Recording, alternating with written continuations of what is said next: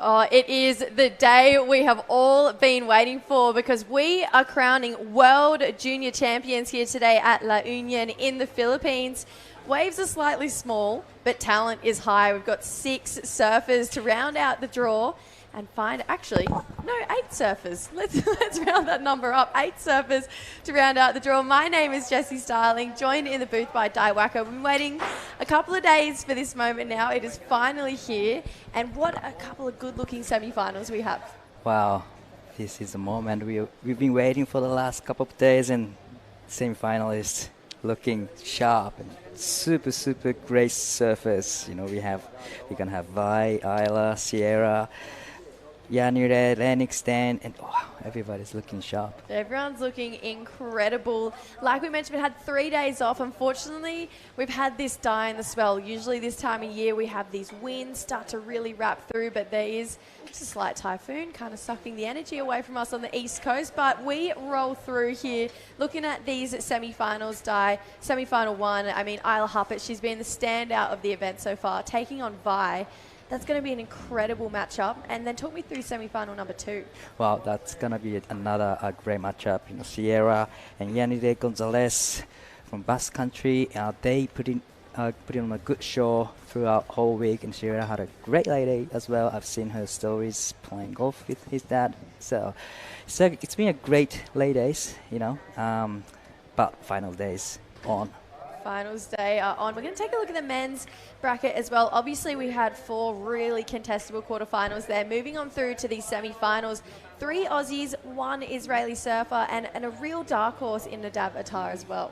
Definitely, but these guys, every one of them had a really tough heat to get to this point. So definitely, they now know what they need to do and what they are required to do to be a world champ here. Yeah, really looking forward to seeing who is going to lift up that trophy. We're going to find out in a couple of hours' time because we have had a couple of days off, like we mentioned, but we've had an incredible looking run of events so far. Let's catch up with what we've been through because it's been a beat since we've seen our competitors surfing. We're going to throw to highlights of the last day so we can enjoy some of the talent that we've seen so far.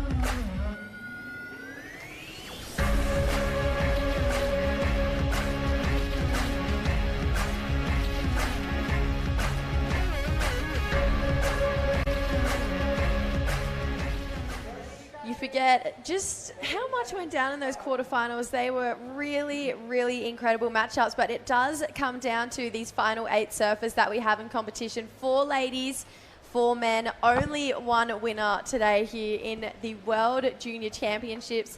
This is San Juan. This is Mona Lisa Point. We're going to kick it off underway with the women's out there this morning. So like we mentioned, Vahiti Mahana Inso from Hawaii.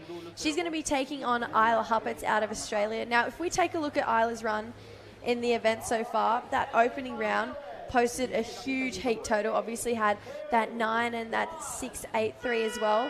She moved on through into the round of 16 and she's just kind of been on this absolute winning tear, but so is Vaihitu, who surfed an extra round, been in that elimination round. You know, both of these ladies, you'd have to think probably the two standouts so far. Definitely two of the standout surfers throughout the whole week. Like you mentioned, Isla had a 9-point ride, just being put it on the great show, great performances, and I love how she released the tail on those top turns, and then on the other side, Vi just putting on a good backhand show.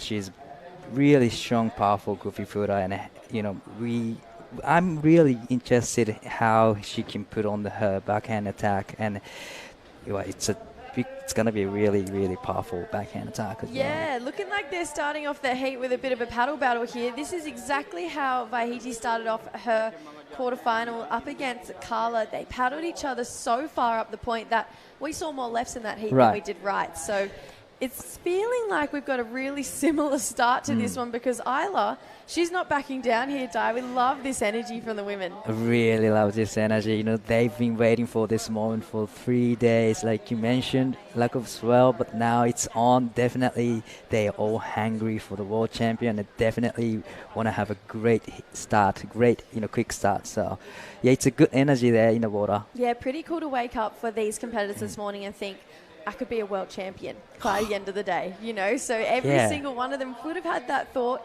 run through their head. Obviously, we've got Sierra Kerr in the draw, who's already a world champion. Dane Henry's an ISA World Junior Champion. But, you look at these two and it doesn't feel like having World Junior Champion next to their name would be, you wouldn't be kind of second guessing if you saw that. Got distracted. I saw footage of Clancy Dawson running up the beach just then. I feel like he's trying to tell them to go the other way, because look how far up the girls are. That Purefoods sign right there is exactly where that first part of the reef is. Look how far up the point they've paddled each other. There you can see the gap, the channel that we used to paddle from, and that's how far they went up the points. That's a different far away, because it's about like 100 meters or more even. Yeah, so where we're looking is directly out front of where we are as well. It's out front of where the judges are. They would be easy 100, 200 meters up the beach right now, well and truly off the point. So this has kind of been Vi's tactic so far. She's been paddling her competitors way up the point and then coming all the way down. I'm a little surprised that Isla, she fell for this. She's usually really strong in her decision making and not getting phased by her competitor, but she wants the inside. So obviously getting the inside has been a big part of their game plan here this morning. Definitely, choosing the right ones are the key factor in this kind of condition. It's slow, you have to be patient, but you don't really want to be taking a lot of waves because of the lack of swells. So definitely the first wave will be a key to have to start this semi-finals. Yeah, absolutely. So they're starting to make their way back down now. Pretty sure I even overheard that they were out of the competition area from our beach announcer there. So they've got to make their way back down the point. But yeah, what a way to kick off this semi-final. We've got 35-minute heats all the way through to the finals. 6 heats till we're going to round out this event here today. We're going to wait and see these ladies get back on the point. But taking a look at this swell, like we mentioned, it is small, but it's bigger than the last couple of days. It's about a 1.9 foot swell, with about a 6-second period. So just that power is really lacking as well. Like I mentioned, usually this time of year we see these winds and swell really come down the west coast of the Philippines, but unfortunately there has been a bit of a typhoon sucking all that energy up on the east coast of the Philippines right now. So direction is there for the swell. Unfortunately, though, it's just not filling in, but we're loving a bit of the battle going down. I can see Stace right amongst the action. Stace, what do you make of it? Oh, got to love a bit good of tactics this early in the morning, or should I say midday. But yeah, the girls have just gone left, right out here. There's absolutely no waves going on down that way for starters, and B, the judges can't see them. We can't see them. Bit of commotion, though. Good way to start the comp. But instead of getting a 35-minute heat, they're just going to get 30, Jess. Still plenty of time left on the clock. Not panic stations just yet. Not yet. You love a paddle battle, Stace. You're not scared of one? No, I like watching them. Being involved in them, no good. But at the end of the day, it is tricky. You are going to see the scrappiness go to a very high level today, and you can see why. The conditions, obviously, they are what they are, but at the end of the day, you're still going to need to ride waves to score points, obviously, and getting it down there, I think that was just turning into a bit of an Iron Woman race, really. Yeah, love it. Thanks, Dace. Yeah, a little bit of out in the water this morning, so loving that these guys are heading back down the point. Now, like Stace mentioned, they're just going to lose that extra 5 minutes here, but you can just see this swell super small. When the swell's this small, Di, you got to think it's all about having faith in your equipment out there. Definitely, you got to have faith in your equipment, and that choosing the right equipment is another key factor to get through the semi-finals, definitely. But these guys are ready for anything, They are required to surf bigger waves, and, they have to surf one of these kind of conditions to be a world champ. So they are ready to surf one of the smaller size waves. The judges have been pretty picky with heat restarts here today, and you could just tell even by that pulled back shot, felt like maybe they were missing opportunities down the line there. Definitely they need to come a bit inside so that they can actually have the opportunities. You can see the one guy just waving to tell them to go to the left side of the area, because I think there's so much opportunities still. Even if it's small, there's still opportunities that you can hit a couple of sections through the inside sections there. Yeah, let's take a look at their exact lineup. This drone angle giving us a really good idea of where they are. They are well past where we've seen that European camp, which has been pretty much as deep as you want to sit, right where our Basque countrymen, our Spanish surfers have been teaming up and making their home base. They are still past that. So these ladies, I should say, still off the bank here, Di. We saw, like I mentioned, we saw this with Vi in the quarterfinals, and we saw Force go down in that quarterfinal. And then we saw Isla paddle out, surf on that main peak in her quarterfinal, and she dropped an 8. So you'd really love both of them to either Vi to learn from that lesson and Isla to really stick to her strengths, but you've got to think at some point you just drop the inside and you go sit on the bank. Definitely, and it's at some point you got to roll the dice to get through this heat. So definitely, it's not a good idea to just paddle up the point all the time. But definitely, these ladies want to have the deeper section so that they can have the chance to get the first set.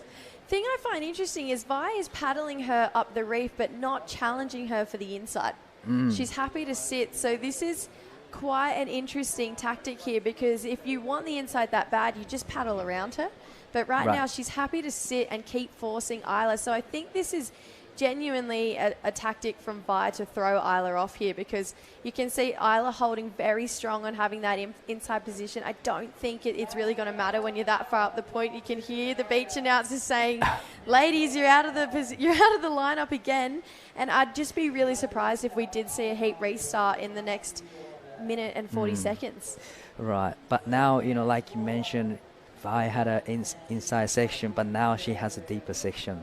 That's I think, just like you mentioned, that was one of the strategy that she was just doing in this semifinals and doing great. Now she has a deeper section, so she gets a chance to get a next set if the set rolls in. Yeah, so if we look at this drone angle, where that big patch of whitewater is down to the bottom left of your screen, that's the main peak there, and you can see how far off the bank they are right now with these waves rolling through on that main peak, pretty much straight out the front of where we are. There is definitely opportunities going down, so just over a minute to see if we're going to get a heat restart.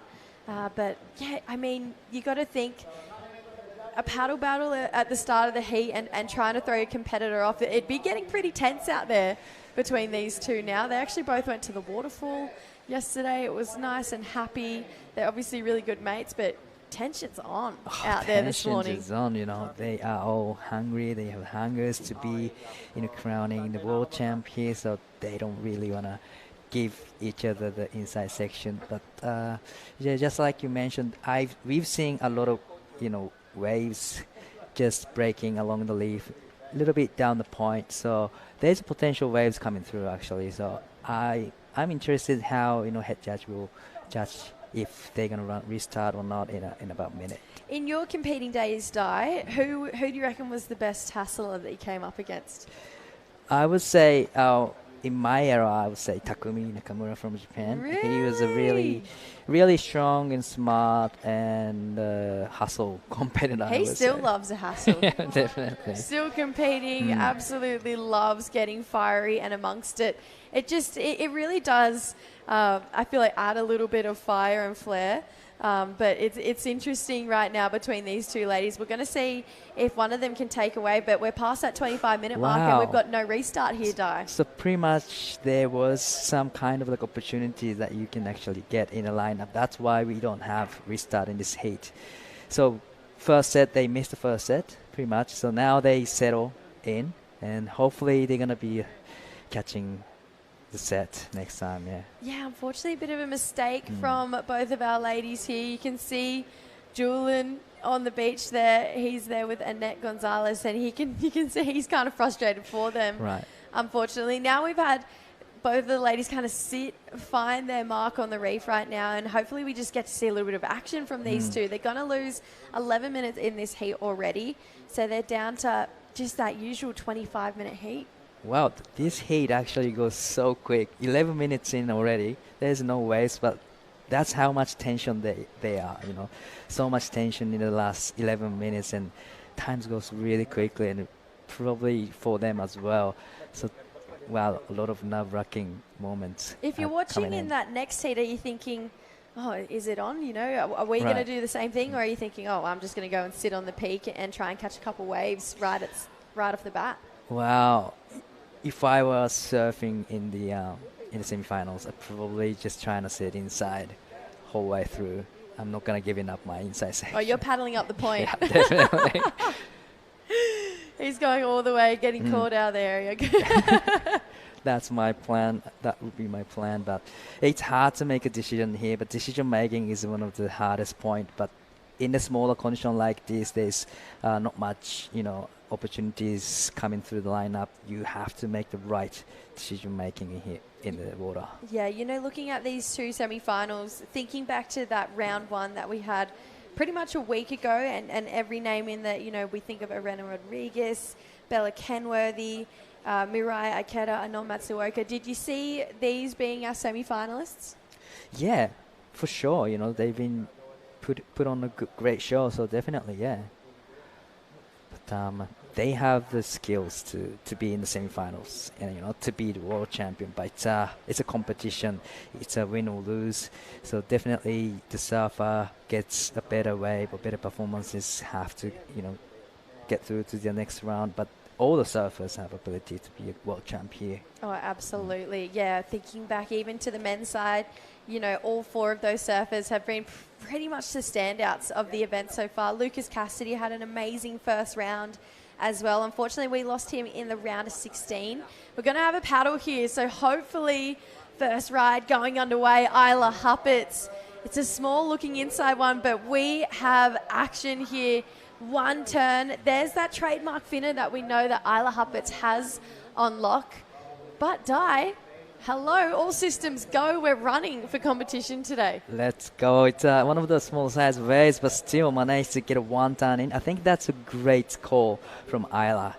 She didn't have the inside section, but still able to catch one of those waves that actually runs. And then she had a one turn in. So that was a definitely great first wave of the heat of the finals day. Yeah, so we're going to see kind of where that scale is going to be set for the judges. Obviously, it's going to look a little bit different to the last few days. A lot of locals really tuning in. We obviously have a big longboard event coming up, but that one turn small wave there, a 3-5 dive. So the judges still going to ask our surfers to get 2 or 3 turns, something bigger down the line here for Isla Huppets. It's another single turn wave, but just building that momentum. I feel like when it's small like this, the more time you're on your feet, the more opportunities you're going to have. Definitely, yes. You know, especially when you have like 11 minutes just paddling. And then now, you know, Isla started her heat in the semifinals. And just like you said, it's just great to be on the foot and just get a wave, you know. Yeah, you can see even just there's just a bit more swell pushing down the point here. And the pace of the wave compared to Isla's first one to that one, it had more energy to it. So the ladies back on that main part of the reef, that first peak. So we're going to see where that next wave of Isla comes in. But like you mentioned, Di, smart decisions here. Love that, you know, decision making from Isla, just getting getting on those smaller size waves and just get the job done, one turn in. And that'll do the job because 3.5 and now she has a 3.0. So a bit of pressure now onto Vi. Yeah, Vi chasing a single wave score of a 6.5. Obviously can break it down in two if she feels like it. 17-year-old from the south shore of Oahu. She's already on the Challenger Series, so she's got all of these incredible international reps under her belt, but she's looking to add something pretty special to her big line of trophies, which is that World Junior title right now. So Isla, she has this ability to keep adding pressure, keep chipping away at building scores here. 3 and a 3.5 for some pretty easy turns for Isla to do. I can't wait to see where that's going to go when she really does connect with the section. Definitely. Now she knows that she can get 3.5 with that first turn. Definitely she is going to look for the section that actually she can, release the tail, the fins out. And that's one of the turns she was just showing her skills on the last couple of days. So definitely there's going to be another great performance from Isla, but I'm so interested how Vi will unfold this heat. Yeah, Isla, she's had a pretty good year so far, especially on that QS. When you look back to some of her results, she's currently sitting second on the regional QS. She came here last year and competed, had a quarterfinal finish, so she's already improving. Good signs when we look to the horizon at this point. It feels like this is a bit of energy that we wanted to see. Maybe one of the biggest waves we've seen come through in this past hour. So good signs right now. Vahiti, she's going to take it. Check snap to start this one off. That's a better looking section. So a long wait for this one, but it's got nice energy. It's got good pace. Straight to the inside on the reef there. It's pretty shallow where she is, but she's going to get herself a pretty good looking first wave. Wow. That was one of the waves that worth waiting for. She's been waiting this wave for about 13 or 15 minutes almost. And she got this beautiful set wave and she got the 3 turns in. So definitely great wave to start her campaign. It didn't have a steeper section and couldn't really go vertical off the top, but still a beautiful 3-turn combo throwing up little sprays at the back. So different approach compared to Isla Huppert's last 2 waves, but beautiful surfing. Yeah, great looking wave here, especially this second turn. Just had that speed, a lot of commitment. You can tell that Vi knows that she needed to put a good score on the board here, especially for this first wave, considering it was almost 20 minutes that she didn't have a wave, which is a long time, especially in this round and the conditions we have on offer. But you got to think, Di, when competing in small waves like this, just having a positive headspace and just having being able to back yourself in these small waves, it means so much to just keep charging forward through these rounds. Definitely. And then if you make the decision to just wait, you have to wait. You can't, you don't really want to change your plans after you have, you waited for like 10 minutes and maybe I should change your plans. I wouldn't say you should just stick with the original plan in the smaller conditions.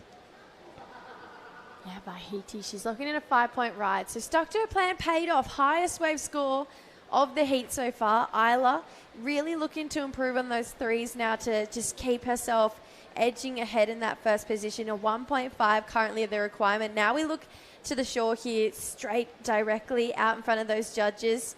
We're going to hope to see a little bit more energy come on through, but we're still getting tactics go down, even with priority established here.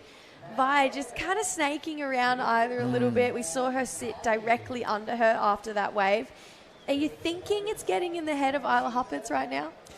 Yeah, definitely. But there's still 15 minutes left on the clock. And then now I'm pretty sure Isla's going to wait for the set. Now Vi has 5.0. That's a huge score for this condition. And Isla now needs a good heat. I mean, she's in the lead at the moment, but Vi only needs 1.50. So definitely Isla will be waiting for one of the sets to actually get into the 5 and 6 point range. Yeah, it feels like there's a bit of interest in something coming their way. Maybe just not quite standing up on the reef here, but these guys just had a pretty solid practice session out there. They got to get used to these conditions, used to how this swell is hitting the reef here.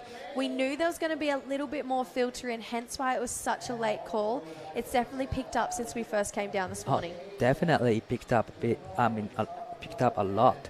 You know, we didn't see waves like this, but this is an important wave for Vi. Yeah, 1.5 is what she's chasing. We've had this little steep bowl the entirety of the event so far, but you can just tell with this smaller period swell, it is really forcing our surfers to pretty much bring out their best grovel game. You've got to think 2 small turns, a 1.5, it's a pretty easy yes here. But Vi, one of the stronger girls here, and she's making these small waves look pretty fun. Definitely. She's having a great heat so far.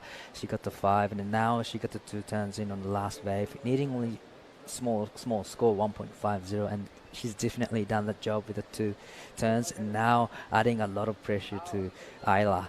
Now probably Isla needs one of the bigger sets to actually answer back. Yeah, we're going to see a pretty cool back and forth battle go down between these 2 competitors. We're already past that 14-minute mark, so we're well and truly into this heat, and it's kind of time where we're going to need to see these competitors really start trying to find as many waves as they can, because you can see even just from those past 2 rides, a 2.67 by Hiti now goes to the lead. So Isla chasing a 4.18. We've got a bit of interest in something coming our way here.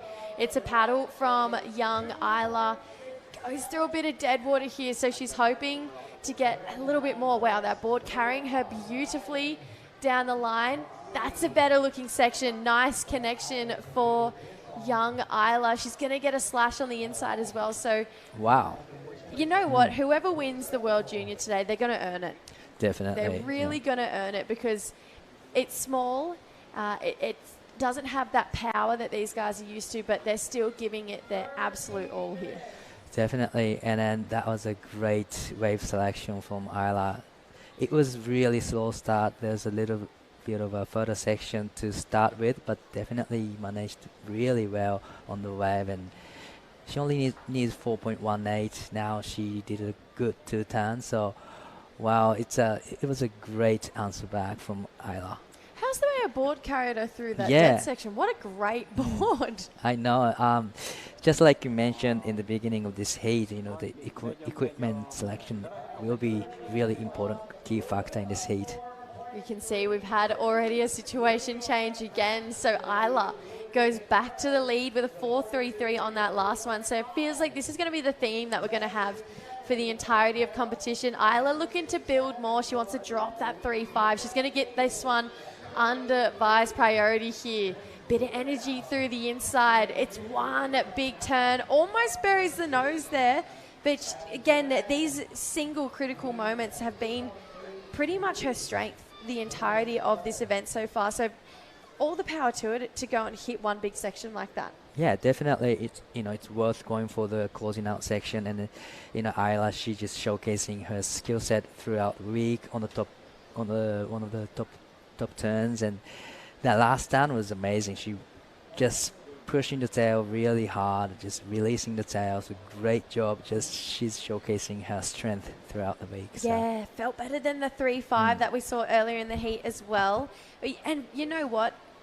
It's a strong game plan, because when you look at Vi needing a 2.83, you definitely want to try and back it up again. We've got replays here though, Di. 2 waves back to back here. Wow, great, decision making there. Great surfing. Love the squares up, vertical off the top, and it gets another turn in the end. So great surfing, and this is a back-to-back wave. I'm really enjoying watching the one single maneuver there. Definitely, it'll be improving her situation here. Yeah, advantage Isla, 5.5 for that last one, big turn there. So, we're just talking about it. Having a competitor only needed 2.83, you can basically hear them breathing down your neck. It feels like they're standing right behind you, and you just want to keep creeping away and try and find that little bit more room to move. A 4.84, it's going to be something special. We look at that 5 or that 5.5, it had at least one solid moment on it. So now it's really going to ask Vi to either go to one big turn or find a couple of those combos that we've seen her be her strength. So she's had this opposite where she's just had incredible wave selection this entire event. And then, even in this semi-final, hit number 1, she got one of the set and got to 5-0. So now needs 4.84, and which is pretty big score to me in this condition. But still, Vi already had a taste of getting 5.0 in this heat. So definitely not too much of the pressures now. Probably she's just thinking, okay, now I have 5.0. Now I need 4.84. She knows exactly what she needs to do on the next one. Yeah, 484. It's got to have at least one good moment on it, at least one. So pretty interesting right now. It feels like you could cut tension with a knife out there. It looks tense between those two, but there's nothing like a bit of competitive fire. And especially at this part of the round, the semi-finals, we're going to see similar action go down in semi-final heat number 2. Yanire Gonzalez Echebarri will be taking on Sierra Kerr. Yanire, obviously winning ISA gold last year, just has kind of gone on this role, and her sister as well, Annette, getting a second over in the Brazil Challenger Series. We haven't seen the Europeans take home a World Junior title in quite some time. We think back to Vahina Fierro, but it's been this real European dominance kind of across the board on the Challenger Series. So Yanire trying to bring that over to the juniors as well. Definitely, she just wanted to get the world title next to her name. Right now, she's already a gold medalist in ISA series, and it's great to have one in the WSL event. She's an Olympian as well for Yanire, so good looking matchup coming up against Sierra Kerr. Power versus a bit of a progressive surfer there, so that's going to be pretty interesting. They'll be out there in just over 8 minutes time. Isla though, 5-5 and a 4-3-3, has her out in a lead, but only just. It's not a super convincing lead at this point. 4-8-4 is required for Vi. She's only stood up twice in the last 27 minutes. Wow, that's not many waves she's got in the last 28 minutes. But she has the ability to get on the better waves. Wow, tensions there in between two of the surfers. It's just quite big field, and you always can get away from your competitor, but they are sitting next to each other.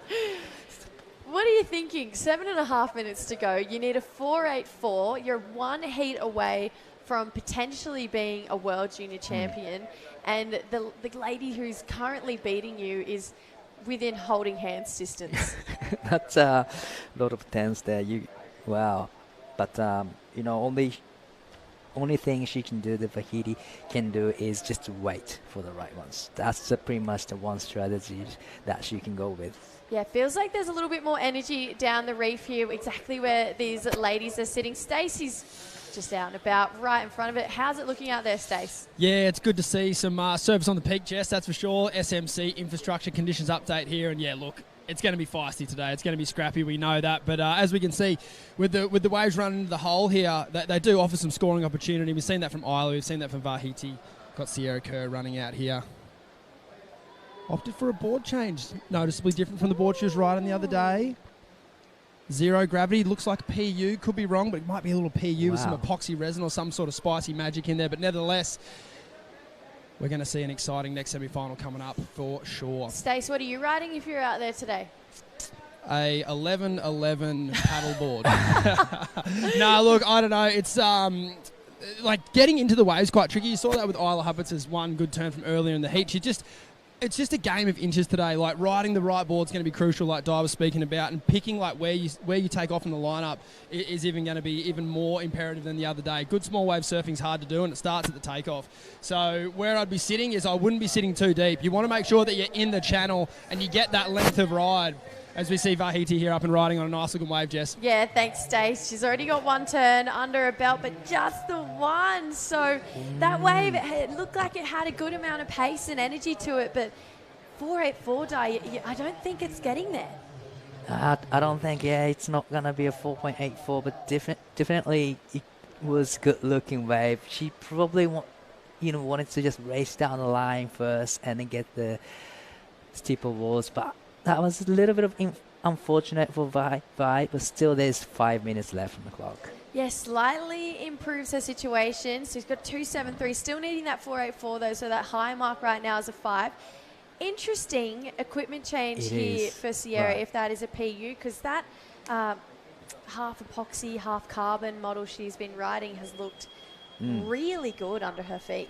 Definitely, it's interesting to see if it's a PU surfboard on a smaller waves. Condition like this, I would prefer use maybe carbon surfboard, goes really, generate so much speed, or maybe on the EPS surfboard, but PU, yeah, it's an interesting call.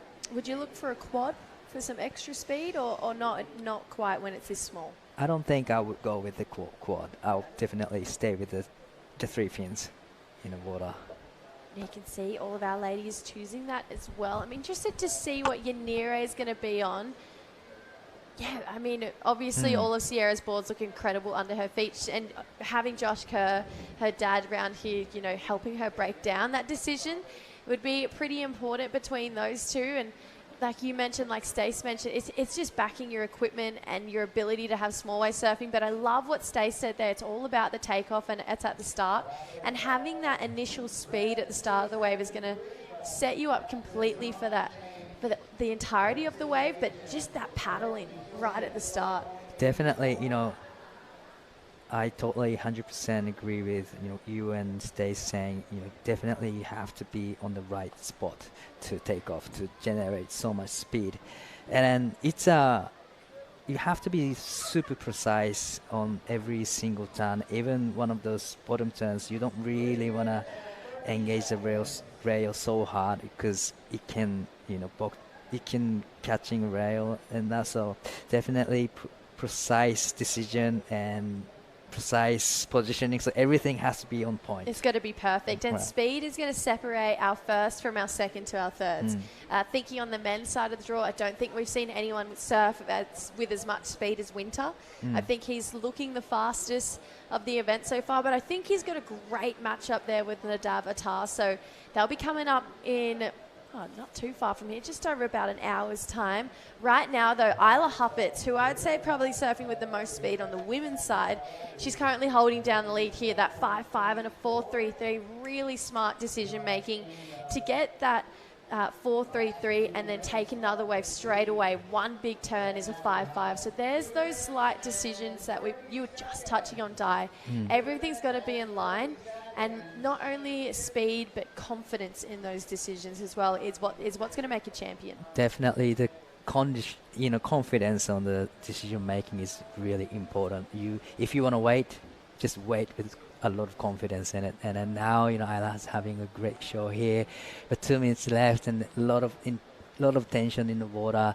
Definitely, it's still open for Vi as well. She has second priority, but still, Isla got 5.5 in under priority, so definitely there's still chance for two of them, and it's exciting. Another 2 minutes. I was getting excited there when we were in that pullback shot, because I was thinking, feels like there might be a bit of energy coming our way. Nothing like the last 2 minutes of a heat to really start to ramp up, no matter where you are, Pro Juniors, World Juniors, QSs, Challenger Series. There's always that last 5 to 2 minute frenzy where the energy just dials up. We've got a bit of interest in something here. Not quite going to hit that reef there. We've got under 90 seconds to go. It felt like there was energy coming our way. And you can see, look now, it's that complete role reversal. Isla really sticking close to Vi, pushing her up the point. But look at this. It feels like maybe a set's starting to roll through here, Di. Perfect timing. Perfect timing. Like you said, I can see a lot, bit of energy on the lineup right there.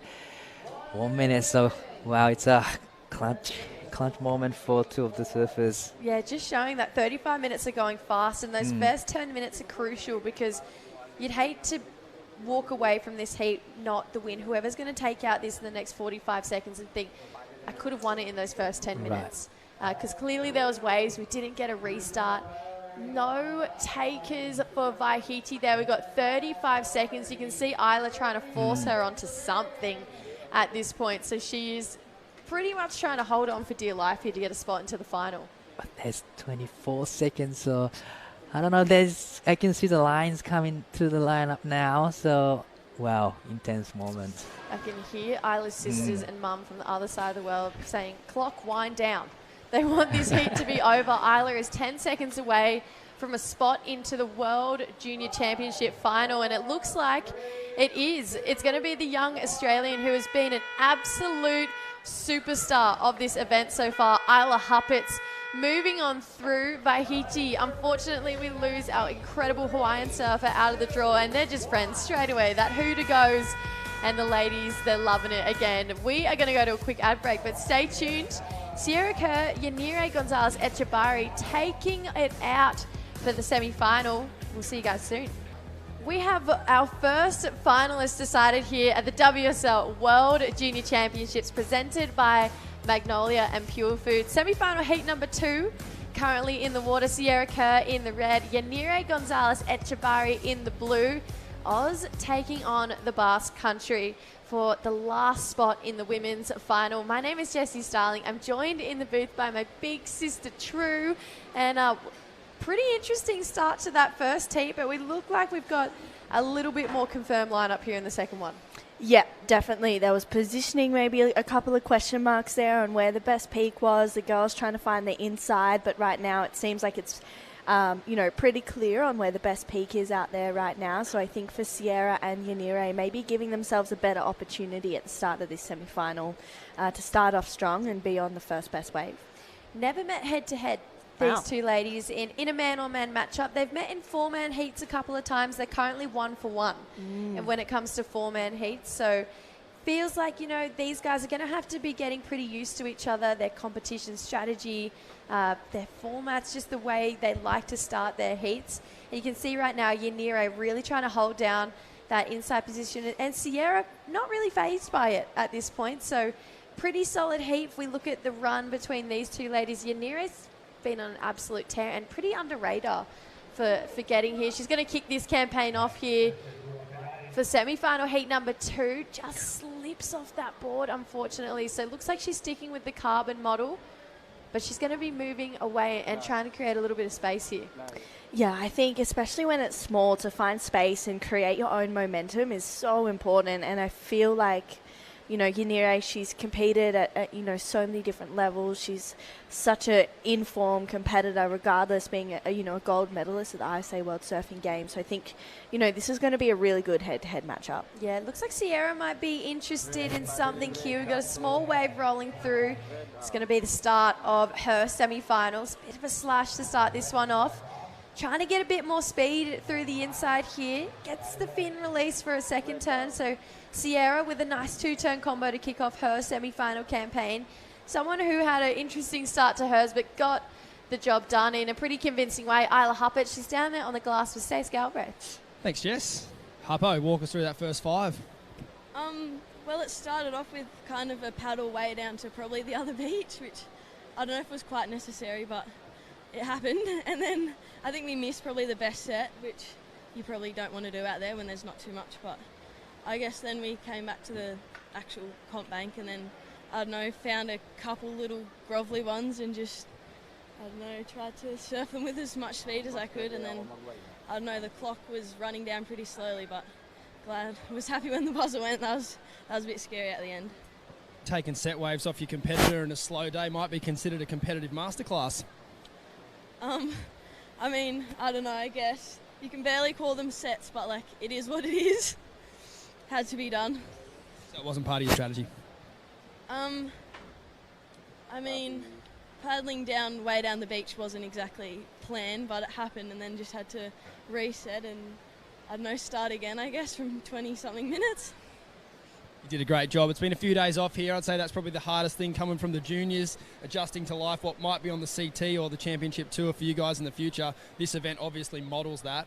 What did you do on your days off and how did you kind of stay sort of relaxed but focused? Yeah, it was pretty weird starting a whole comp and having 4 full days run and you get into such a rhythm and then you're off for 4 days. But I don't know, we found things to do. There was a really nice waterfall and some golf and stuff. We were just hanging out, kind of took your mind off the comp a bit, but then it was a bit weird, then you start back up again, but you're in the semi, so you can't really find your rhythm, you're straight back into it, but I don't know, I feel like I adjusted all right, and yeah, it's finals time now. Certainly is. We'll let you watch the rest of this day. A couple Aussies in the draw. I'm sure you're cheering them on. We'll let you lock in. Thanks, Isla. Thanks, Awesome. Jess. Thanks, Stace. Thanks, Isla. Pretty cool to see that she's staying pretty locked in, even though, like she mentioned, sometimes it's hard to go from heaps of lay days and then go straight back in and find your rhythm. But unfortunately, there's not really any other choice. You know, you've got to be ready to kind of switch on at any time, and that's something that a lot of these juniors already have learned or will learn as they keep going through their career. But that's why we love the World Juniors, and like Stace mentioned, it models that championship tour format because it's going to teach these guys to switch it on and off just like that. Yeah, and I think it's a really great, training ground, I guess, for them to see what it feels like to compete at that level, to compete in that, I guess, structure. As Stace mentioned, Jessie, and I feel like, for Isla, she's such an informed competitor at the moment. She's really surfing pretty much at a CT level, to be honest. She's really Challenger Series level, and she's got a couple more years. I mean, she's still so young. Obviously, she's a junior, and she's still got so much opportunity and so much growth left for her to actually become a championship tour surfer and a championship tour athlete, which I think is, definitely on the cards for her. And you look at the rest of the 4 competitors for these women, Sierra Kerr, Yanire, and also Vi as well. They're all such incredible competitors, and they've all got massive wins within their own rights. It feels like it's, about time for them to be challenging for a CT appearance. Yeah, I feel like we're not far away from it. If we look at that Challenger Series, Vi, like she mentioned earlier in this round, hasn't had the most ideal matchup, but sometimes that first year it's all about shaking off the nerves, finding your routine, simple things, knowing where to eat, knowing where to stay, things that you don't even think about. That pre-comp just prep is so important. Right now, their second year here for both of these ladies, Sierra Kerr and Yanire. Yanire obviously here with her sister, Coach Julian, and a really cool family unit coming out of the European side of it. And I was just talking to Di about it, we look at that Challenger Series, the European ladies have been absolutely dominating, and it feels like there's this incredible force coming out of that part of the world, and the Gonzalez Echebarri sisters are a driving force for that. Yeah, they really are. And it's so awesome to see the two of them push each other and support each other regardless of, whether there's one still in the event or both of them. And I think, I remember in El Salvador, I was really lucky to go over there for the World Surfing Games, and Yanire and Annette were both in there.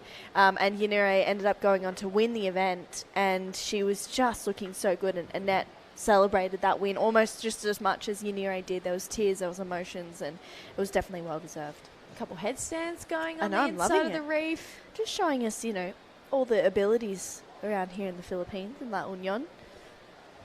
Yeah, it's all going down. So 25 to go. We look, these ladies currently tied on points, but it's 2 scores for Yanire. It's a 4.33 and a 0.5. Currently has her in second, a 4.83 for Sierra Kerr, just the one wave. So you can see having a 4 out there today is kind of like having a 7. It's actually a real keeper score. We look at that opening round, Isla, she had a 5.5 and a score in the 4s as well. So getting that straight off the bat here, leaving both of our women with a really nice even playing field between the two, both getting a score in that 4-point range. It feels like we saw it in that opening heat, we're going to keep seeing these back and forth battles go down. We know how much it means to every single one of these competitors. Sierra trying to be one of the few to ever get 2 World Junior titles. She's one step closer to it right now. I mean, she's got the best wave of the heat. I feel like if anyone can do it, Sierra's definitely, in the chance for it. I feel like she's such a great small wave surfer. She obviously has the equipment there.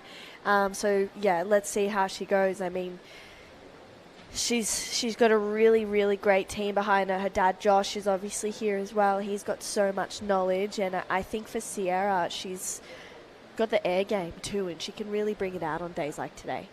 Yeah, how good to see an air like today. It is so hard to do it when it is this small.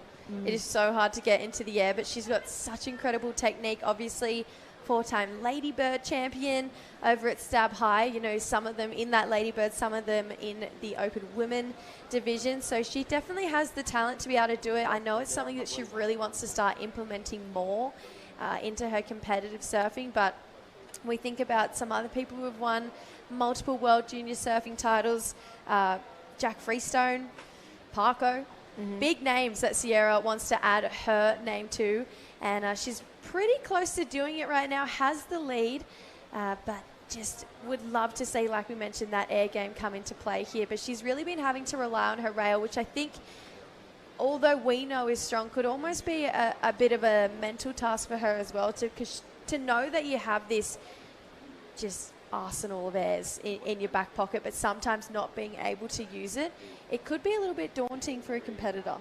Yeah, for sure. And I just think when you're in that space and you're going, but I really want to get a section, I really want to do this, and then you're on the receiving end of that, it's tricky to be like, is she going to get the section to go to the air?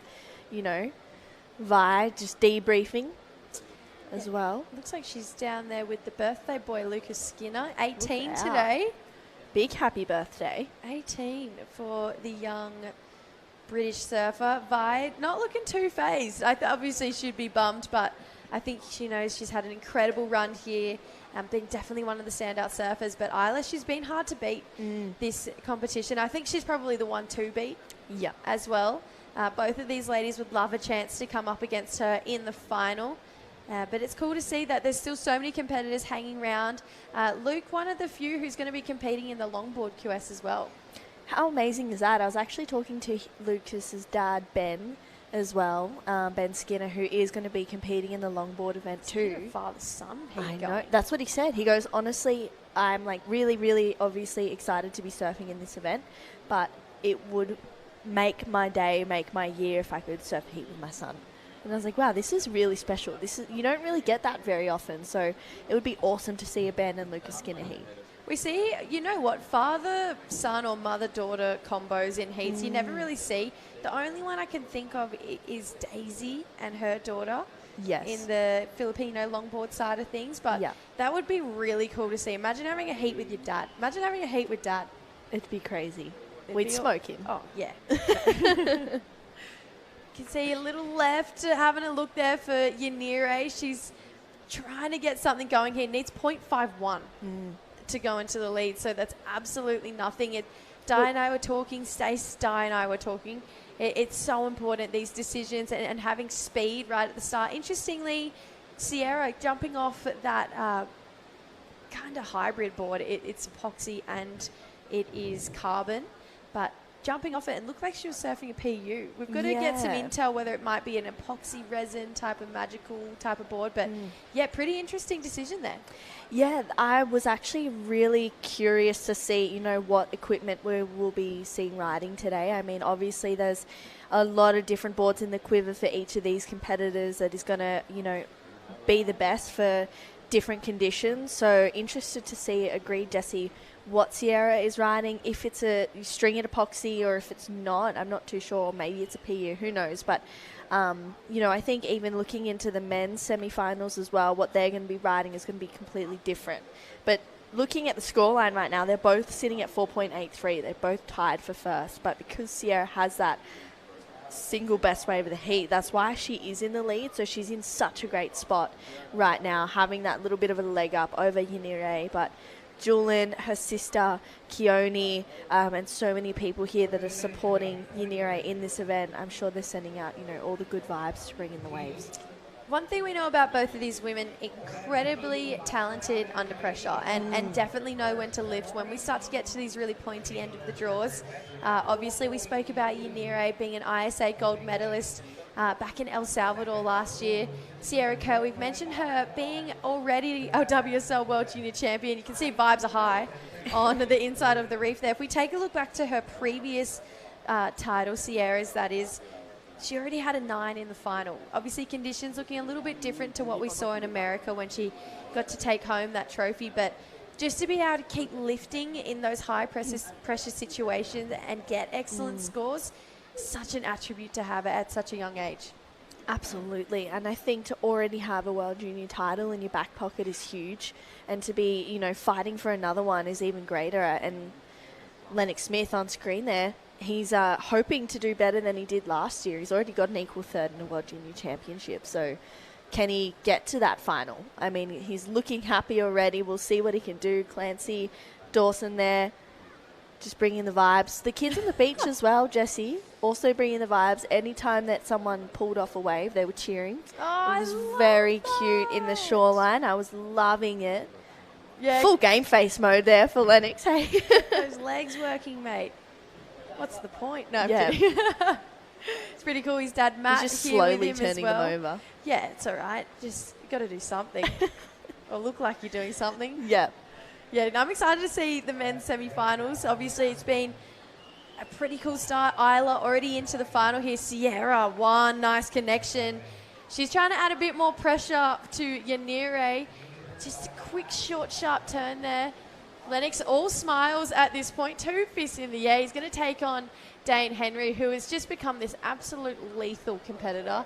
So reliable, so consistent. So we kind of have this larrikin taking on this really sharp competitor. Obviously, Lennox a great competitor as well, but he also just has this real fun, happy-go-lucky attitude about him. And Dane really locking in as a competitor. So we're going to see 2 really different types of strategies, but exciting surfing go down between those 2. Right now, though, smaller looking wave here, but she's going to add a couple points to the boys here, True. Yeah, she will, and it's exactly what she had to do. It was a good first turn there, really making the most of those sections. I think when you have good equipment and energy on your feet and underneath you, I think it's so, you can really see her stand out in a position like that. So Sierra just making the most of, what's in front of her, and surfing small waves, it's an art form. People actually try and work on being good at surfing small waves, particularly if you're on the Pro Junior and the QS or the qualifying series, because sometimes you just have to work with what you've got, and if you don't have a swell coming, then there's not really much that you can do about it. Unfortunately, the ocean is the one thing that we really can't control in this scenario. So for both Sierra and Yanire, it's all about positioning, equipment, putting themselves in the best position, like in the best spot out there, finding the best opportunities. There's a lot going on, but yeah, we'll see. I think Yanire, she's going to answer back really strong because she's such a great surfer and she's such a great competitor. I want to go hang out with those groms in my break. I know They seem like so much fun. You're already wearing some swimmers, Jessie. Yeah, just hop right in. Yeah, Why go for a not? dip. Might just clock off for the day. Leave it to you guys. I'll just be there. Mate, you got 2 more heats I'll to be go. cheering on the inside. Yeah. Woohoo! Dane Henry, this is the other side of that next semi-final. Obviously, Duffy and Dane, just this perfect combo. I feel like Dane knowing when to lock it in, Duffy feeding off that energy, but also knowing when to throw in that fun, light, and laughter as well. They make an incredible team. But just the different energies you see between Lennox and Dane, this is what we mean by these opposing strategies, but how locked in. Wow. How's the shark eyes on him? He's in the zone, isn't he? He's ready to go. And it fully, Jessie, it's a completely different side of the coin. We see the fun, we see the laughing, the carefree moments of Lennox and Clancy, and then we're here and we see Duffy. He's ready to lock in and get the best out of his competitors, as well as Clancy is here, but he knows what Dane needs is for that serious in-the-zone moment. And you can really see it, even in Dane's stare. Just there, he's like, I'm going. I'm getting that World Junior title.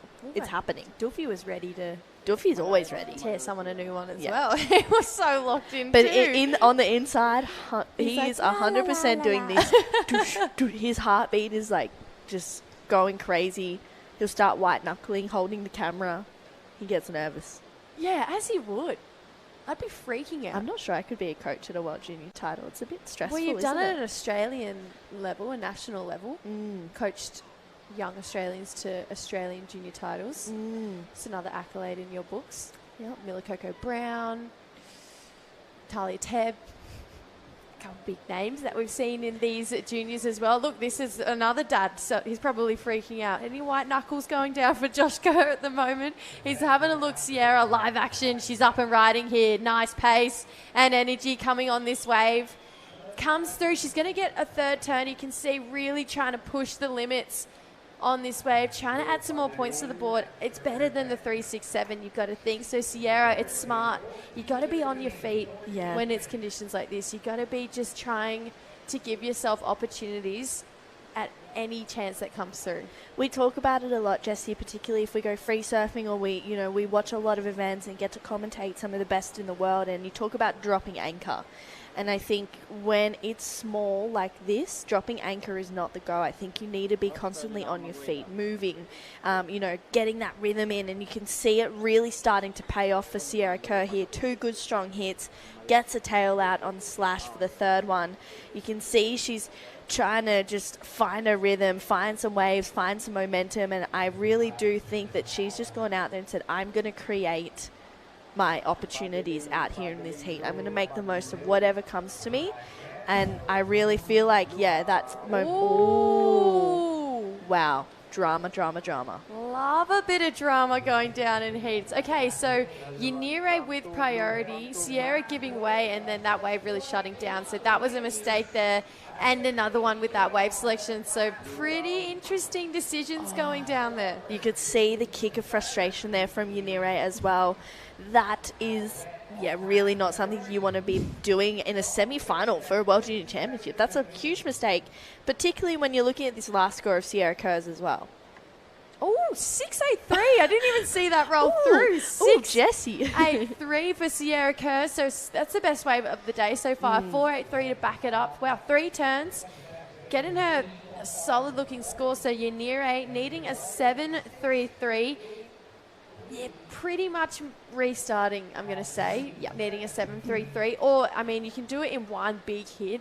But 6-8-3, we're going to take another look again here, True. Yeah, this is a good, strong first turn. Gets the second one in there. A little bit of a whip in the tail here for Sierra. So, well rewarded. It was obviously 2 points better than her first. So, 6-8-3 it is, and Sierra's loving it. She's thinking, cool. I'm 12 minutes away from being in the final, if all goes well. I just think... there's lines rolling through right now. Yanire has an opportunity. She's a little bit too deep, but I think, she's definitely adding to the pressure for Yanire Gonzalez-Estabari. Oh, this is getting interesting in this heat. We've got 11 minutes 40. Sierra Kerr in the lead. We're going to take a quick break, but looking forward to catching up with the fire going down between these two ladies right after this. Sierra Kerr currently with this heat under control right now. This is the WSL World Junior Championships. We're looking to see who our second finalist is going to be for the women's side of the draw. Already taken Isla Huppets in. Sierra Kerr looking to be that second woman. I'm Jessie, joined in the booth by my big sister True. Yanire, the big sister of the Echabari sisters, having a little bit of a decision-making melt at this point. That was a good-looking wave roll through, and you can see just, unfortunately, just a positioning error. She's looking left, and we know from the entirety of this event, lefts don't score. Yep. I think that's when we're going to, this is a position where Yanire is freaking out a little bit. She's starting to question her decisions. She's starting to question her positioning. And then, the chatter, the head noise starts to roll in moments like that. So I think for Yanire, stick to your guns, stick to plan A, and trust yourself and trust your gut in positions like this. So it's tough and it's tricky, but she definitely has the ability to do it if she can get on the wave. Sierra Kerr's laughing right now. She's thinking, I'm in control. This is great. I've got 9.5 minutes to go. I have priority. I'm on the next best wave. All is well in my books. Yeah, and is sitting in a position where she can shut Yanire down if she's having a look. So, unfortunately, just a couple wrong decisions has kind of left Yanire needing something pretty special. It's got to be the best wave of the day so far. So, 7-3-3. However, she's been in really great form. Like I mentioned, she's been super underground with how good she's been through the entirety of the event so far. If we look back to some of her heat totals, 13.8, 12.7. She's not really dropping below at least 2 6s in her lineup, a couple of 7s as well. So just needing to channel that as well. The judges are definitely readjusted the scale to suit the conditions that we have today on finals day, but a couple of those vertical backside whacks for Yanire, even on one of those mid-sized ones that just has a good bowl through the inside, you could see a score going to a 7-3-3. How's Jewel in there as well? He's trying to have a chat and calm the nerves, trying to get down to the water's edge. He's wearing that black cap, but he's probably feeling very stressed in a position right now because I think for Julian, you can see the pace. He's walking up and down the beach, coaching Yanire, coaching Annette, and also his son Keone. It's stressful. There are moments like this where you're thinking, oh my goodness, waves roll through, give a set, you know, and unfortunately there's not much you can do. The Oceans it's on its own time, it's on its own schedule. But yeah, it's really tricky when you're coming to these days and you don't see too much on the forecast, and it really highlights the, you know, all-roundedness of these surfers and these competitors. You need to be good in all conditions. You want to make sure that you have the right equipment, and this is really when the training starts to shine. Yeah, Julian, a very passionate coach, coffee drinker, surfer, and it's incredible that he's already helped, you know, these ladies achieve so much in their career so far, especially here in the World Juniors. Semi-final appearance, it's been hard. I mean, that draw has been absolutely stacked from the get-go. Yanire still with a chance here, though. 7:33 is the requirement, just over 7 minutes to go as well. And I can see Sierra kind of looking in, maybe trying to find her dad or Clancy, just look for a little bit of advice. Josh looking like he was about to break the wall down before he looked so nervous. I wonder if it's more nerve-wracking for him watching Sierra than it was just during his own competitive era. For sure. Even though he's still competing, he put on a clinic in Newcastle. Yeah, he really did. But I think it's way more stressful for him to be watching Sierra. It's way more stressful for me to watch you. That's right. Don't need to stress about that anymore. Retired. Thank you. Please don't come out of retirement. No, here. I won't. Don't worry. I don't need any more grey hairs. What? You don't have any. Just turned 25. My grey hair's coming. Oh my god. I'm gonna have to start getting highlights. Oh yeah, stressful times. Josh maybe starting to feel the same. Just a bit stressed watching Sierra just compete all the way around the world. They're going to be heading over to Pipeline next week if Sierra goes and competes in that Challenger Series, which we'd absolutely love to see her in. And that's going to be a really stressful event to watch your daughter, sister, brother compete in, because it's a scary looking wave. Friend too. I'm actually really excited. I hope it's going to be. I haven't even looked at the forecast, but either. I hope it's going to be huge. I hope it's going to be big and exciting. Big Not and too big though. I know. Really good. I know. Big smiles though. Yeah, Lennox looking really fired up here. Obviously, like you mentioned, Shrew has had a third place finish in this event so far. Dane Henry, first time we've seen him in the WSL World Junior format. He's already into the semi-finals. Looking relaxed there for Lennox. Just, you know, shaking the hair out, trying to just... He's making sure he's looking good for the camera. Yeah, ooze some swagger. Yep. Style. Yeah, he's been so sharp. He's obviously, like we mentioned, just with everyone. It's been a tough run to get to this round. I mean, the draw has been so stacked. Thinking back to that round of 16 heat that Lennox had with Lucas Skinner, that was fireworks. It was really exciting, a really cool back and forth matchup as well in the quarterfinals with Rickson Falcoa. He's going to get to put all that to the test, but now just some slightly smaller waves. So Lennox, he's just got this ability to carry that momentum all the way through in no matter what the size and the swell, but so is Dane. Yeah. So I think this is going to be good. Semi-final one. Yanire, she's having a paddle here, looking left.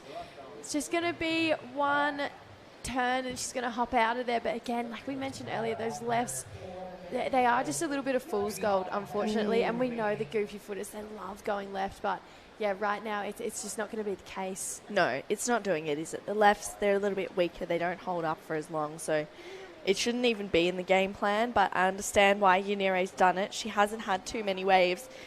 She's kind of been a little bit out of rhythm, so, you know, hopefully maybe that was just a chance for her to just get to her feet, get rid of those nerves. I mean, even looking at Yanire's kind of run in this event, she took out, I'm pretty sure, that very first heat that she had. Yeah, she took it out in the opening round. She had a pretty incredible heat with Zoe Kiner in the round of 16 and with Catalina as well from Peru in that quarterfinals. Catalina was actually one of my most excited surfers to watch. I think she was young. I hadn't seen too much of her. And she was putting together some good heats. But then looking at Sierra Kerr, even in that last quarterfinal, you're thinking, oh, okay, Sierra Kerr beat Bella Kenworthy, who was probably the one to beat in this event, being a CT surfer, being so experienced. So, yeah, this is going to be a stacked heat between her and Yanire. Yeah, 3 minutes till she can find herself in that matchup against Isla Huppets in the women's final. Just over that, we're going to start the men's semi-finals. Lennox Smith taking on Dane Henry. Winter Vinson taking on Nadav Attar. So potential for an all-Aussie final on both the male and female side of the draw. Wowee. I think that would just be great. I think Paul would absolutely love that as well. So 2 minutes 45 until we see potentially a second Australian into that final. Yanire really hoping to change the fate of that. Wants to be in the final herself. Needs a 7.33. Needs something pretty substantial. You can see a couple of her fellow competitors, or her friends actually, on the inside on the reef there, watching on really closely. Looks like Annette, Keone, potentially Carla as well. Just really hoping that something special is going to roll through for Yanire. It needs to be right about now, because if it's not that 7.33, she needs enough time to be able to go and find another wave and make more magic happen out there. It's doable. 2 minutes, it's doable to get 11 points, but it's got to be something pretty special. Yeah, it has to be huge. It has to be, her best surfing that she's done on a day like today, feeling light on her feet, ready to rock and roll in it. And I think, having that real whippy power that Yanire does have, she needs to channel it on the next wave that comes through. But Sierra, again, she's really just dominated this last 10 minutes, and she's been in a position where she's been able to control the heat. And that honestly just comes down to that mistake from Yanire when she paddled for the wave and lost priority.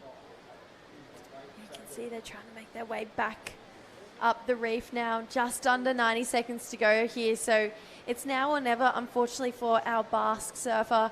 Sierra just trying to make anything happen so that she can get to the final. She's not going to go this one. So Yanire having a look here. Snap to start this one off. Better looking section to work with. So 2 turns, quick back-to-back. Definitely her best of the heat so far. She's got 60 seconds to try and find that and do it again, but try and do it better as well. So like we mentioned, crazy things have happened. People getting the scores and maybe 2 waves in 1 minute, especially when it's small like this. We've seen time and time again, heats turn on their head. So yeah, I was going to say, leaving a bit of room between the two of them. I know. But she's going to make her way back up here. So this next score, really important to see just where it leaves Yanire and how much she's looking for with 35 seconds to go here. Okay, this wave was ballsy for Sierra to let Yanire go this one. That first turn, you could see she gets a little bit caught up, but she gets a good, strong second turn. I liked it. It's not going to be the 7.33. I'm not even sure if it'll be her best score, but Sierra, she's looking to block with 15 seconds to go. Yeah, you can see just using a bit of energy down the line here. So that's going to be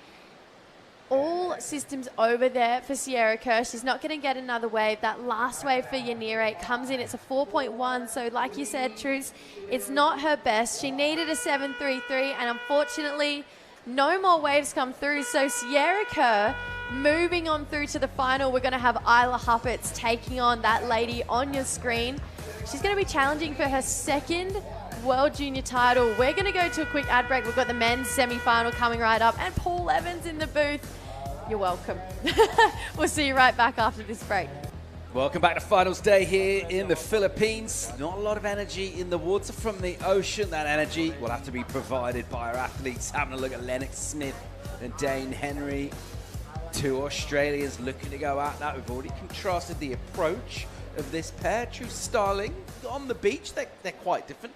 In the water, how do you see their skill sets matching up against these kind of conditions? Oh, that's an interesting question, Paul. Wow, you're putting me on the spot. Who's better when it's 1 foot and onshore, is what I'm saying.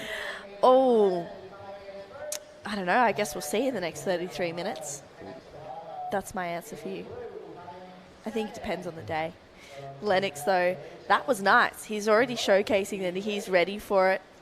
Gets his fins free, finds that completion. Just the 1 turn for Lennox, but he does really well. I mean, Paul, it's a tricky one to answer because even their preheat routine was so different. There's such different surfers, different people. Lennox was sitting there just casually turning his legs over on the bike. He was having a bit of a laugh, having a little bit of a play around, whereas Dane was laser focused. Like Mick Fanning and the Great White Shark combined. Yes. Wasn't he? Yeah. In terms of his prep. Yeah. Let's go down and hear from our finalist, freshly minted Sierra Curtis with Stace. Thank you, Paul. Sierra Kerr, equipment change for that heat.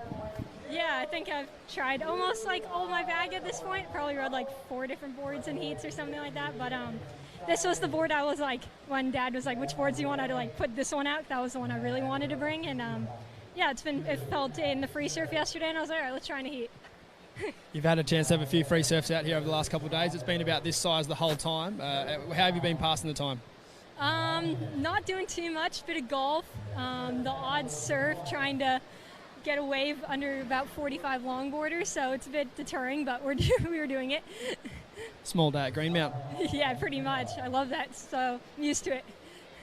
And that heat then was tricky. You did well to close it out, but talk to us how hard it is defending that position when every wave kind of looks the same. Yeah, you had some good leaves there. Yeah, for sure. I mean, she was going for like lefts off the keyhole, and I'm like, I haven't even looked at these waves the entire event, but I was like, she's going to need a good wave to get the score, so I was just, sitting there, and I was like, if it looks like a dream, then I'll go, but other than that, I was like, nah.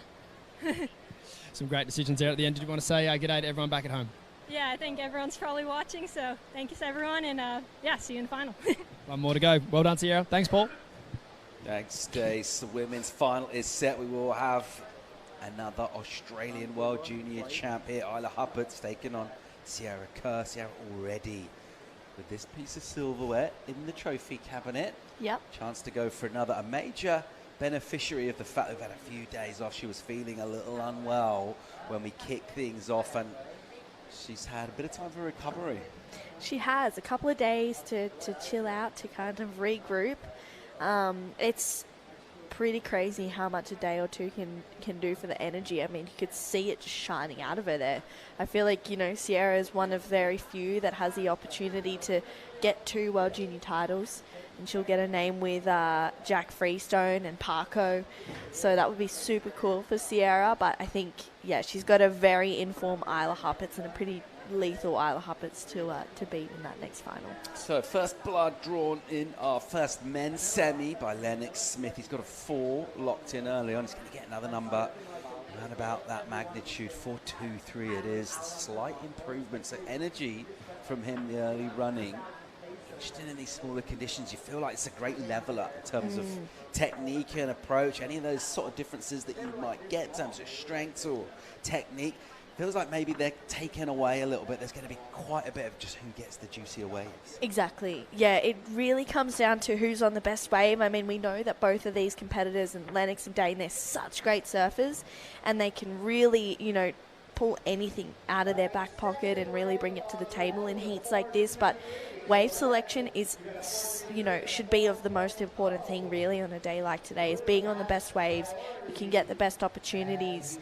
I even said in that last heat, I feel like when it's small like this and you're competing, dropping anchor, not it. Should not be the game plan. I think moving and gaining that momentum is so key on days like today, because then you're just feeling more in tune and in rhythm with the ocean and its power, because it is kind of lacking right now. And I think Lennox, he's slowly building and he's looking like a bit of a threat in this semi-final. So judges throw in a couple of 4s at Lennox Smith, and it's a slightly similar feel to that very first semi that we saw for the women with Isla Huppert. So they just saved a bit in the scale, didn't they, from the first wave she got, and then you could instantly see why when a bit more of a legit wave came through for Vi. She went right up through the scale.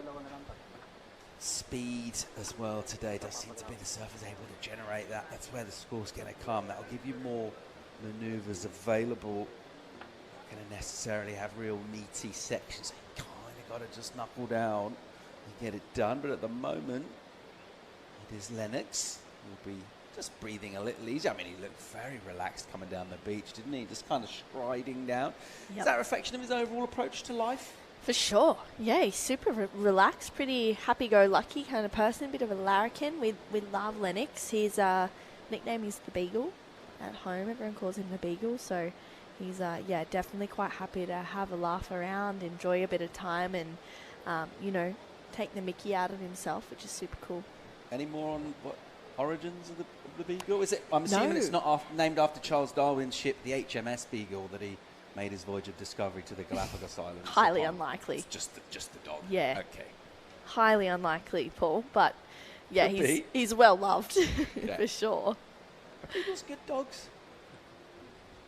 I don't know.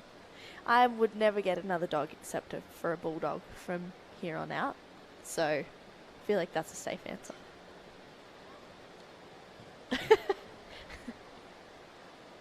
So Lennox saw a bit of a grimace into that blazing sunshine. It is warm out there. The ocean, pretty refreshing. It's nice when you hit it.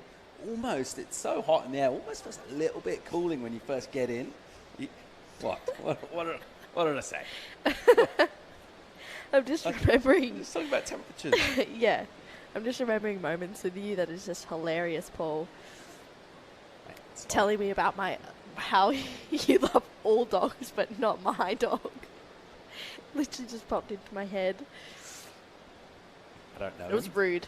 I don't know him, but I don't like the name. From what I've seen from photos, I don't think we're going to be friends. All right, 26 and a half on the clock here. Dane Henry with Prio. As we see Winston Vincent looking on, taking in the scene. Here's a left from Lennox. Little hit over a crumbly section and a flamboyant dismount as well for him. He's staying in motion, maybe trying to steal away a little bit up the point. Dane Henry, just that quick in and out for him, so no scoring of any kind of significance, and he's waiting for that set. What's Lennox thinking here? Be energetic. Just roll with the motion. Catch as many waves as he can. Keep applying that pressure. I mean, Dane, he is such an informed competitor at the moment, but he just wants to build the house for Lennox. Lennox, again, just being sprightly in motion, light on his feet. Busy buzzing around the lineup. A lot of energy with him. Bit of scoreboard momentum. I don't think Dane Henry or his camp will be overly perturbed with just the way those scores are going, but at some stage you can maybe add a point or two onto those numbers just in terms of what is on offer. But Dane really setting out the stall here, waiting for that first legit set to come through. It's been a little while. If you're really timing the bigger sets, been a little while since we've seen one that can tend you to think a couple of two things. We're due one soon, or where are they? Yeah, it's definitely a question mark there. I think they're on the way. They're definitely coming through, but I do feel like you need to create your own luck in positions and situations like this. And for Dane, dropping and waiting, my first question is that was that the game plan at the start of this heat? Was that, what he was planning to do when he was coming out into this semi-final? For Lennox, this feels a bit like deja vu for him, being in the semi-finals here last year, getting knocked out by Bronson Mady, who went on to win the event. I know Lennox is hungry for a finals appearance. He wants to do that, so I think finding a situation where Lennox can be on the best waves is what he's looking for. But Dane, I don't like this sit and wait. It's not what we're used to seeing from him. We're not used to him being stagnant. So wondering what's going on there and if that was, the game plan to bring out some surprises when he's on his feet. Yeah, I think a lot of it's just to do with the fact that he went that one, didn't he? And so the next kind of better wave that came through, he'd just taken his wave. Yeah. Just down to chance more than anything. About 1:30 local time here, so a bit of insight into the calls this morning. It came down real early. It's sheet glass, pretty much dead flat. We just have one tide a day here, a diurnal tidal regime, and after the low is usually, locals tell us, when things kick up a bit. We saw that yesterday, didn't we? Really similar theme in the morning, not a lot out there, and by mid-afternoon it was actually kind of pulsing a little bit, and that's what we're hoping today. Obviously we need waves to kick off our semis. What we really want is waves when we're crowning champions for the final. So hopefully in an hour and a half's time, something like that, we'll get a little pulse, Drew. Let's see it. I'm ready for it. I think everyone's expecting something like that to happen. It is what it is. This is what these junior surfers have to really prepare for. You can't control the ocean, but you can control what you do out there. So I think it's just about, as I said, creating your own luck. And there's been a few days off, and it's been, probably worse than this for the last few days as well. So just trying to find the best of the conditions towards the end of the waiting period was, of the utmost importance. Yesterday we actually had a cool adventure though. There's so much to do around here in La Union. Going to the waterfall not too far away, which was crazy. It was absolutely beautiful. Huge, big jump off little moments, and yeah, definitely an interesting way to get there, but it was very cool. Yeah, we went up through the mountainous interior. Got to sit on the roof as well, didn't we? Yep. Of the big Jeep. We did. That was actually quite fun. Pretty epic and Yeah. absolutely stunning. Obviously, we're here on the coast, and that's where our attentions are, but inland, really, really pretty. It's slightly cooler up there as well, wasn't it? When we Yeah. got a bit of altitude, which was nice. Yeah, it was a nice break for sure. It was nice to kind of see something different and explore a little bit of, you know, what's going on around this beautiful place in San Juan. It was only 30 minutes away as well, which is super cool. Ooh, bit of a paddle here. What's Lennox seen? Yeah, the wide swinger. So on the inside, he'll try and go. There's a wave behind it as well. He'll go left on the backhand to open up with a quick snap. Lennox Smith again. Second turn for him, and he'll get a third to finish. One more. Possibly. There we go. That's his last turn. Meanwhile, first legit wave from Dane Henry. He's waited a while for this. Just kind of stabs it in and punches into that corner on a soft closeout section. Didn't emerge with tons of speed from that turn, but it looked like a much nicer wave for him. Yeah, this is okay. It's You starting. sound a bit surprised. Rattled? Rattled. I'm honestly, Paul, Perturbed? a little bit nervous. Yeah, just a little bit. Only because both of these competitors, I've seen them surf so much. I know how great they are. And I think for Dane, I know how important it is right now. Two great turns. That one there was smooth. Biggest turn of the heat so far for sure.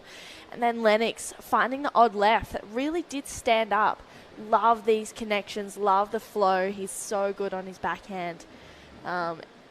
Finding that bonus section as well for Lennox was huge. You can see the energy, you can see the confidence really starting to come through right now. But, you know, looking at that two-turner of Dane's, a bit of a question mark there. Is that going to be maybe up there with the best wave of the heat?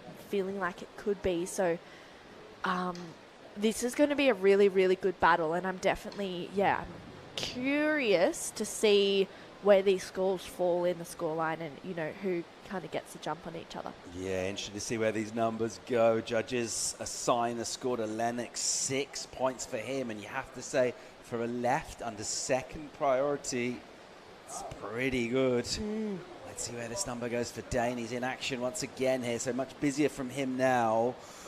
Just dealing with Whitewater that way, not great, not a good choice, and he hasn't even really had a chance just to get a proper turn done. He was just kind of snipping away at the Whitewater. So, number coming for him though.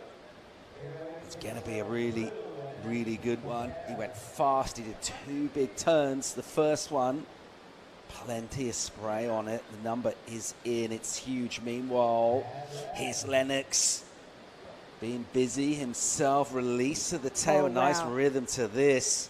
And again, and he's enjoying himself. Yeah, you see the little cheeky grin, and then went the Tiger Tim Henman fist pump. So 7-6-7 for Dane Henry. And then right hot on the heels of that, a great wave for Lennox. Here's Dane. This was his last wave. Yeah, inconsequential by the end of this heat. This wave will be for Dane. I don't think it'll factor in.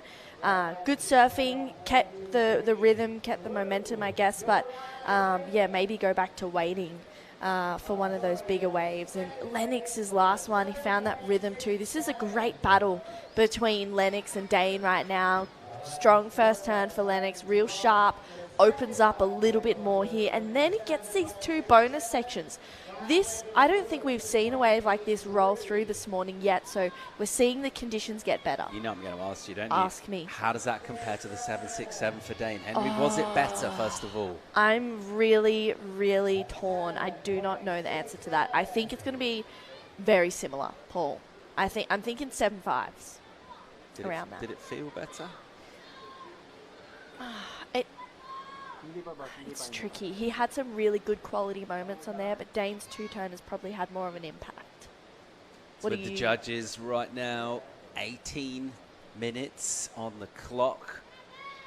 had a bit more surprise to it, didn't it? You saw the sort of setup, and then you thought, oh, I kind of know where this wave is going, and then hang on, kind of got slapped around the face a couple of times. Yeah. This is a good battle. I think we're going to see both of these surfers go back and forth. It's coming really close. Yeah. Big energy from these two. Well done for them for really firing up here in pretty marginal conditions. They've made this entertaining. They're surfing with speed and with a bit of power going out as well. 7 points for Lennox Smith. So Dane Henry with that high score still, but still chasing. He's got bags of time in the hunt for what is now a 5.33. Lennox Smith on a 13-point total. That is pretty solid. As our second semi-final gets ready. Attar, the Israeli from Costa Rica, is going to have a really tough heat against Winter Vincent, but might just feel, you know what, these sort of conditions, I've got a pretty good chance here against someone who is ultimately one of the very best in the world. I agree. I think Nadav, he's a real whippy, sprightly, energetic surfer. He's had some big heats, so this is, you know, probably his biggest target yet, being Winter Vincent. And I think for Nadav, he's looking really strong and ready to go. I'm looking forward to this next semi-final, Paul. Okay, Dane Henry's approach right now with 5.33 on the clock with priority. He's going to wait for something. A proper set wave, isn't he? You'd like to think so, for sure. You'd like to think he's going to use that priority wisely. 5.33 is not a big ask, but it is difficult on a day like today to find a wave that will open up. I'm loving the difference in approaches here. Lennox is just paddling around, and that we saw that energy from him really shining through, whereas Dane is sitting and waiting, and so far Dane is working with that best wave of the heat. This last one of Lennox's as well, right in front of Dane, real whippy first turn. And then he just starts to open up, and you can really see technique shining right now for Lennox Smith. It was really allowing him to open up more and more, and that was also great wave selection. That wave just ran beautifully along the reef. It was, it was really, really well surfed and well timed. This one is poised on a knife edge at the moment. Dane Henry would work ahead of him, but it's ominous in terms of the form that he's showing, and that sort of ice cold blooded nature, analytical in conditions. He's going to try and find himself away with a little over 15 to go. In the meantime, let's get down here from Stace Galbraith's down the beach. It's a very important question for the local kids down here. Kids, what scores does Red have? 6-7. Back to you in the studio, Paul. Think about Stace. He has a good time wherever he goes. He's always having fun. Yeah. Locals love him. So do we. We love him. I was waiting for you to say that, Paul. I was like, is it coming? Nah, he's well loved in the booth. He's one of the best, most exciting. Getting the energy from the local grums. They've been doing headstands, cartwheels, cheering.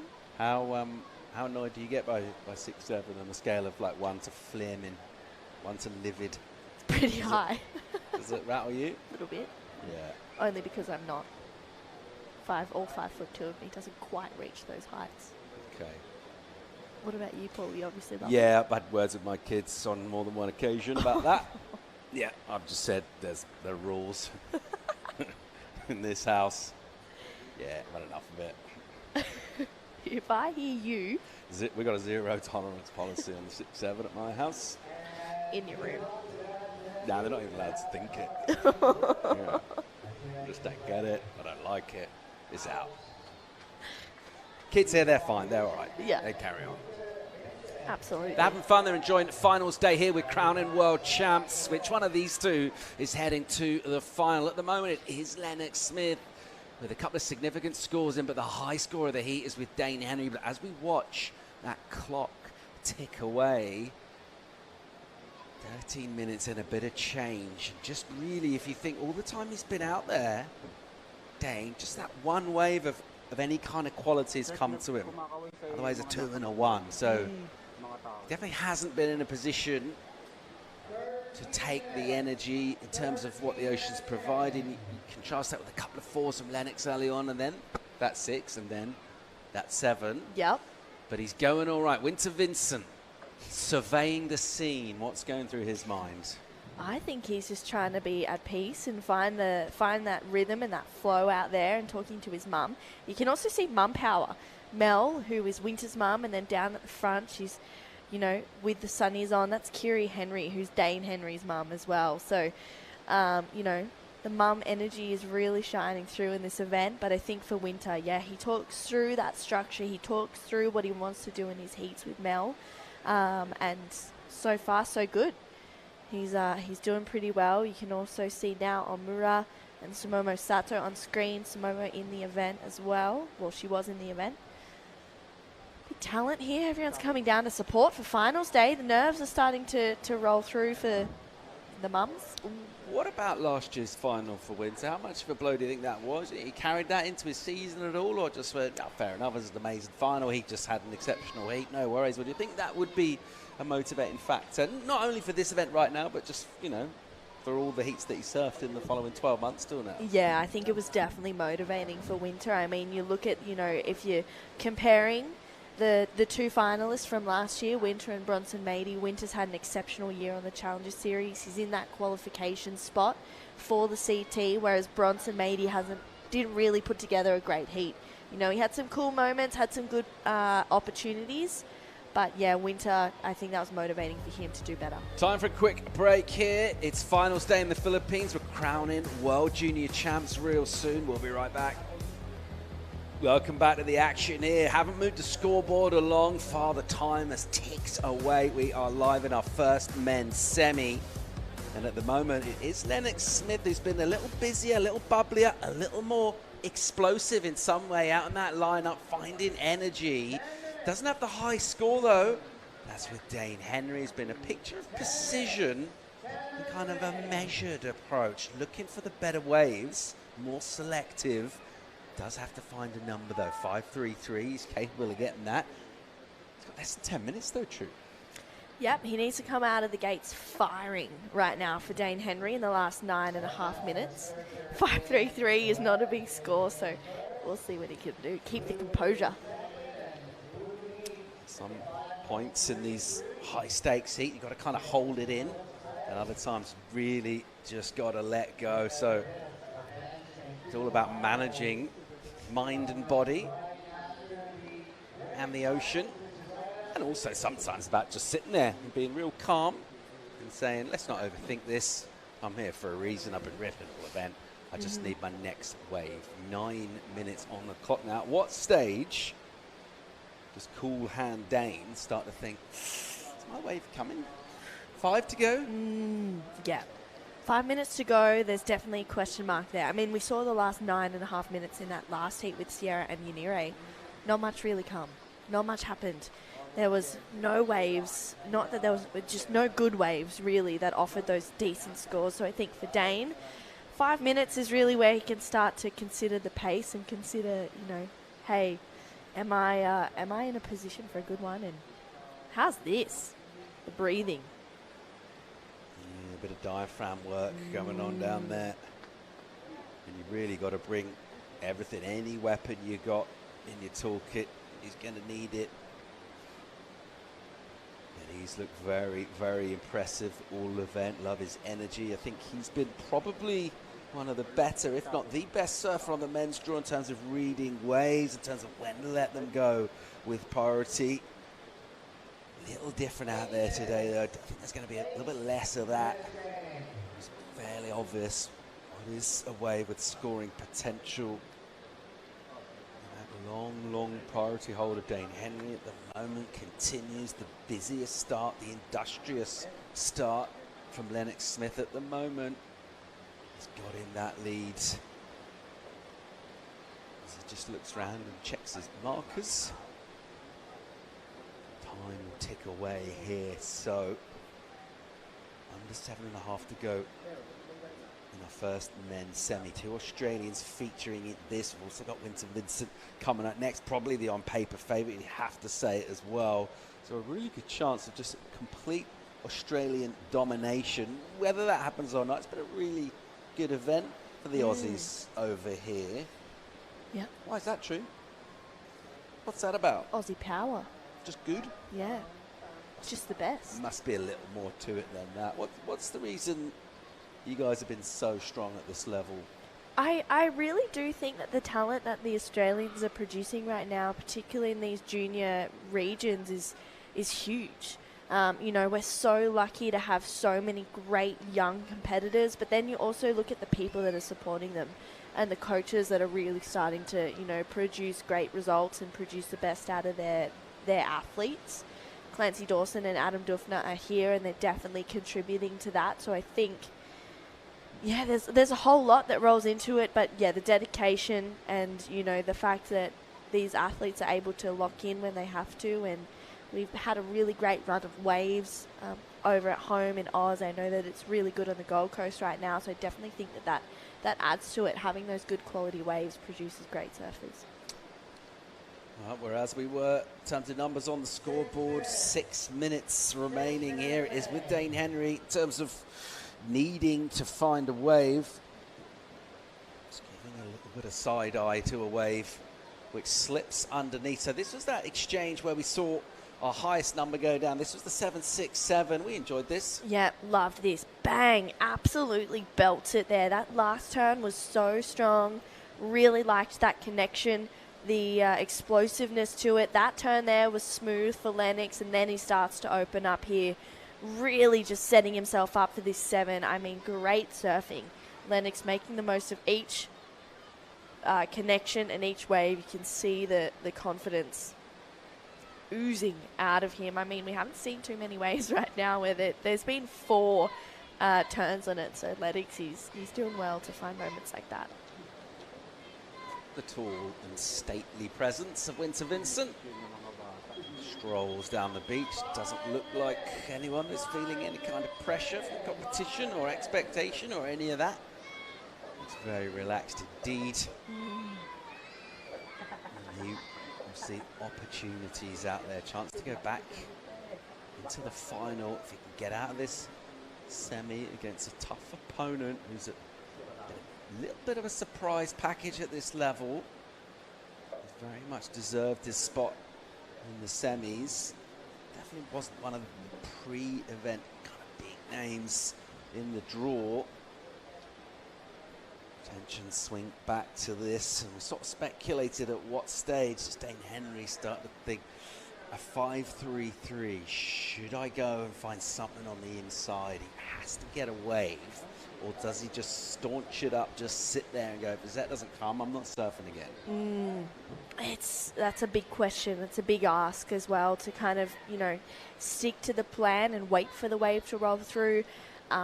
Knowing Adam Dufner, Dane's coach at this event, and knowing, you know, a lot of what he says, he's like, I would prefer for you to wait in the spot, wait in the best position for the best wave to roll through and not get it, then try your luck on a small one and not find the score. So he really loves his surfers to be in the position for the best waves to roll through, and if it does, awesome. If it doesn't, there's not much more you can do. And I think for Dane right now, he's put himself in such a great position to challenge for that lead. The 767 was huge, and that he was really not breaking the surface, I guess, of his competitive talent so far in this semi-final. So it depends on the ocean, and I like where he's sitting. He needs to be in the best spot to get the best scores. Yeah, I think another point is it's just hard to get above that 5-point mark on a smaller wave out here. So on the one hand, that's just a whole lot of decision making to do. In the meantime, under 3 minutes to go. Let's get down to Stace. What do you got? Yeah, it's a great point you both make. It's a hard score to get, and true, I agree with what you're saying. You've got to be in the best spot, but I'd say in about the last 60 seconds, the boys, and Dane with first priority, so he's controlling here. So he's actually drifted up probably another 50 to 100 metres deeper on the peak, and he's continuing to go that way. And I don't know, I just think it's a good time to practice some positivity. I actually think there's plenty of time left off the clock, and what you don't want to do is you don't want to paddle yourself away from where your original marker was. You've got priority. You need the smallest counting score of the heat. I'd hate to see the boys paddle themselves off into oblivion right here. So, Stace, where would you be? You'd be sitting a little bit further down the point right now. Just where the better waves are, like you said, True, and the better waves have been out the front. So we see Lennox kind of making his way back there now. He's obviously got the freedom of second priority, whereas Dane, the pressure is on him. He's probably got one more good decision he needs to make.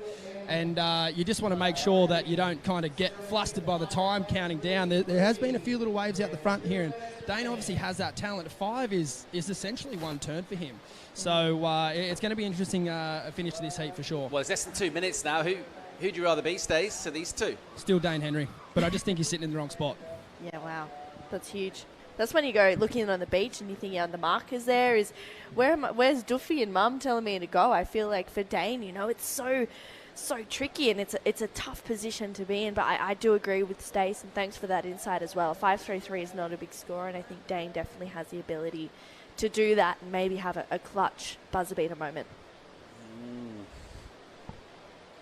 Just think of those early numbers that Lennox got in, a couple of 4s on those smaller, softer inside waves. Does feel like there's a bit of a ceiling, doesn't it?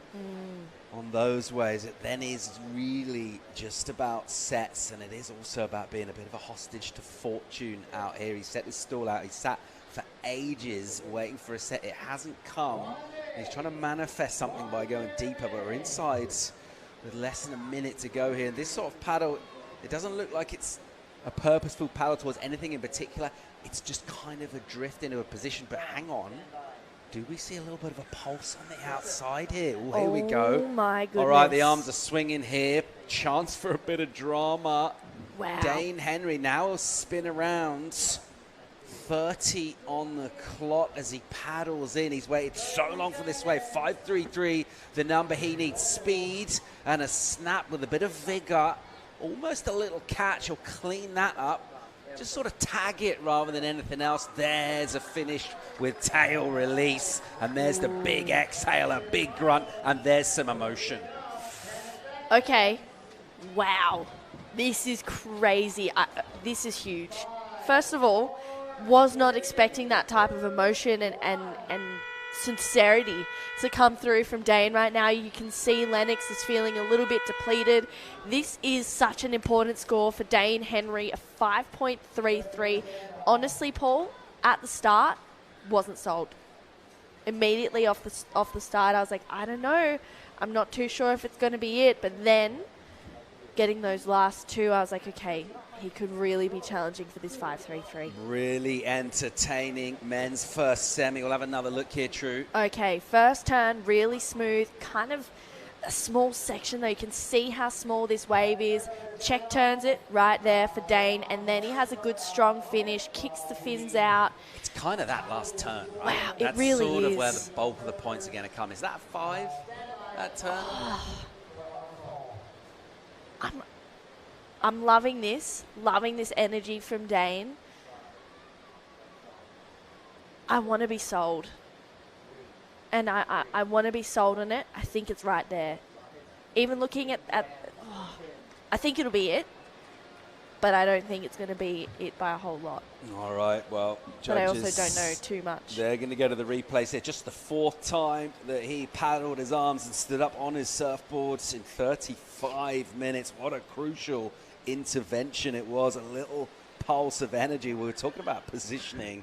He got himself in the exact spot to be when it did come through. Lennox Smith, all he could do really was just plunge his face in the water and go, oh no. This is I'm going to say this, and this is a big call. I feel like this is a world title deciding moment. I think whoever makes this heat has a very, very good shot of taking out the title. It's looking good for the numbers. He's going to get it.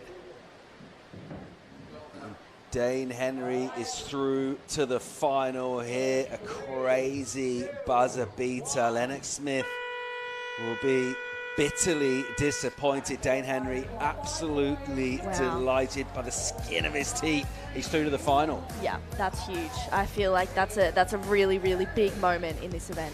All right, Dane Henry is our first men's finalist. Winter Vincent and Nadav Attar in the second semi. We'll take a quick break. More live action real soon.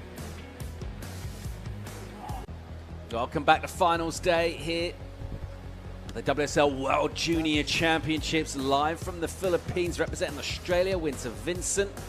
Representing Israel, Nadav Attar. I'm Paul Evans, joined now by Dai Wacko. Mate, what do you make of that semi from the boys? That was a really exciting, finish. Exciting end right there in the heat one. Let's get down and hear from Dane Henry. He's in the final. Thanks, Paul. Dane, you said one word then, instincts. Talk us about that. Yeah, just been trusting it. I've been here for, feels like a month now. I came like a week before the comp and got my little zone up there. I've been surfing there every single day because all the longboarders out and getting nice and deep and just getting like one turners. But to get a little three turner, I thought it was a little stretch, but worked out in the end and couldn't be more stoked it worked out.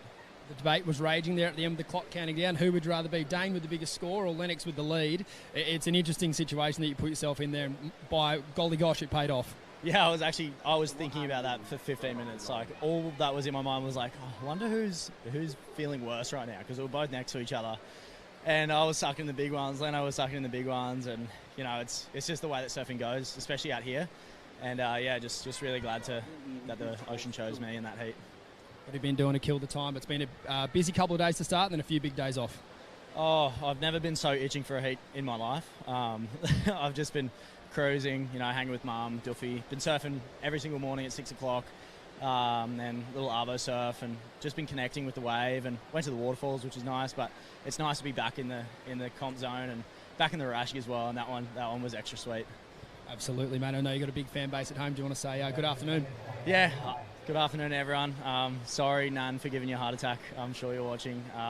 Pop, Dad, my siblings, my beautiful girlfriend, anyone else watching at home. It's a big one for me over here, and that was a huge step in the campaign. And hopefully, I can bring home that big trophy for everyone. One more to go, Matt. Well done, Dane. Thanks, Paulo. Cheers, Stace. Dane Henry is through to the final here, and you can see how much that means to him. He'll be ready to take on one of these two. He'll have a little extra rest as well. He'll get in the shade in the AC and just look patiently, see who he's going to take on. But to come out of that heat in that fashion, he'll be feeling like he's unbeatable out here to be able to get. I mean, he touched on it in the interview as well. Just a bit of luck, really, to get that wave. What a great moment for, Dane Henry. It was really exciting heat, but this is going to be another exciting heat here. Winter versus so we've been talking Winter Vincent, obviously an outstanding surfer, going really well on the challenges, pretty close to getting qualification done. He was outstanding here last year as well. What's Nadav Attar got to do out here in these kind of conditions with the smaller swell? A little bit of a leveler in terms of kind of equal opportunities, but what's his approach got to be to beat Winter? Definitely, it's an equal opportunity. It's hard to describe. Probably you need to have a great wave selection, and gotta have the great decision making here. You have to have a confidence on the smaller waves, and just you have to give it a go. You have to showcase your surfing because you're now into semifinals. You just go through all the clutch moment of this event, especially for Nadav. So definitely just showcasing your surfing is the most important thing. So in terms of these marginal gains anyway, just that first roll of the dice didn't really pay off for Winter. We saw him get to his feet and just glide into the speed, and you're thinking he's going to crank out a couple of turns and then nothing on offer at all. It is a small number. The 2.5 will be a throwaway. So Nadav Attar with priority and a chance to make his mark. And we've been talking about how good his wave selection's been, how well he's been able to pick the eyes out of this lineup throughout pretty contrasting conditions. Can he do it on this much smaller day? Also got a bit of geography between these two as well, but a spread in the lineup. So Winter much deeper at the moment. Yeah, it's an interesting positioning right now, for both of them. Nadav just stick to his original plan, just sitting in the inside section, just trying to get those waves that breaking along the reef. I think Winter just trying to get the wave that actually gives him a couple of turns in to start with, and probably he'll be starting to just sitting in the inside area too. But looks like there's a lot of energy in the lineup. Yeah, he's almost kind of drawn this wave towards him. You see it bending towards the surfer in red. Winter Vincent, ultimately, there's not a lot on offer. He just jumps to his feet and then quickly kicks out. Let another look here. Just trying to buzz up there and get something going, apply a bit of pressure, force some numbers. Yeah, maybe a little bit of a strategies going on here from Winter. Again, he's under priority, second priority, so he's up the point, probably trying to make Dav just paddle a little bit towards him so that he will be out of position right there. So a little bit of maybe strategies going on there. Thinking about judging criteria and where scores come from, what's the key towards doing well out here today, Di? We think about what kind of manoeuvres are available to our panel. It doesn't feel like they're going to be section for airs, does it? I think just looking at this, it's tough to think how anyone's going to find those ramps. So going as fast as you can, how do you do that? How do you get enough speed going to do big power turns and impress the panel? Definitely, generating speed is the key, but to do that, probably you need to have really big confidence on your surfboard. You have to have a good equipment, and you have to find those steeper section you actually can square up and vertical off the top. That actually can get you a good point. But for Winter, I think this is his first event on a Sharp Eye surfboard. He made a big move to Sharp Eye this year, so it'll be interesting to see how it unfolds. Bit of time off the clock here, under that 27-minute mark, so 8 gone so far. Nadavatar is pretty chill. He hasn't seen anything that's provoked him into paddling and using that priority, and he's been really, really patient. Someone else who's waited a long time to surf this heat, and he's waited a while for a wave. It is his turn, so he'll go. Winter Vincent will have to get out the way. And Avatar, first turn for him, really nice. A bit of carry and speed as he just kicks the tail. The downtime, he won't enjoy that. And what he would have loved to do is go straight back up with that momentum for another turn, but it just wasn't on. Yeah, he was about to hit the second section, but back-to-back waves here. Again, just probing, opens up. There's a turn that served him well in this contest. He's looking for a third maneuver here. Wow. Really nicely done from him. So again, right on that shallow section of reef where you can get a little runner section. You almost think the wave's done. You get a little end bowl that almost bends a little bit away from the surface, but just provides you with that momentum to attack it.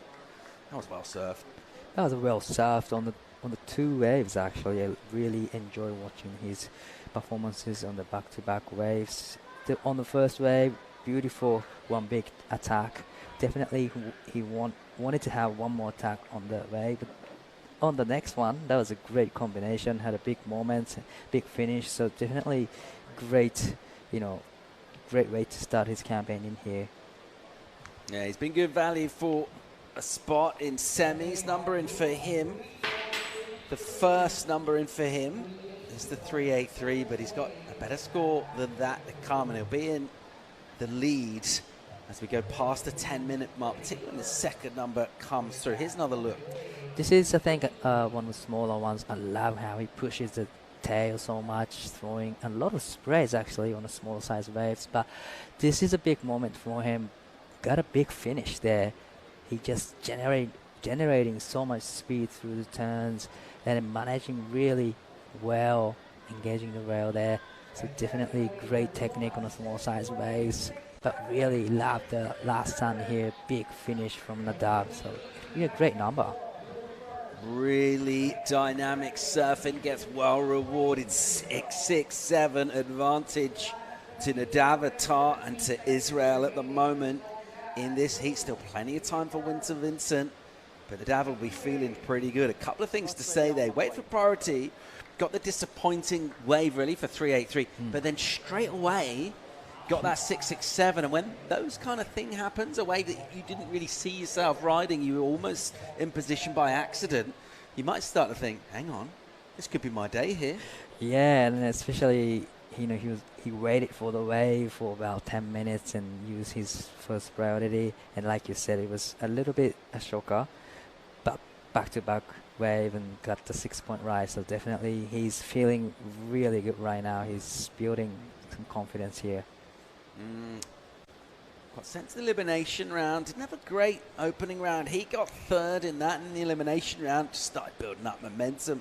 Ricky Sato was his first victim. After that, he took down Lucas Cassidy, then Ollie Zeitz. So he's been really good value to take down some quality opposition. And just quickly to his feet again then, having a look. He'll shortly get back into the lineup and get second priority from Winter Vincent. We would have been watching that last heat with a bit of interest. Two surfers that he knows well. Right now, that's a big score he's chasing, 8 points. You can really break that down to two ways for the time being, but you'd have to say Nadav Attar with that sort of medium-high 6 locked in. He will look to wash off that 383. You'd expect him to be posting decent numbers, at least around maybe 13, 14s by the end of the heat. So Winter Vincent is going to have a little bit of surfing to do, but right now it's that patient approach that he's going to have to employ. Yeah, definitely. You know, for the big requirement, 8-point ride, definitely you need to have to. You need to wait for the right ones. Actually, you can score. Winter is Challenger Series surfer, and he knows how to surf in a really tight heat like moment like this. So definitely he's amazing motion really well there. So he knows what to do on the wave, and he knows how to handle the pressure here in the water now. Yeah, Winter's event started off well, won that opening round heat, the 3 surfer heat, and then went up against Huey Vaughan in the matchup. Really could have been a final. Just looking at talent and expectation and hype and all of those things, it was pretty entertaining. Really kind of went into beast mode in that. Just looked absolutely deadly, didn't he, early on in that heat, just stamping his authority on it. And he took on Ichi Watanabe. Did well to get past him in quarters and set up this semi. Just in terms of the amount of surfing that he's had to do, other than that, maybe that first scoring ride that he got against Huey, you haven't really seen him unload as yet in this event, I feel. Definitely, he had a really hard heat in the quarterfinals. Again, there wasn't much many waves coming in the quarterfinals. But again, here we have a smaller condition today. But to be world champ in a junior event, you have to have ability to surf bigger waves, smaller waves, medium waves. But this is a testing moment for Winter, surfing in the smaller conditions. Small wave skills at the moment from Nadav Attar will be useful in washing off the backup number. Here he is on second priority on an inside wave, and a quick slap of spray for him. Not sure he'll threaten the 383 with that, and he'll just buzz back and try and annoy Winter Vincent. You saw him sitting pretty close to him prior to that wave. It looks like his bearing is a very similar one. As he head back towards that red singlet, Winter Vincent is meerkatting on his board and using that height advantage to see if he can see a lot of energy coming throughout the back. Yeah, a lot of people just hanging out on the beach today for the finals day. We waited for a quite long time today, a couple of hours, having a cup of coffee this morning.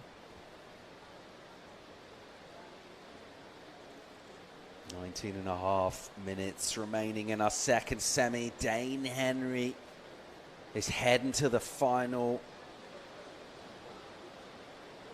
Who's he going to be taking on? It is an all-Australian women's semi. Sierra Kerr taking on Isla Hupperts. It's in about 19 minutes time. Sierra Kerr, a lot of accolades from her. She's already won a World Junior title. She's pretty impressive records in speciality events, doing airs, being ultra progressive. Trying to get that second World Junior title now really ignites this calendar year. Make some inroads as well in terms of qualifying, which is really a lot of people have been waiting for her to do for quite a long time. Meanwhile, back out in the lineup, we've got some arm movement, we've got a bit of motion, and we've got some interest from the Davatar, the Israeli surfer, up with a spring in his step and a section in front of him, and he'll blow out the tail and reverse it around. And to be able to be that light on your feet and that technical dive is ultra impressive. Wow, great surfing. It's a single maneuver wave, but still it was we haven't seen anything like that, you know, get a full rotation, reverse maneuver, so definitely impressive surfing from Nadav. Only needs to, you know, better the 3.83, and I think he's done that job. He's done a great job to adding more pressure on Winter with the last ride. I have a feeling, just from the insights we've gleaned into his character, he doesn't mind being in this role. Yeah, it's generating so much speed on the further section. He timed it perfectly there, kicked the tail high, and just get the rotations. Beautiful surfing. A little over 17 minutes remaining. Let's get down the beach and hear from True Starling. Thank you, Paul. I just wanted to talk about this heat because feeling like right now with, as you said, just over 17 to go, a bit of an upset kind of moment. You can see out behind me, Nadav and Winter, they're actually sitting quite close together. I'm sure you can see that on screen as well. But a bit of a difference in the energy and the vibe down on the beach right now. Nadav's support team, his mum and dad are here. They're feeling the energy. They're feeling it. They're loving it. They're really leaning into it. There's big claps and cheers. Whereas Winter's mum, Mel, she's over down in the athlete area. She's finding some shade and a little bit of space. So really two opposing energies right now. And I feel like you can see that in the way that these two competitors are approaching this heat. Nadavi's got that real kind of momentum for it right now. And I feel like he needed that. With this approach with Winter, I think this heat is going to be a really interesting one to see how it plays out. I mean, we just saw Dane and Lennox have an absolute doozy of a heat as well, so this is going to be crazy to see who's going to meet Dane in the final. Yeah, true. Are you surprised with Winter's situation at the moment, struggling as he is in this one? I mean, there is still plenty of time, but we would have expected to see quite a bit more of him at this stage. Yeah, for sure, Paul. I think I am a little bit surprised, to be honest. I feel like the last few days that we had of him in conditions that were only just a little bit bigger than this, it felt like Winter was really surfing into himself. He didn't really look fazed by the wave size, the lack in power of the waves, whereas now I think the reason why we're seeing him being so still out there is because he is waiting for those bigger and better waves. So I think he knows with his size and the power that he brings out there on a day like today, he needs to be on the best waves. So it's just really waiting and hoping that they come through, whereas Nadav can take anything really and make it into a good score. Yeah, we're looking to do that right now in action once again with some energy, with some aggression, just kicking out that back foot on the tail block. And throwing spray. Once again, a finished turn for him. He's all energy. He's all over the place. He has improved his backup number with his previous effort. 4-5 for him. Winter Vincent once again just seeding the lineup and saying, yeah, you take this one if you want, mate. Have at it. That's exactly what Nadavatar has done. Looking to try and force up some numbers again here, Di. How do we like this ride? Yeah, really enjoying watching this wave. One of the bigger size waves compared to the previous waves, and put a couple of turns in. So beautiful surfing from Nadav. Different approach compared to the last, one single reverse there. So, he's just trying to adding more pressure to Winter. But just like, you and True were saying, it's surprising how, Winter is just waiting for the right ones right now. But definitely great combination from Nadav, and try to get rid of the 4.50 there, but it's going to be close. Yeah, he is absolutely grasping this opportunity at the moment. 14 on the clock here. He's in a decent position. You think about energy. Crew in the shade. Good call. Enjoying what's going down out in the water. It's fun on finals day as a neutral, as a spectator, if you're in the camp, the surfer real close now to ultimate glory. These are nervous moments. You just think about energy in the heat, but overall in terms of the event, if you win to Vincent, making the final in this is kind of par for the course. We kind of expect him. He needs to be in that final or definitely around there just to kind of have an okay event. If you're Nadav Attar, he's already on fire here. This is like a real breakthrough moment for him. He's come out here not unknown as such, but not super well known on the global stage, and he's torn through heats. He's taken down some pretty well-known opponents, and he's done it in his own way. He's like competed and just shown he's got a bit about him, a bit of character, a bit of pluck. He's put himself over, and the judges have rewarded him. And right now, with under 13 minutes to go, he just got another marginal improvement of 4.6. So it's not a massive improvement, but it's more scoreboard pressure going to Vincent, and he's buzzed around, and he's enjoyed it, Nadav.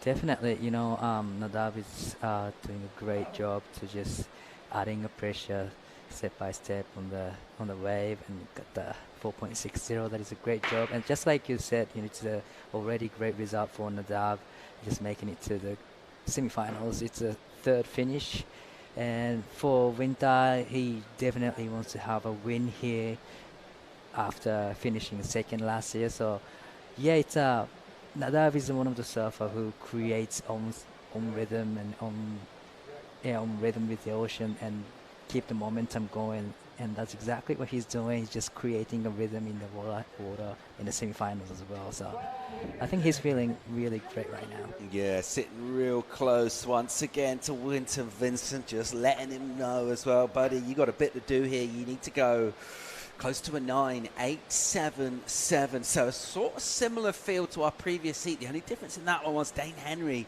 did have that high score locked in, so he kind of had over half the job done. Even then, it was pretty tight for him to get that number right at the end. Just one wave came through in a slightly different position up the reef, and he got it done. Winter really is chasing 2 scores at the moment, so his position, it's not exactly enviable, but he'll be backing himself. Meanwhile, goes Isla, getting ready for a final here, and she's been outstanding since the get-go here. She was the surfer everyone was talking about from the first day, just blasting her way to that big 9 and doing it with powerful, aggressive, explosive surfing. She's been real good value from then. Just kind of put a bit of a marker down. Well, guess what? She's through to the final. So we'll have to get past Sierra Kurt. She's going to become a world champion. That's in under 11 minutes time. We'll get underway there. Right now it is Winter Vincent, still with that priority. Kind of waiting for his luck to change a little bit at the moment. What sort of stuff do you think Josh Kerr's saying to Sierra? What sort of insights is he imparting? Yeah, I was kind of curious about what they are having conversation about here, but probably where to. Well, they know where to sit here in the water. They spent a few days here, but probably just talking about golfing right there. Probably just relaxing time together, just shaking off the nerves there. Probably, I'm not too sure, but I don't think they having a surfing talking there.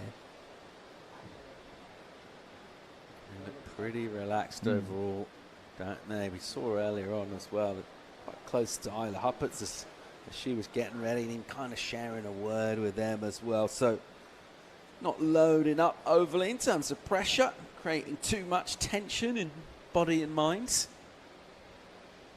Get out there and take your opportunities. Be a decent mancha for a day like today. Haven't done that so far. Surfer out of Israel, Nadav Attar with a 6.67 and a 4.6. Tense moments for both of them actually. They sit right next to each other. It's a pretty big field in the water once in the water, but they just decided to sit together. Probably Nadav just trying to sit close to Winter and probably trying to add more pressure. Yeah, definitely. I mean, that's been that's been something he's done throughout this heat. I mean, he hasn't been in second priority pretty much since that opening exchange, and I think he's identified, I'm going to have to surf well out here, but I really need to compete well. I think he'll know he needs to bring everything to get past Winter Vincent, so he's going to have to try and just find any kind of advantage wherever he can. And if that means I'll get in his head a little bit, I'll try and annoy him. I'll sit a little bit closer than I really need to when I'm winning. I'll maybe ask how long's to go a couple of times as well, and just keep refreshing that update from our beach announcer in terms of where the score's at and where the clock is. And I think that's a pretty good call. And on days like today, it's not necessarily the sort of dreamy heats that you kind of imagine surfing and winning world titles and events, but it's what we're dealing with. And I think being realistic, being pragmatic, it's paying off so far for Nadav. Definitely, but looks like there's some energy in the water now. A little bit of strong paddle from Nadav. Winter is still, chilling. Yeah, a bit of interest here from Winter Vincent, and once again, just deciding that's not his wave. Nadav Attar will spin and take it, and he's up and down. Sierra Kerr on the verge of a second World Junior title. If she's going to earn that, she's got to get past Isla Huppert's. It's been outstanding throughout this event. Does still feel like we haven't seen the best of Sierra Kerr. She hasn't really unleashed at any point in this event. She had a couple of close heats. A lot of her interviews, it's been more kind of relief than elation or anything like that. So she is going to peak in the final. Decent time to do it. Are we seeing a little bit more movement out here, Di? Yeah. Certainly from this angle anyways, a few more lumps. Definitely there's a few energies coming through lineup. I'm hoping to. Looks like Winter is getting frustrated a little bit in the water. Probably, when it's a condition like this, you see the lines, but once the set hits the reef, it actually really small, and you kind of think it's not the wave that you wanted to, so you decided to wait, but there's no waves coming through, and you kind of start to think, well, maybe I should have gone on that one, and a little bit starting to doubt in yourself. It's a tense moment for Winter here. 6 on the clock. Nadav Attar asking for situation from the beach announcer. Beach announcer will remind him he's in the lead and there's less than 6 to go. Let's get down to True Starling for an update. Yeah, thank you, Paul. Bit of an update, couple of things. First thing, we've got 40-minute finals. So an extra 5 minutes of surfing for the men's and women's finalists, which is huge. Second exciting thing is someone is taking this bad boy home, or 2 people are, to be honest. There's actually 2 on the stage here. We're going to have 2 World Junior Champions for 2025, which is huge. It's such an incredible achievement. It's either going to be Sierra Kerr or Isla Huppert's, and we'll see, is it going to be Dane Henry with Winter Vincent or Nadav Attar? And I mean, Nadav right now is kind of commanding this semi-final. We'll see if Winter can find an option in the next couple of minutes, but this is what everyone's looking at and getting ready to hoist over their heads, because it's an amazing achievement, Paul. Wouldn't mind paying a few extra baggage charges if you've got an unexpected third piece of luggage to go home with. Love to pay for the extra luggage there for the trophy. So that's the prize. It's on offer here on finals day. And a slightly concerned, more furrowed brow than we're used to seeing from Winter Vincent, who's up and down on his board, he's looking around, he's scouring, he's just thinking, where is it? Because he's had nothing really come his way, and he's kind of had the worst heat of anyone at this stage so far throughout semi-finals, because in over half an hour of surfing, his high score is a 2.5, and we haven't really seen anyone quite that wave starved at this point. A little over 4 dot. Just ask, think of some of these waves, 4.5, also the 4.6. They could have been Winter's wave. Now, with hindsight, should he have been going those, maybe trying to force a 5 and stay in contention? Has he made poor decisions here? I don't I wouldn't say it's a poor decision from Winter because we've seen a couple of good sets in the previous heat, in the semi-final heat number 1. So I wouldn't say it's a poor decision from Winter, but it's just unfortunate for him because the Ocean just decided to not providing any opportunities here. Yeah, a couple of things. There's that, and also you'd probably have to say Nadav surfed up the potential of some of those inside waves, hasn't he? He's given it that extra energy. He's a little guy. I mean, you can see the difference in physique and weight. His boards are a little thinner, a little knifier. He's super whippy. Just that one turn that he did for the 4-6 where he reversed and blew the tail out of the lip. I mean, that is the sort of thing that you can only really do if you're super sprightly and rapid and been able to just get a little extra sauce on waves that are maybe kind of 3 5s, 4s, to be able to turn those into 4-6s is very, very impressive. And it's a bit of a weapon to have today of all days. Definitely. And then now with the 3 minutes left on the clock, Winter has to go on the one wave and trying to get the 8.77. So definitely, I'm pretty sure he's going to wait for the set from now on. He's been waiting for the set for about 20 minutes now. So it's a hard time to make a decision here. Winter Vincent in a bit of trouble here. 2.5 on the clock. We see some lines, some energy coming through. He's waited an eternity to try and find a set, and he'll identify one. So I seem to see this late and make a late decision to get towards it. He's actually nowhere near it. It will slip underneath. That wave kind of popped up pretty quick in a slightly different spot. Just went over there and covered it. 2 minutes on the clock here, and you can see he's rattled. A little splash of the water from him. Still got that priority. He didn't really paddle for the wave as such, but what he doesn't have is a lot of time. He doesn't have many points either, and he needs to go huge here. 8.77 feels big. Yeah, it feels bigger and bigger right now with that 1 minute and 40 seconds left. So you need to have something special to score 8.77. We haven't seen anything like that today. Have to have maybe 2 big turns or 3 big turns to get up 8.77.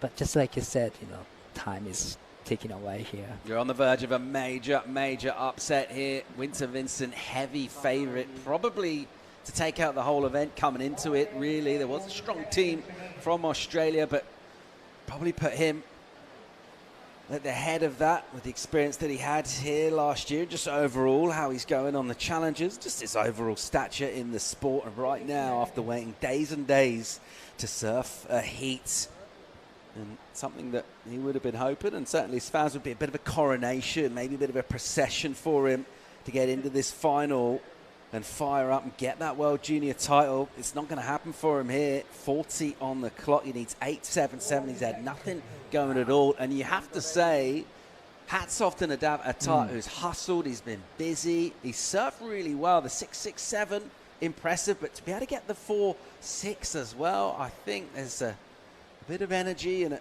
a bit required to be able to do that in the mind, to be able to force that. He's competed well. He's going to the final here. He's going to take on Dane Henry.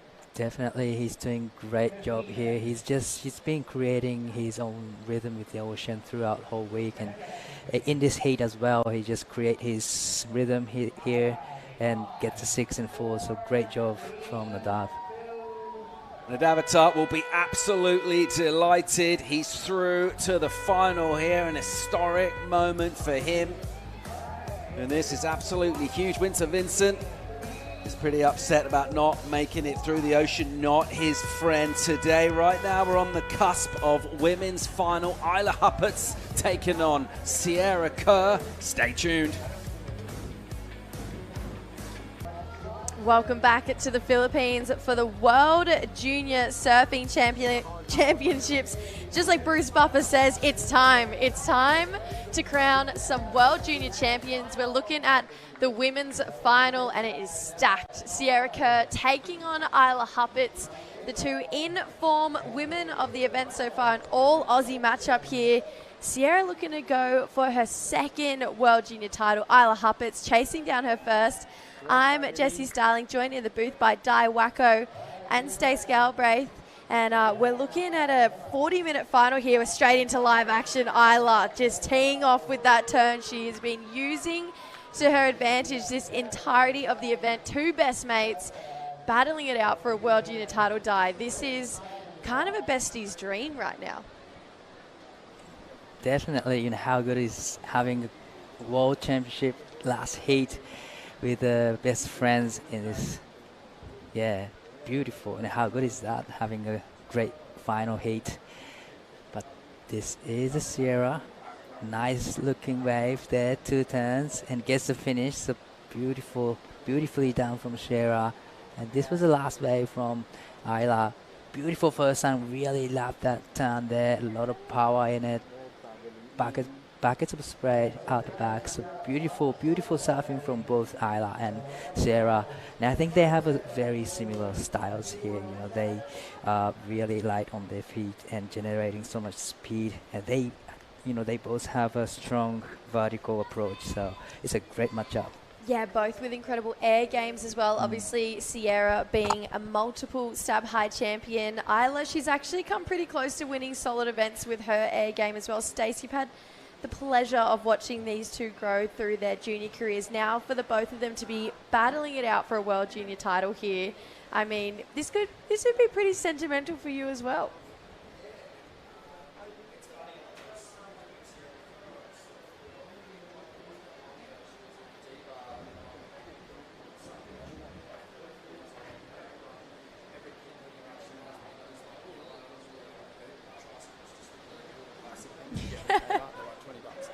And she was just charging down D-Bar Hill on one of those things, and you just kind of thought she's got something inside her, some kind of crazy maniac vibes inside her, and it hasn't been a surprise to see how hard she's charging, how big air she does, and yeah, I think that was a pretty good barometer of things to come.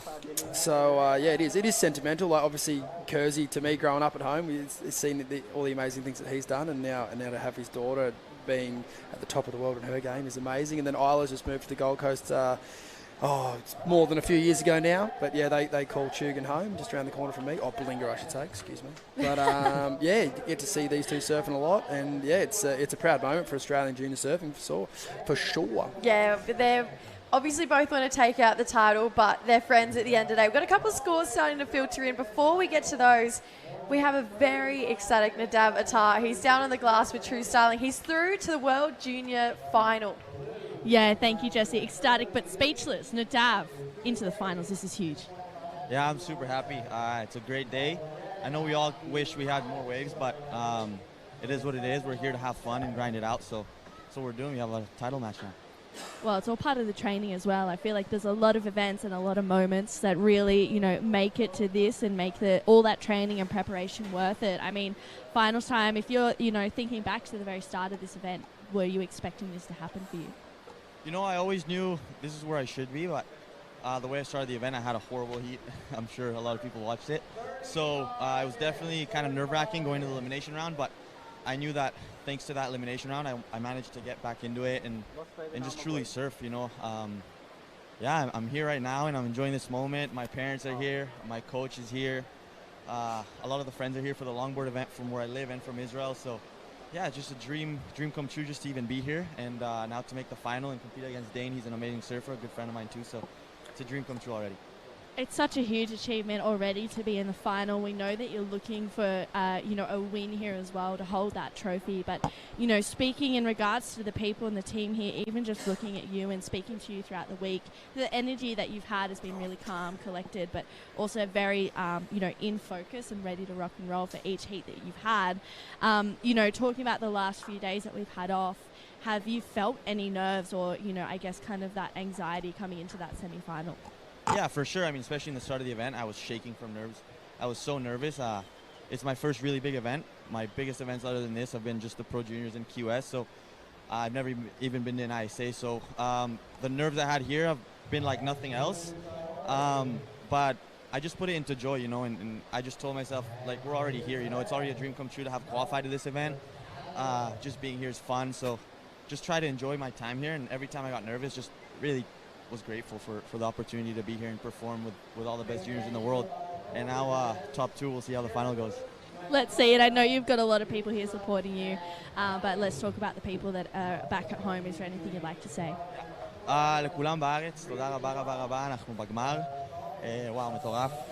יש לנו גמר עוד 40 דקות.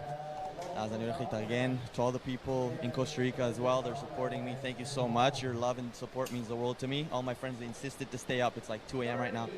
And to also my family in Bolivia and Israel, everyone, I love you guys. My grandma especially, love you guys. Thank you so much, Nadav. We'll let you get ready, but we've got 2 of our finalists locked in for the men's. Let's see who's going to take it out for the women. Yeah, Dane Henry, Nadav Attar. Nadav, the first ever Israeli surfer to be battling for a world title. So we could potentially have 2 years of first year. Obviously, we saw it go to Indonesia last year. Potential for it to go to Israel this year, which is pretty cool. Taking on Dane Henry. Di, what do you make of that final?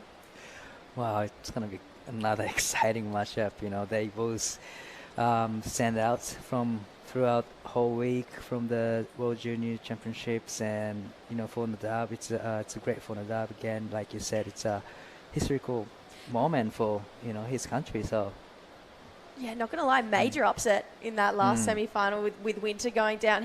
I feel like everyone's picked to win the event just with how good he's been all year, the run he had here last year, but unfortunately just couldn't find what he was chasing. Looking at this heat though, 717, that first opening wave score for Isla Huppets, already posting a big number, a 6.5 for Sierra Kerr. So we've already got a battle on our hands here, Stace. Solid looking numbers to roll on to that opening exchange. Yeah, great start to the final, and I think it'll set these two up to have a pretty, the word I'd say is probably a professional heat. They've got really good score on the board now. They don't really need to be scrapping around, whereas in the two men's semis, we saw a pretty big element of just ride anything and sort of see what happens. With the strong start that these two have had here, I think that we'll look to see them be a bit more selective and really try to put pressure on one another, because at the moment they both started within sort of just a bit more than half a point of one another. I think it's going to be... I don't think we'll see them surf themselves into a bunch of 3s and 4s from this point. Yeah, a couple nervous dads hanging around as well. Josh Kerr, obviously Marcus as well. He'd be quite stressed out at this point, as well as, their entire families. Obviously Isla, she's got 2 sisters and her mum Kelly back at home. Would be watching on, and be a big moment for someone like Isla Dye, who hasn't had those big results and that isn't that big established name like Sierra Kerr yet. Definitely, it's another rocking moment for her. But on the other hand, it's a super, super exciting moment for her to have a chance to get a world title next to her name now with her best friend in the final, Sierra Kerr. So it's a great moment, and it's an exciting moment for Isla again. And just like Stace mentioned, it's already a great heat in our hand, and 7.17 and 6.150 to start this final. Yeah, and Stace, you were a big part of Jack Freestone's career. He obviously took home 2 World Juniors to himself. It takes a lot. It takes a village to get yourself to that top of the podium and really hoisting that trophy up above your head. Yeah, it definitely does. You guys mentioned it earlier. Everyone here is pretty well supported. Nadav mentioned it, mums and dads and coaches, and it's a cool part of the sport. It is obviously individual when you hit the water, but there's always, friends and family cheering on back home, and I know it means a lot to the competitors at sort of any age, really. I think that even when you get onto the tour, you see crew at 30 plus years old, they're still stoked to hear that everyone at home is excited to watch them surf. It's a beautiful part of our sport. You get to cheer on these guys at home and then potentially have a surf with them. It's not like NBA or NFL where it's sort of just on the field and nowhere else. A lot of people would feel really well connected to these surfers' journeys, and even particularly back in Australia as well. Like the club scene that we have at home is unbelievable. And these two surfers represent 2 powerhouse clubs, Snapper Rocks and Burleigh Board Riders, respectively. So, yeah, it takes a big village for sure. Yeah, soft spot for Torquay board riders as well. Big part of the Huppets' lives early on. They obviously originate down from Victoria. You can see Isla's dad on screen. Looking a bit more relaxed there. Yeah, he's not holding that Sharon because he supports the Burleigh Bombers. He's from Victoria, where the AFL was born. So it has been a big part of their lives. Yeah, and you know what? That AFL ball, it has been just an absolute part of Isla's pre-heat routine. Every single heat, no matter where she is in the world or what kind of level of competition, it's in the pre-game. And you know what? Everyone's got their thing. you always see Sierra, she does some high knees and then some butt kicks. She's always trying to do a little bit of plyometrics, but for some people, it's kicking an AFL ball around die. That's a great one to actually have for pre-heat prep, you know. I used to do the meditating before my heat, but everyone has different approach to their heats, and it's always great to see how they prepare their heat and see the heat prep. Wouldn't say there's anything really separating these two ladies talent-wise, Stace, but as a long-time coach yourself, I feel like these guys, it's a bit of tactics coming in here too, just with these two and how well they would know the ins and outs of each other's games. I mean, I would say though, there's definitely that ability when you got to give the tip of the cap to Sierra Kerr when the waves get real. Particularly lefts. You've seen the stuff that she's done at Chopu. We've seen the stuff she's done around the world when Kira and the waves get good, but that's not what we're looking at right here. And I would say the advantage does go to Isla. She has she's just on the scoreboard. She's been generating high scores all week in all conditions. And I think at some point that sort of Aussie underdog has to just sort of leave you. Obviously she's up against Sierra Kerr, one of the biggest names in the world. But if you just look at pure stats to get to this point, Isla has been the surfer that's sort of been consistently been able to rack up higher scores. And even maybe if the scores haven't been maybe always higher in that round, she's always seemed to do it with relative ease this week. And what I mean by that is even if she takes off on a rubbish wave, she still had those one-turn moments when it's been small, where she's been able to get sort of 5s and 6s just for one moment. So I would say with the conditions the way they are, I definitely think the advantage lies with Isla, and we've seen that in the opening exchange. I'd still say she still has the turn of the event so far. Oh, for sure. That 9-point ride, it's still such a strong point. First day, I mean, I don't think any of us were really expecting that. It's one of those moments that got us all out of our seats. Everyone, all along the beach watching from back home. It was real power, just all class right now from Isla Huppert's. Currently leading this heat, though, Sierra Kerr, trying to drop a 2.17, apply a bit more pressure. Gets the board up in these steeper parts of the waves here. She's looking for a little bit more, wants to get nice and vertical, doing the best with what she's got on that wave there. You can see really nice snaps there, Di, but it's hard when it's like this and it's small because she did tick every box there and did absolutely everything she could with that wave, but you can see the intent. She wanted more. Definitely you want it more on the wave, especially in there's condition like this. You always capitalize all the sections here, but definitely she did great on this wave, generating so much speed of that white water, and it gets to second turn here, but didn't actually really have the steepest section on this one. It was a hard wave to surf, but she did really amazing job to surf this wave and maximize the section here. Stace, thoughts? Oh, the most peculiar thing to me was that she actually got that wave second priority, sitting deeper than Isla at the point. Isla was kind of happy to let her go, and the wave offered multiple scoring sections. So Isla obviously got a pretty strong game plan, and maybe the first wave of the set isn't part of that. But to me, that wave had plenty of good scoring opportunity. Yeah, I actually feel like other than that wave there, I feel like the first wave of the sets haven't really been the ones. The second or third have looked a lot cleaner, a little bit more consistent down the line there. Big moment, priority going to Sierra Kerr. She slightly betters her situation with a 4-5. This is Isla's last wave here, Stace. Yeah, you can just sort of see that entry speed and how easy the board's sort of going into the lip there. She doesn't seem to be working as hard as Sierra to get the same sort of scores, and it's sort of, unfortunately that wave didn't eventuate further down the line, but you can kind of sort of see that in the 4-5 of Sierra. It was a nice wave with a few nice sections, but the judges really making Sierra work today, and you can see that in the scoreline. Yeah, 7-1-7. It is just that high market edges Isla out a little bit. I know she's currently in second at 3.83 is what she's chasing. You can see just that board maybe has a little bit more speed on it as well. And just Di and I were chatting earlier, Stace, a bit of an equipment swap for Sierra Kerr. Obviously, you got to see it as well. Did you ever find out if it was epoxy, PU? Yeah, it's just a PU. Yeah, just one of her favourite grovelers. She said it was one of the most favourite boards that she had in the quiver. She said she bought a bunch of great small wave boards over here, and she's kind of ridden every single one up until this point, and thought that this would be the one today. And it's so far the right call. She had a great surf on it in the semi. And yeah. And yeah, looking good. We've got almost halfway through this heat so far.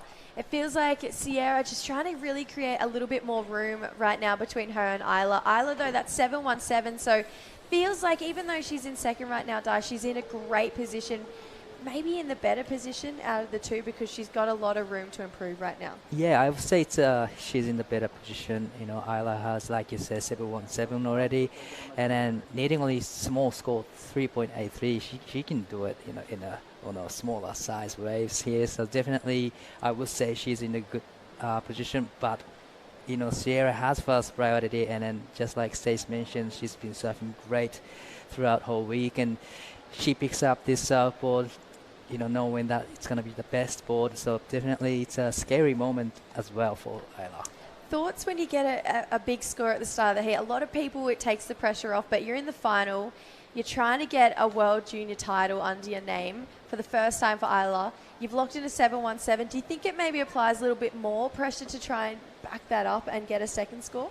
Yeah, you get, you know, sometimes you get really super excited after getting the 7-point ride. Okay, now it's probably my day and I can get another 7-point ride, but after like 10 minutes or like a couple of minutes, and then, you know, well, where's the wave? And then I haven't got any wave yet since the last wave. So definitely, like you said, a lot of pressures, you know, building up.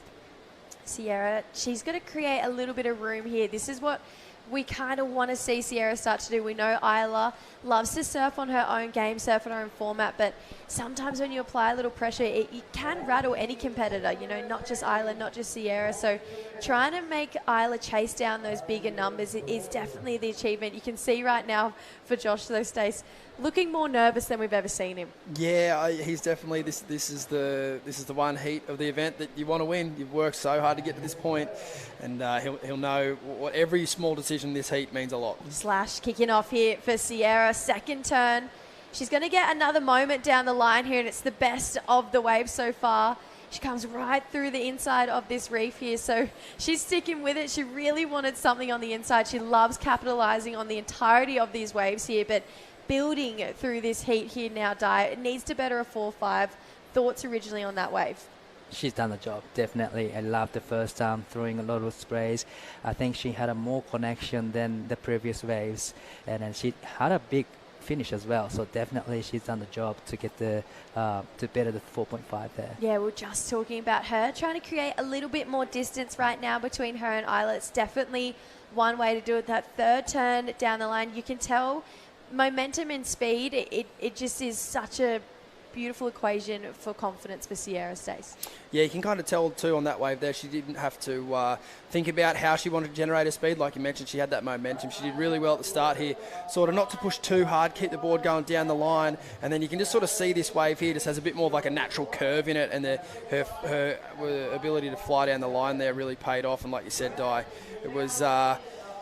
it was a nice finishing turn, just unfortunately it wasn't at the end of the wave. And it's just always one of those ones with the judges, if they kind of see at the end of the wave looking for one more and you don't get it, it kind of feels like, you know, it's not something that's written in stone, as we see there, a beautiful turn, but it's just one of those things that it's just a bit of luck, really. You just hope to finish the wave with the turn rather than be sort of looking for another one. But yeah, like you said, still some really nice surfing up until that point. Well, the judges deem it better than the 4.5, so she is improving. It's a 5.17, that last for Sierra Kerr. Needing Isla Huppets to track down a 4.5, which is a big difference from that 3. You know, she's got to have something, at least one turn that's got a bit of spice to it there. We are at the halfway mark, so we've passed this 20 minutes to go here. We're just touching on this though, Di. So a bit of pressure starting to build now on Isla. She does have this really great ability though to not get too flustered by her competitors. We saw at the start of her semi-final, she paddled way off the bank, way up the reef. She said pretty much to the other beach with Vaihiti. Kind of the only moment we've seen her be somewhat fazed by her competitor. Yeah, now she's super focused and she knows what to do in this heat, just waiting for the right ones. But I think she's not, you know, trying to get the 4.5 to on the next one. She's just trying to create more space if she's on that good ways next. But definitely, you know, a bit of pressure building up. Like you say, it's halfway through mark, 20 minutes left, but still 20 minutes left. It's a heaps time left. Yeah, she's found some energy right now. Out the back, Isla Huppets paddling in. Needing a 4.5 to go to the lead here. You can see extends those arms. She's going to swoop back to the pocket again. That board looked like it was carrying great speed, but no inside section there. Although it didn't have that inside, I love that board and how easy it generates through these dead sections here, though. A bit of damage out the back, Stace, but she's going to need more. Yeah, unfortunately she won't get rewarded for this wave too highly, but I agree. Like even that first turn, as soft and as hard as that wave is, it's just a sign of how committed she is to her turns. So to be able to twist and kind of throw a bit of spray in a situation like that's pretty difficult, but you still need the wave to play ball. So, yeah, she's going to have to go back to the drawing board here.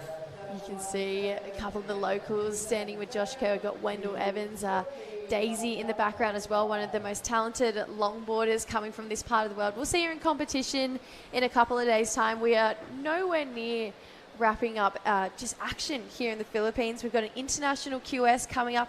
But right now, all eyes to who is going to be our World Junior Champion for this year. Right now, Sierra Kerr holding it down with a 6.5 and a 5.17. Last wave for Isla. Small score, 2.77. So still chasing that 4.5. You know that these next competitors will be laser focused on the ocean right now. Dane Henry, Nadav Attar, Stace. Who are you giving the edge to for that next final coming up? Ooh, it's a great question, but I think Dane Henry at the moment's been, I guess, probably just the most variety. He's been able to surf all different parts of the bank and sort of, get different scores. I thought that last semi from Nadav, though, was like exactly the heat you want to have before the final. So I'm not giving it to Dane by a long margin, but I think that Dane at the moment is looking like the favourite. Di? Yeah, I would say Dane. But like, Stace mentioned, Nadav had a great heat in the semi-finals, and he has the good rhythm, great connection with the ocean. So definitely he has momentum right now. So not too sure, but it's an exciting final. Yeah, we can see those trophies just behind Lennox Smith there. So that is what everyone is chasing down. Not only are you the best junior in the world, you also get a spot onto the Challenger Series. We think about these 4 finalists, every single one of them ready to be there. Obviously, Sierra Kerr already there, but thinking of adding Isla Huppets to that Challenger Series, Dane Henry or Nadav Attar, great fits and great competitiveness to add there. Stace? Yeah, definitely. Speaking of competitiveness, you can just kind of see that there from Sierra, that the attention to detail in her competing is, that's why she's a World Junior Champion as it stands already. She's looking to add a second title. Just not giving Isla an inch there. Like Isla went to look a wave under second priority. Sierra didn't want it. Then she tried to move away, and Sierra just kind of sharking her down the lineup. She knows that, Isla's capable of getting that score. And when the conditions are slow like this, anything you can do to sort of halt your competitor's momentum is something that you should take advantage of. And most people look, 15 minutes left on the clock. Why does it matter? It matters when it's slow. And there might only be 2 or 3 really good scoring waves left in this heat. And if you can limit them, you've done a good job. Yeah, we've got to give Isla a bit of space now from Sierra. She's up and riding. Not much on offer on this wave, though. So Isla, she's going to still be chasing a little bit more here. So 4-5 down the line. You'd love to see Isla at a place like, you think Newcastle, maybe Bolito with those kind of backwashy waves but big sections. Die. She's going to have to do it in small stuff though if she wants to see herself onto that Challenger Series. But like I was just mentioning, all of those surfers, Die, you've got to think they're going to be able to take it to those bigger names on the Challenger Series right now, and they're still juniors. Wow, that's a big moment for surfers in a teenage, it's a big pressure. But like we've been talking throughout the whole week, all the junior surfing level is getting higher and higher, and a lot of them are in the Challenger Series. So definitely these guys, all the surfers from World Junior, they can fit in the CS level. We're looking at our final and crowning some champions here. Right now, though, there's a bit going on down the beach. We've got True out and about, believe on the athlete area. Yeah, I am. I'm on the stairs in the athlete area, and the energy right now, it's pretty tense. Okay, so we've got 2 finalists obviously out there in the water right now. Isla Huppets' dad is just sitting out there a little bit in front of me. Lennox Smith has been a little bit of moral support. Josh Kerr, Sierra Kerr's dad, of course, he's up behind me as well. He's in his own space. So we've got a bit of separation between the 2 parts of Team Oz. And then as well, Dane Henry and Nadav, they're getting themselves ready for this next final. Interesting thing to note as well, when I was waiting for Nadav, before I got to have a chat with him, I could see him go in, give Dane a hug, give Duffy a hug, go in and share that love and that energy that we've really been seeing shine through for Nadav. So I was like, oh, okay, there's a little bit of a connection here. And I think this next final is going to be really interesting because the two of them have been so informed this event, but I still feel like they've got more to give. Yeah, thanks, True. How's the Beagle looking down there? Devon Sangers, by the look of him, understandably. He's a little bit upset. The trophies were right behind him. You get in grasp, weren't they? I did get a little bit of a smile. I had a little bit of a chat with him. He was a little bit upset. Yeah, Truzy. Bit bummed, but he was happy. Thanks, True. No worries. Yeah, thanks, Truzy. Loving the intel from the athlete area. You can see Kiri behind her looking pretty stressed out as well. So I'm excited for these finals. I'm excited to see who is going to take home these trophies. Isla Huppert wants to be the lady who does it on the women's side. 4-5 is the number here. She's going to get a bowl to work with. Danger time. Nice connection in the pocket there for Isla Huppert. Not what you want to be seeing if you're Sierra Kerr from out the back. So 4-5, we've seen her single turns go a lot higher than a 4-5. It feels like it could be a good enough section to go there, Di. Yeah, definitely. She had a great moment there. It was one of the steepest sections that you can hit in this heat, especially in the last section there. So definitely great job of wave selection there from Isla. And then 4.5, it's a small score. One single big maneuver can do the job. Stace? You kind of mentioned earlier she wasn't looking flustered, and up until that point she was looking absolutely flustered. Yeah. She'd been 4 or 5 attempts up until that ride to kind of get herself back into this heat, where she wanted it to be. And the judges not really loving it as much as we did. 4.17, but I think she should still take a bunch of confidence out of that and into kind of the next exchange, just by way of, like you mentioned, Jesse, just her entry speed on the board and her board speed down the line. But credit to Sierra Kerr, she was all over this wave, and she thought, nah, there's not those points in that wave. I'm going to let her go, and it was the right call. I liked that turn there for Isla. I thought it was a nice-looking section. She definitely punched a solid-looking turn there, but the judges, they're asking a little bit more. If you want to be World Junior Champion, you're going to have to hit it a little bit harder than that. So 4.17 last wave scores for Isla Huppert. Look how close these totals are between these two ladies. Isla, she's going to have another roll of the dice here, so maybe, like you mentioned, starting to creep in the fluster, but fair enough. I mean, you're battling it out for a World Junior title. Sierra, though, like you said, she just got so much class when it comes to her competitive nature. And having someone like Josh Kerr in your corner, it's definitely going to help breed this incredible athlete. But she's one of those surfers who could kind of choose any avenue. She could be free surfer or competitive surfer, and she'd be successful. Yeah, and she's very smart competitor here. She's playing really great job here to just adding up pressures to Isla here. But I really like the last wave from Isla too. Yeah, I actually really liked that one single turn. You could see the boys were standing up looking for something. It feels like it was this Sierra using up first priority here. Carve to start this one off. There's that jam that she's got a little hung up in the foam there though, so had to kind of fight her way out of it. Don't really see that bettering the 5.17, but you've got to keep your competitors off those opportunities there, Di. Definitely. It's a great call for Sierra to just block the Isla from that way because it had a critical section to hit, actually. So great call. But like you said, I don't think it's going to be bettering the 5.17, but there's still 10 minutes left. And, even if you have a second priority, there's so many chances inside like this.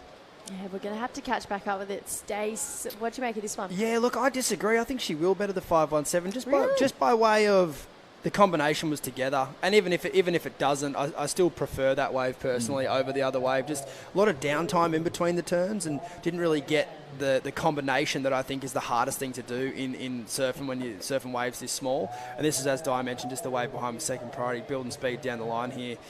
Nice slash out of the top and looks to get more points down the line, but unfortunately not. So I think the judges will analyse it pretty heavily. It could come in thereabouts or potentially over or under, let's see. But I think that sequence of manoeuvres to let Isla go the 4.17, then put herself on that next best wave, that's just, the maturity of that decision-making is you know, you mentioned she got Kersey in her corner helping her out. Kersey was a massive attacker in his heats. He had every trick in the book. He absolutely charged. And this score looked like it will come substantially under, so I'll sit here in the commentary booth and stay well away from the judges.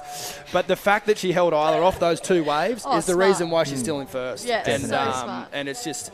Yeah, it's just you know, to see her that sharp at this age is it's really impressive. Nadavatar on your screens right now, trying to become the first Israel World Champion, is the first one to even try and battle for it, and Nat Laylor has been really the front runner of that the last few years. She's been such a talented competitor, had a big result over in Portugal on the Challenger Series. We'll see her again in Pipeline in a couple weeks' time, but her fellow countryman Adab taking on Dane Henry. Isla having a paddle here. Wasn't convinced paddling in, so she's going to need to make the most of it. Feels like it's going to have a good-looking bowl. Needs a 4-5. Got a connection, but it doesn't seem to jam as nicely as the last one. There's a 2-wave set here, this second one, with a nicer-looking speed, a better-looking pace to it. Bit of downtime, but great second jam for Sierra Cohn. You can see she felt like that was her better wave as well there. So 2 waves, and you just noticed by the paddling of Isla, she hesitated going into that one. Let's take another look on Sierra's last wave. He had a great moment. He loved the first time there, and then she did an amazing job to squares up in the finishing time there. So beautiful surfing from Sierra and trying to get bit of the 5.17, which I think it's going to be really close because it was a great 2-turn combo. Bit of a psych up from Doof and Dane spotting the drone as well. Those two, like we mentioned, every single heat. What a team that they make.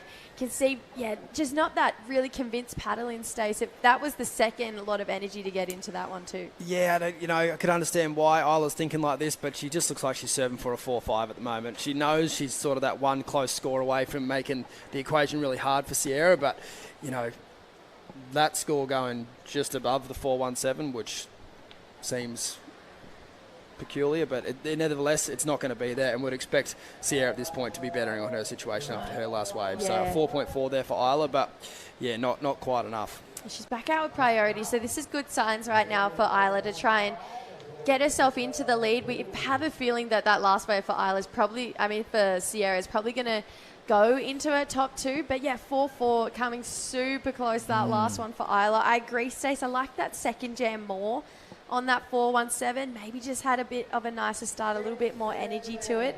Sierra, though, just finding that momentum. It really does start to kind of just be feeding her way right now. Isla's trying to do anything to get it swinging back in her direction. Has the high mark of the heat so far. Caught behind here. Now she's got some room to work. That's a better looking opening turn, but no inside section. It's just, you can see how badly she wants it here. And you can feel it, the energy, the tension, it's starting to rise between these two, and especially for Isla. You can see how much it would mean for her to take it home. Definitely it means a lot for, all the surfers to take the trophy home. And then on this one, she had a moment, great first, but unfortunately it had a weird shape of the wave, sent into the 2 waves. But unfortunate for her, but she's super hungry for the first place here. But she has a capability to get the scores 4-5, which is really small score for her now. Yeah, a bit of a nightmare right now though, Sierra, just with her class of competition and just her decision making right now with priority. You really wouldn't want her to have first priority over. She's going to let Isla go down the line here. It's one jam in the pocket, maybe a little bit more down the line. So she's going to get some room to work. Isla Huppett's chasing a 5-point ride. That last wave of Sierra, it's a 5-6-7. So this needs to be a flat 5. It got Marcus standing. He got excited about that one. Has to calm himself down, but he's clapping. He likes it. I understand why. Compared to that 4-4, I could see it going to the 5. Yeah, amazing first turn. It was eye-catching. Little bit of drama, like, she caught behind, is she going to make it? Then was able to get the board up there nice and vertical, and then got a little bonus there at the end. Just a lovely ability to kind of unweight her board there through the lip, throw as much spray as possible without any real speed, and then just some joinery work here through the inside. Again, working as hard as you could to get any kind of score out of this wave. But just the variety shown on what was available there, I think a job well done. Note under priority as well. So she gets the score. You'd hate to hear that under priority. We think back to the round of 16, Talia Swindle, Vaihiti. It happened in that heat, but that turn there, it feels like a 5-point ride there, Di. Yeah, I gotta say yes. You know, it was one of the maneuver that Isla's been doing throughout the whole week, and then I gotta say yes to the requirement. But that was a beautiful surfing from Isla. Just a little bit on the heels from Sierra. Just the first mistake we've really seen from her in this entire 40-minute final. We're down to 3 minutes to go, so this heat is absolutely flying by. 5-point ride is what Isla's looking for on that last wave there. You can see Lennox not looking too phased, just ripping into burrito. Those chicken wraps are great. Never phased, really.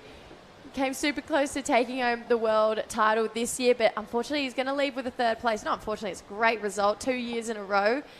We'll see him hopefully on the Challenger Series next year. He's currently ranked second in the Oz region, so he's pretty close to getting there.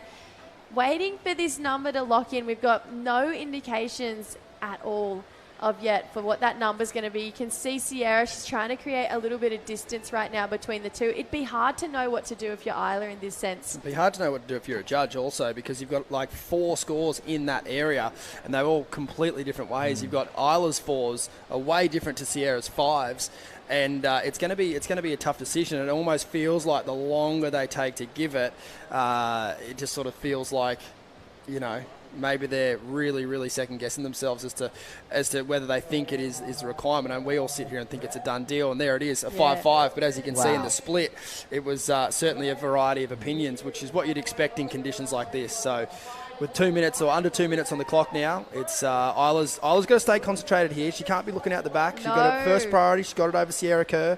So you have to be razor sharp here with 2 minutes left. Yeah, I was just thinking that before. I was thinking you wouldn't know what to do with Isla, and then you look, she had first priority, and about 30 seconds ago, there's a lot of space between the two. First priority, 90 seconds to go with potentially a world junior title on the line with the lead. You're not giving your competitor an inch. No, definitely, Isla's going to just stick to Sierra. Wherever she goes, Isla's going to just follow. That's the plan with the 90 seconds left on the clock. Yeah, we've already seen a heat be lost in the last 90 seconds already this morning when Dane Henry took down Lennox Smith.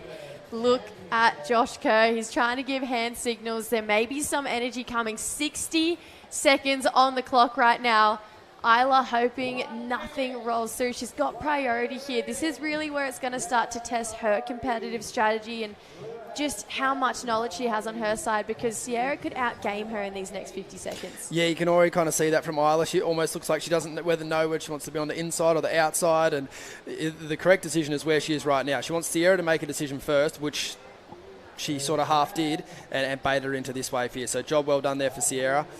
Isla, quick little glimpse out the back. You wouldn't think that's going to improve too much. 6-1-8 the score for Sierra Kerr. 30 seconds on the clock. That's not going to be it. 20 seconds to go, so she needs something to roll through here if she wants to be a 2-times world junior champion. 15 seconds. She might find a little inside runner here. 10 seconds on the clock, but there's probably not 6 points on that. It could be the underdog story from Australia, Isla Huppets. Could be. It is. Isla Huppets is your world junior champion. She's taking it home. She has just become the best junior for this season, taking down Sierra Kerr, previous world junior champion. She's going to the Challenger Series, Di, and this is the biggest win of her career so far. Wow, what a moment for her, and having a heat with a best friend and then good result, and straight into the CS event. This is a great result. She looks like she can't believe it, Stacey. No and as chance. You would be. Nah, yeah, I don't know. It'd take a while to sink in for sure.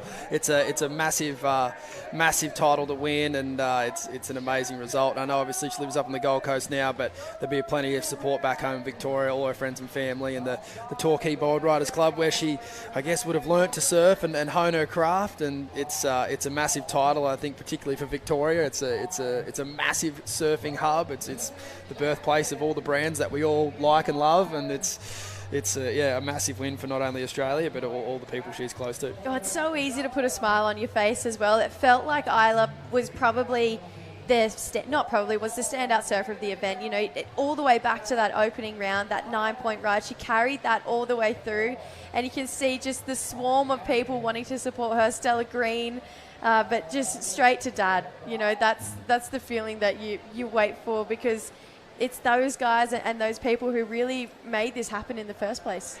Well, yeah, and having a moment like this in front of her family, it's a great moment. You know, just like Stace mentioned, a lot of people watching live from Australia. It's a great support, and it's great. That's a great moment. Just trying to get the flag all right. Trying to get it all ready. What a cool moment for Isla. She's one of the most humble competitors you'll come across as well. She's just absolutely cruising this. She's Dad waiting forgot for the a hat. hat. That's what happened. Ah, she's waiting for a hat. Shouldn't be Dad's job. One of the friends should have got it. Come on. Doing the right thing by the sponsors, though. She's trained in this, but yeah, how cool. What a run of this event so far. I mean, Isla, like we mentioned, came in. She had that really solid opening round heat. You think of Reed Van Wagener, Sierra Kerr, and she's just absolutely blitzed it. Vahiti Matahane Inso, she had to take down her, and now you can see just the chair up the beach. This is exactly what she's been looking for. Isla Huppert, your World Junior Champion. Really cool signs to see right now. A whole village taken to get her to this point in her career right now. We're going to go to a quick ad break as these guys celebrate her win. We'll be back with the men's final of the World Junior Champions. Don't go anywhere. One last heat of the event coming up. Season, she has looked so sharp for the entirety of the event, taken all the way back to that 9-point ride. She must be ecstatic. A lot of emotions running through her head. She's down on the glass with True Starling. Isla Huppert's your World Junior Champion. Congratulations. Thank you. I can't believe it, to be honest. This is crazy. It was a tricky heat. There was a lot of back and forth moments where you caught the wave, didn't quite get the score, but in the end you got it.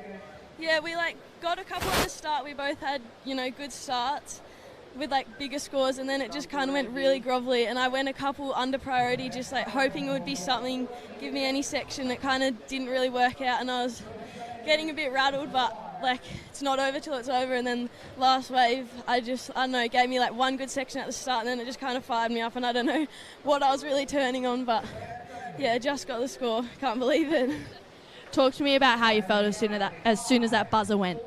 Oh my gosh, when it was counting down 5 seconds to go, and I was like, there's no waves coming, I started to tear up. I just couldn't believe it. Just hit me all at once. And Sierra's one of my best mates, so she was so stoked for me, and I'm so glad I got to share a final with her. And obviously it was super grovelly, but we both still got some, so it was sick. As well, being able to stand here and kind of feel your dad's energy on the beach too. As soon as you got that score, there was big cheers, the footy was thrown into the air. How special was it for you to come in and see your dad on the beach supporting you all the way? Oh my gosh, I just walked straight and gave my dad a big hug, and he was in tears. He'd be proud. He last minute came on this trip, and he's just been supporting me so much. But yeah, I love my dad. He never really puts too much pressure on me or anything. He just enjoys being here, and so I'm glad I could just make him proud. I know that you've made your whole family proud as well, Isla.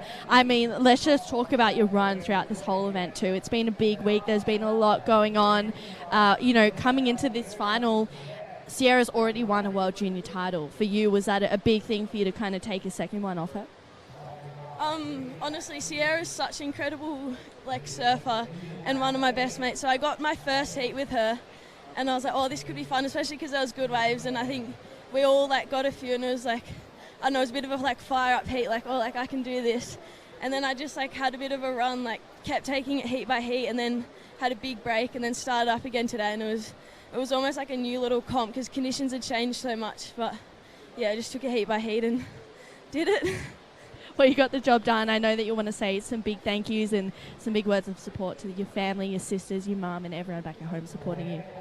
Yeah, thanks to everyone back home watching. Thanks to all my family who supported me so much and just always been my biggest supporters, and my friends as well. And thanks obviously to all my sponsors who have got me here, Sharp Eye, Rip Curl, Boost, everyone, and Burley Board Riders as well. They've all helped me so much. So thank you guys all heaps.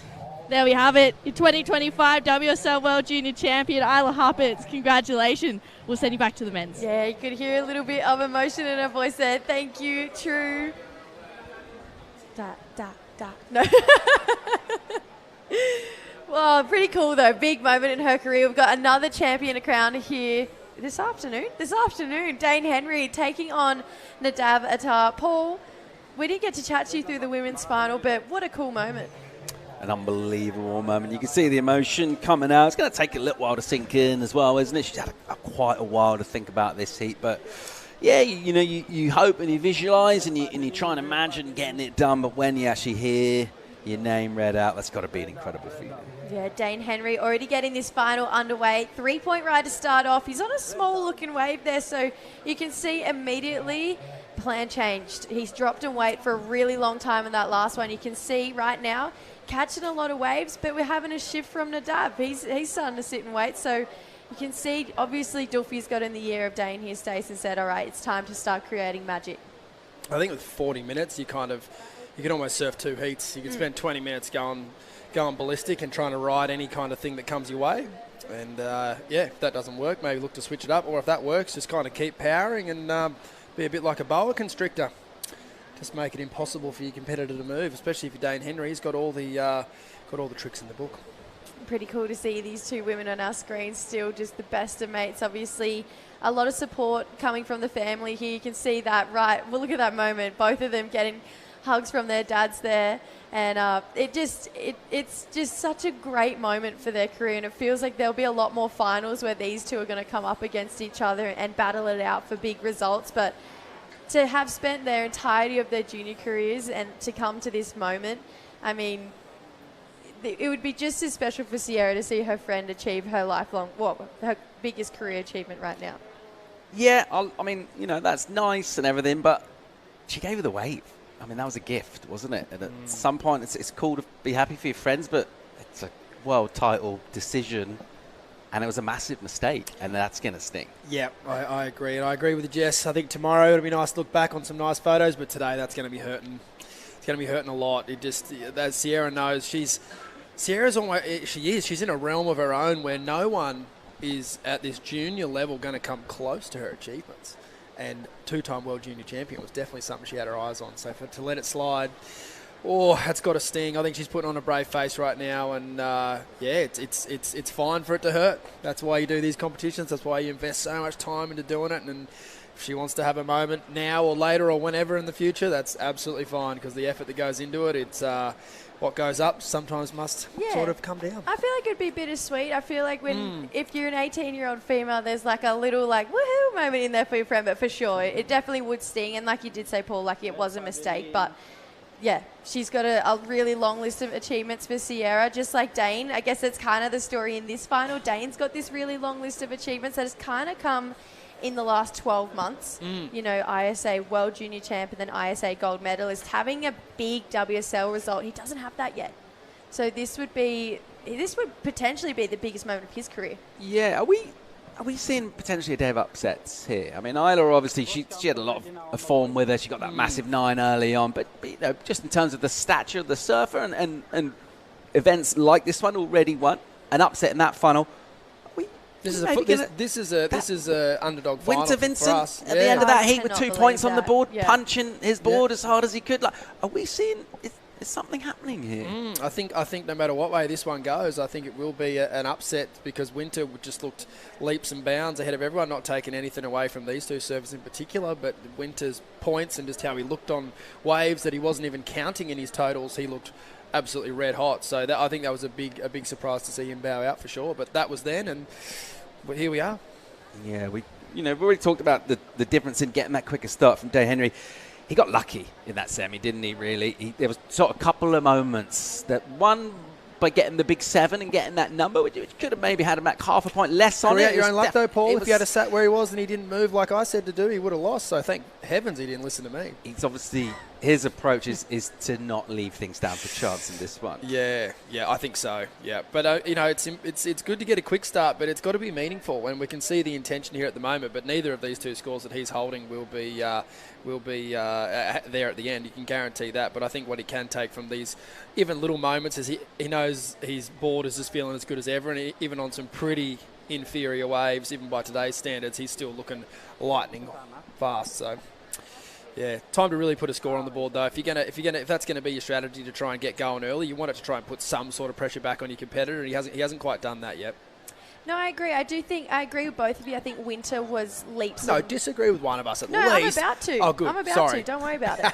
Paul, I was going to say. Yeah. Disagree with Paul, not me. No, Winter was leaps and bounds ahead, and even just the amount of speed he was surfing with too. But as far as that women's final went, obviously, as far as platform and personality in the sports, Isla was the underdog. But I think as far as performance, in this event especially, I actually think Sierra was probably the underdog in that final. I think Isla had outperformed her this event, so I actually think that went the way it should have gone when you look at a whole. Obviously, Sierra putting up incredible performances, but I do think Isla was that standout woman. So in this one, this is a full underdog. I do agree. This kind of final, I thought Lennox might have got Dane in that semi, and then I thought Winter was going to get Nadav. And who's the underdog in the Dane Lennox semi? I thought maybe Dane was. Oh, interesting. Yeah, because I thought Lennox was probably... Dane was looking super sharp, but he was kind of sitting in second gear. I thought Lennox was just full force the whole way. But, it's now or never. We've already 10 minutes down. Dane, Nadav, one of them is going to be our World Juniors. It's very exciting. You could see, I saw JR Esquivel on the screen before, one of Filipino's finest. He's down on the beach along with True Starling. Oh, thank you, Jessie. Felt weird calling True by a full name. Yeah. Why? True's taken away. Thank you, Jessie Starling. Paul Evans and Stacey Galbraith. No, I'm down here on the beach now. Obviously, Isla Harpert's just winning a World Junior title. That was huge. Her dad had a few tears. There was a few moments of emotions really coming through. And then I just went up and I was having a chat with Adam Dufner, Dane's coach, and talking to Dane's mum, Kiri. Ended up walking away from that in tears as well, because the emotions are so high right now. Obviously, it's a World Junior title. Everyone wants to be the winner of this event and take home that trophy. I know that Nadav's family, they're laser focused. They have so much kind of great kind of communication between the whole group of them. There's so much amazing support. Nadav's coach is here as well, Alex. I just feel like right now this final it's huge. I think, Nadav, we were all expecting Winter to be in this final, and Nadav really shone. I feel like this whole event he's been getting better and better. But it's just been a little bit slow. It feels like they're kind of both just playing with each other right now instead of doing a little bit of surfing. So hopefully there's a couple more waves rolling through. There's still 30 minutes to go, so plenty of time. Just to circle back, did you cry? Yes. Okay, amazing. I just needed to get clarification on that. Well, I went up there trying to, bring the energy in the fives, and I was like, woo, let's go. And, yeah, Kiri was emotional, Duffy was emotional, and then I walked out of there in tears, and I was like, okay, I need to wrap this up. What are you going to do when someone actually wins this thing, True? Yeah, probably cry, I think. Can't wait. I know, so bad. True's post-sea interview. How was it? I think it could end up like that, You just never know how it's going to roll. But, I mean, both Dane and Nadav, they've been on fire this whole event. So I think it's a really evenly matched final, and I feel like it's really anyone's heat this heat. Yeah, looking forward to it. Thanks, Boots. Nadav up and riding on his first wave of this one so far. Solid second turn. Most spice we've seen all morning there. Nadav with Dane right behind him, starting to flare up himself. This is a good-looking inside bowl here. That's that trademark snap he's got. Really throws that arm back into it.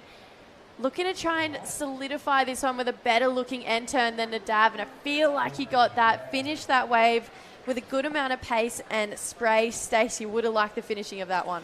Yeah, this was a nice wave here from Dano. Good to see him sort of relax that first turn and let the rail glide around. And he really sticks the back foot into that turn there, giving it everything he can, and just a bit of joinery to get to the end of this wave and put the bow on it, as they say. You really don't want to fall off at this point, and he definitely did not do that, and a well-surfed wave there.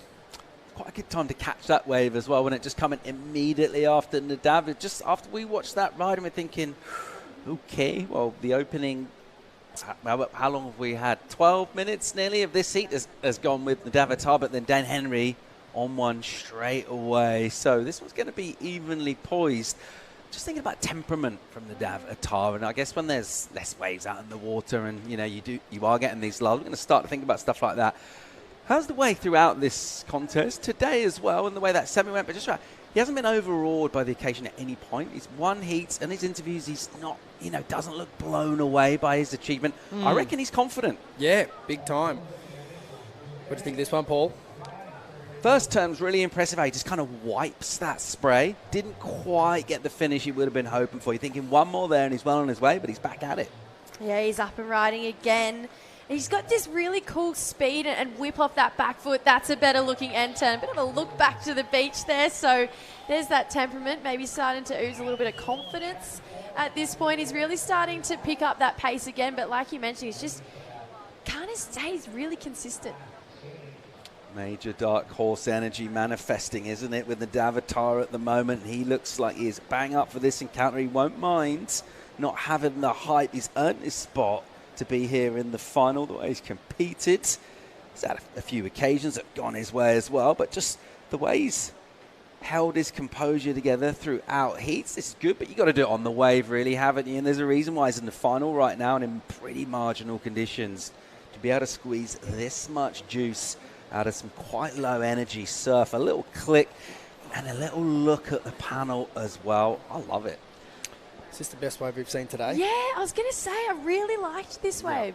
And just the tempo at the start of that wave, just to be able to kind of really, I think carving when the wave is this height is the hardest thing you can do. These turns, if the section's there, with how talented these surfers are, sort of come pretty easily.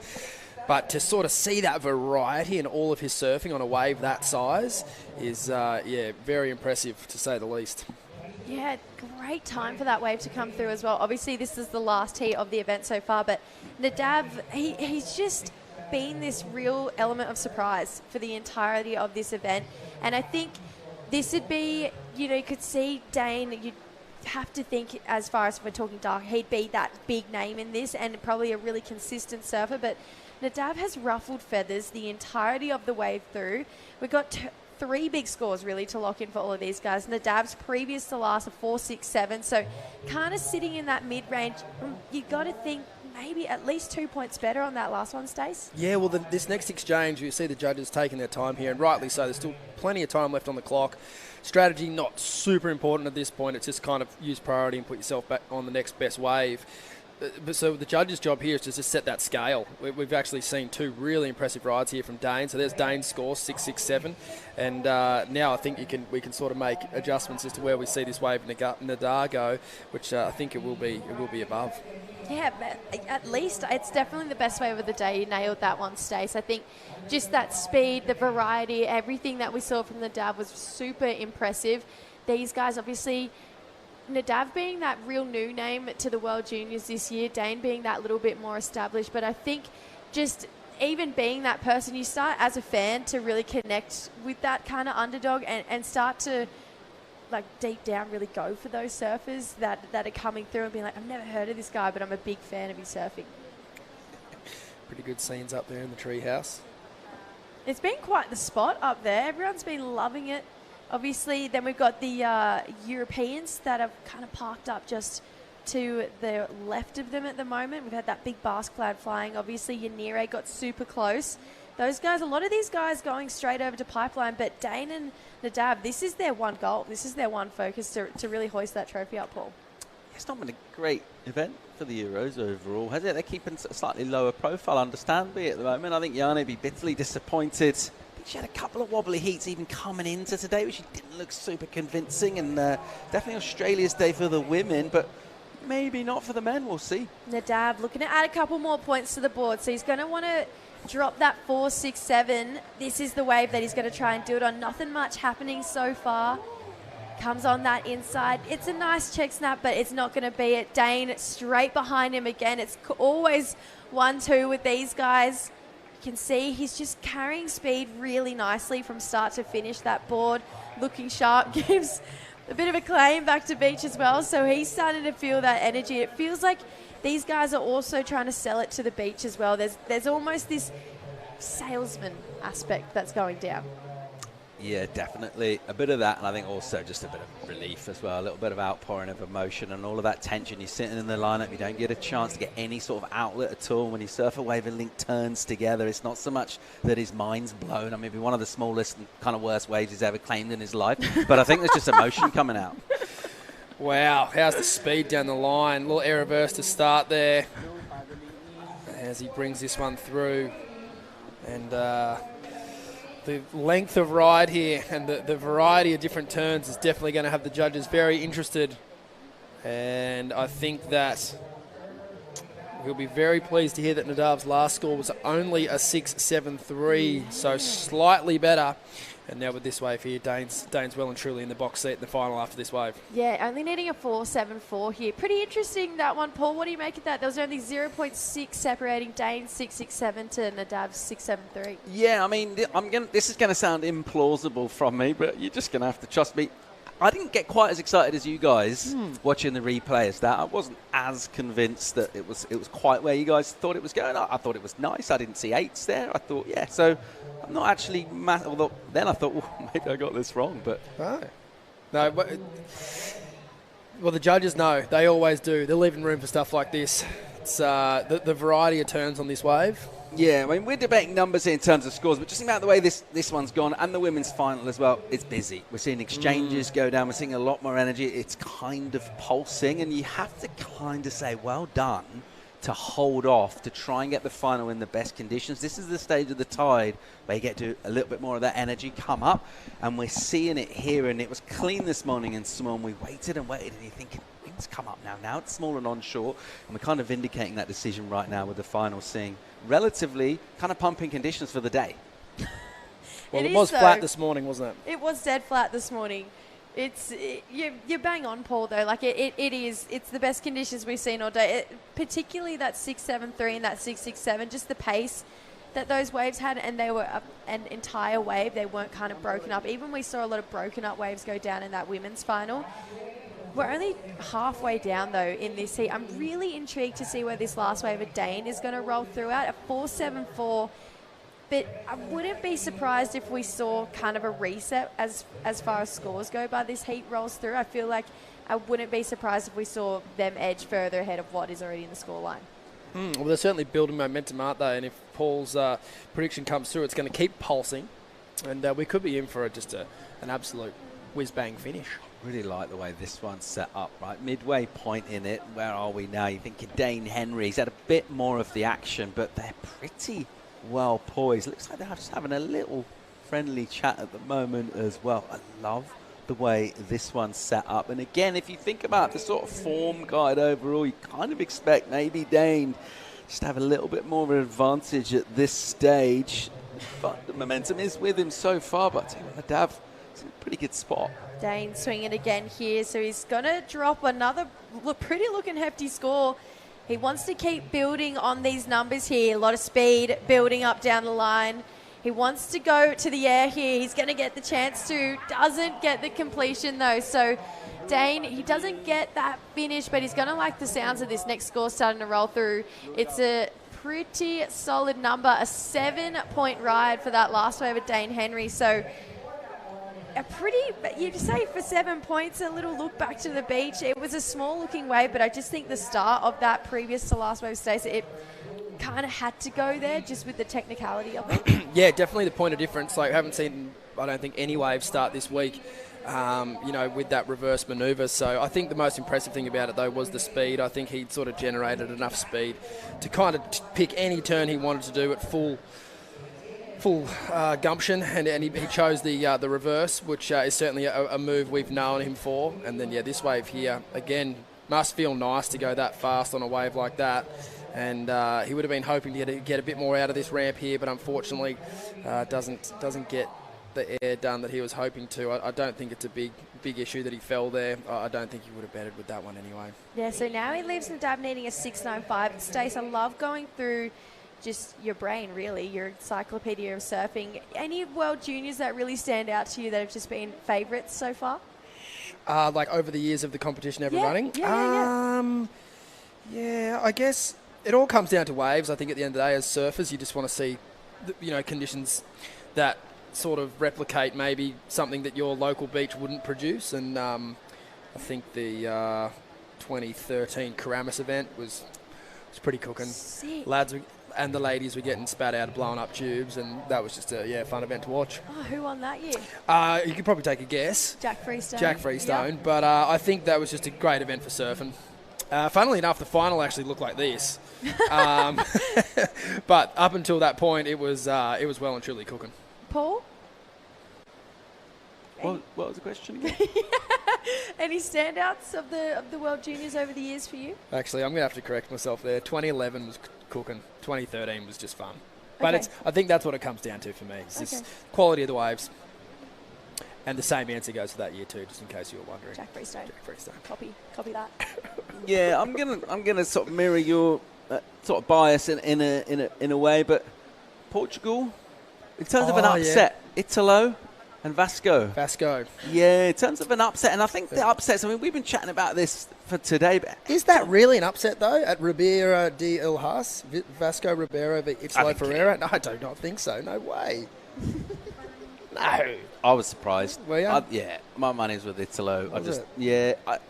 It's been an event where you see surfers that maybe kind of got out of traps a little bit early, already got qualification done, already made sort of global names for themselves. For sure. And then there's even a conversation: do I even go and do it? Is this something? Is this what I want to do? So there is that sort of almost like that two-tier element to it, and I just think it's real interesting to see a chance. Maybe some of those surfers that haven't their career, they would have known about their peers from a very young age, and then maybe one career takes off and qualification comes early, and the other one's kind of still trying to get there, and maybe a chance to kind of even things up. And I think some of those storylines, some of those rivalries, that's what makes it really entertaining, aside from, of course, just the action that we're getting, which obviously depends on conditions. Yeah, it's an interesting point. You're going back to a tour that you, on paper, should dominate because you're already in the big leagues. But, guess if you want to be the real champ, you've got to take the fight. And that's kind of part of the point I was making about Sierra Kern. I think how disappointed she's going to be when she looks back on this, because a chance to get another one done. And you think about, who's coming onto the CT next year, and bringing the conversation to Tia Zabrowski, and she's still so young and on that tour already, and just a chance. And Sierra Kerr, that energy was very much kind of with her, like at a really young age. You're like, this is someone truly generational. She's kind of doing stuff that we haven't really seen done this consistently, and particularly not just the airs and stuff, but in the bigger waves. Obviously, it's not what we got here today, but I think this would have been a great one for her.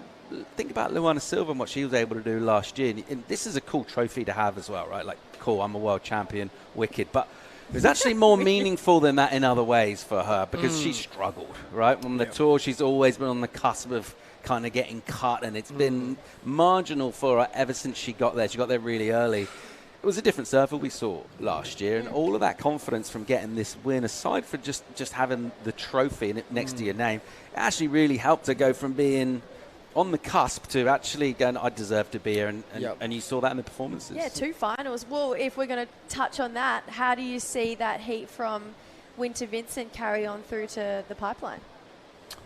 Is it struggle street? Is that getting stuck in his head?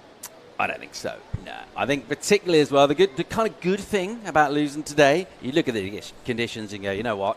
It was really small. It was kind of anyone's, and I think you just put it down to that. Okay, beautiful. Love that. Dane Henry trying to make it his this year to become the World Junior Champion. Needs to hold on for 14 more minutes. Goes to the air here for Dane Henry. It wouldn't be a heat if we didn't see him do it at least 2 or 3 times right now. Don't really see that going past that 6.67, but I feel like just trying to outperform and outsurf Nadav Atar right now, Stace. Yeah, and just trying to keep the wheels moving. It's not a very long paddle back out, so he can look to roll the dice on a few waves. And then also, too, just sort of tempt the judges. What did you think of that? And, maybe if he is in a position where he needs a score later in this heat, he can kind of use that information. I'd suspect they're not going to like it as much as the 6.67, but hey, you might as well try and see what they're feeling, see what they like at the moment.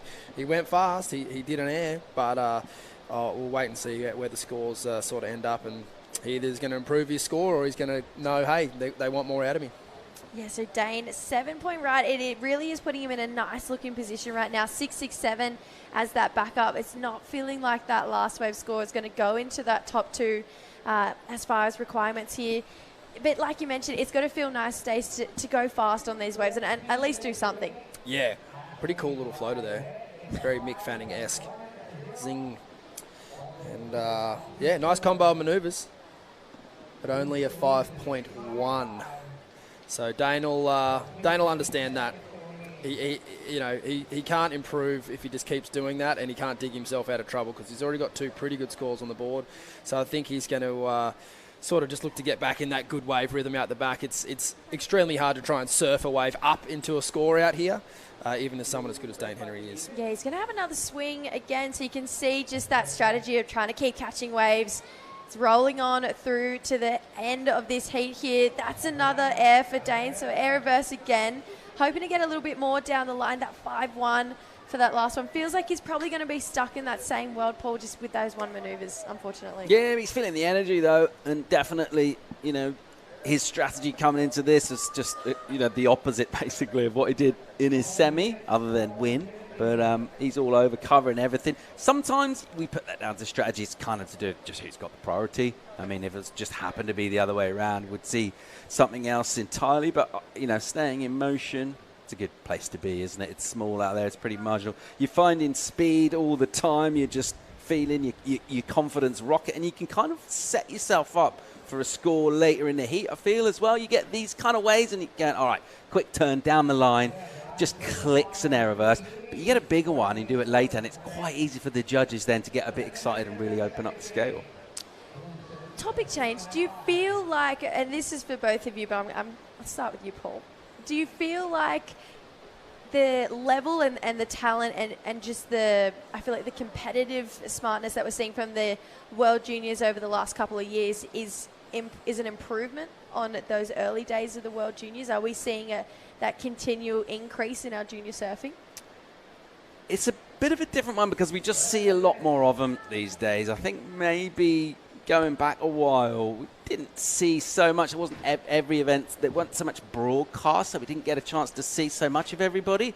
Definitely didn't see their Insta all the time, so it kind of weren't as familiar. So with a lot of people, you were kind of discovering a bit more about them. There's a bit of hindsight involved as well. You look back and people that go on to be, Kelly Slater. You think about I think a long time ago, he surfed with Shane Dorian at Narrabeen in a World Junior final. So, you're talking about kind of 2 pretty incredible surfers. I think that was the final was quite small. I think they might even surf switch on their first wave. So they were having a bit of fun with it. And it's always been that event. If you're a big name and you don't get it done, it's not. It's just another contest. But if you maybe aren't a surfer with that kind of hype, it's a major opportunity to put your hands up. At the same time, I've seen some people win them and kind of not do much after that. So, it's a good feather to have in your cap, but it's not necessarily foretelling glory later on in your career. You think of Mick Fanning. He never won one, was one of the greatest of our sports as well. Stace, what's your thought on that?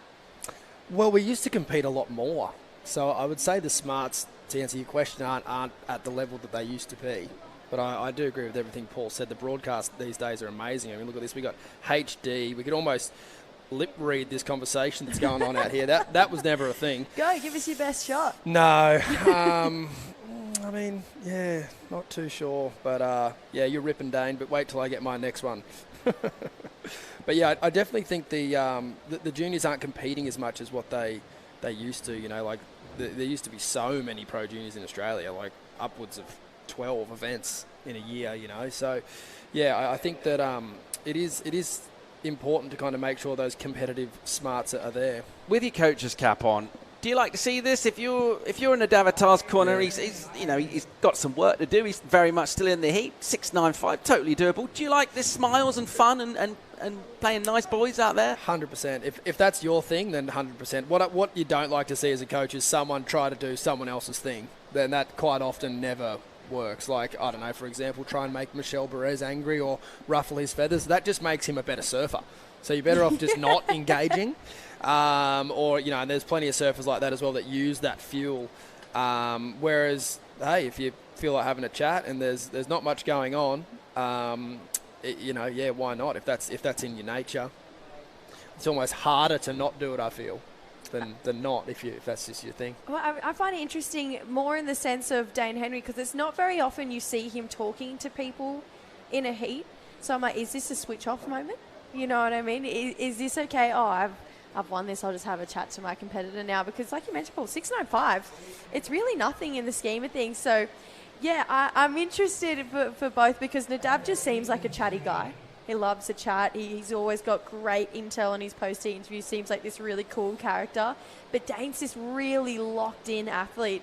So I think I'd be more nervous if I was in Dane's corner. Don't you think, seeing him Tell him to reel it in a bit. I mean, Dane's pretty chatty outside of a jersey for sure. Oh, absolutely. But yeah, you're right. When he gets in the jersey, he goes into cyborg mode. But hey, yeah, that's, you know, maybe they're both, like Paul mentioned, at this point, it's also a bit of relief. You've surfed every heat in the final. You've made it to this point. So yeah, I think they both want the same thing right now, though. They'd both prefer to not be talking. In terms of talent from your region, you guys, you kind of spoiled for choice.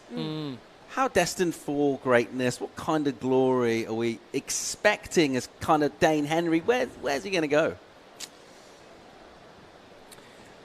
He can go as far as he wants to, really. Yeah, but I think like Mick Fanning or someone like that, you think about him back in the thinking. era. Like, Mick worked really hard at his weaknesses, and I think in the last 2 or 3 years we've seen Dane go from strength to strength in areas like this where we know he's strong. And you could use this same sentence about any surfer, really. You know, the perfect example for us in Australia was Jack Robinson and Ethan Ewing. And they've both ended up at the same point, essentially getting the same results. Jack's had a few more moments on top of the podium with CT wins, but as far as finishing higher in the world, Ethan's finished higher once before, second in the world. Jack's only ever finished, I believe, 4th or 5th. So, and if you look at their strengths, they were both very strong at the opposite skill set. So, yeah, Dane could go as far as he wants to, as we see some good replays here from this heat and some real good surfing. But getting back to why I think I like this wave, it's just that combination of the first two turns there. Nadav's not as fast as Dane, but he is putting the board in some really good areas and using all of his rail on these waves and then getting the nice finishes. But we're reviewing this on a very cropped-in view, and the judges are getting a much more expansive view of the lineup. So his rides might not look as sort of dynamic in 3D. Just going back on that Dane thing, I do really think he's probably based himself off Mick Fanning as well. And I think Mick, as far as our sport goes, I think he's probably the ultimate role model, because he's a world champion and he's also gone on to have a really expansive career past competitive surfing. You see a lot of guys maybe not get as much as a career as him, but I think as far as like a personality goes and an athlete goes, he worked hard. He had to work through a lot of adversity as well. Had so much just respect from the entire community, and then has gone on to be this really incredible just worksman, really. So I think Dane's really based himself off Mick, and I think a lot of young guys around the world are probably going to look to do the same. I know Nadavi's just worked with Andy King, who's this incredible coach out of Australia as well. So to have so many people internationally in your corner for both of these guys, you'd have to think that a long, successful career, it's definitely not out of the question for both of them. What about you, Paul? You just did the World Grom Search titles there out front of your joint. Out front, the gaff. Who surprised you there? I mean, again, like without risk sounding slightly repetitive, the Aussies are just unbelievable. The amount of talent that they brought to that, and just sort of how kind of professional they were at a very young age, about being on the other side of the world. Loki Cullen was really impressive. Yeah, he is. And just a bit of personality about them as well. I mean, it definitely wasn't summertime. It was kind of cold. It was sort of, you know. So you got to see some drip. Yeah, a bit of that. And I just thought the way they kind of were able to have sort of fun in between and then really knuckle down.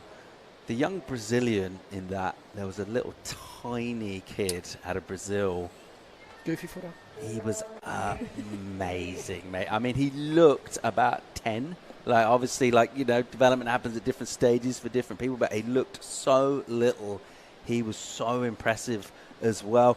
sometimes you can, maybe put a little bit too much on, particularly at that kind of age group level as well, like the real youngsters. At the same time, you can see people and you go, there's no way this person's not going to become a major surf star. 3.5 on the clock here. Dane Henry's got one hand on the trophy, wouldn't you say? Oh, he's so close, definitely. That 7-point ride, 6.67.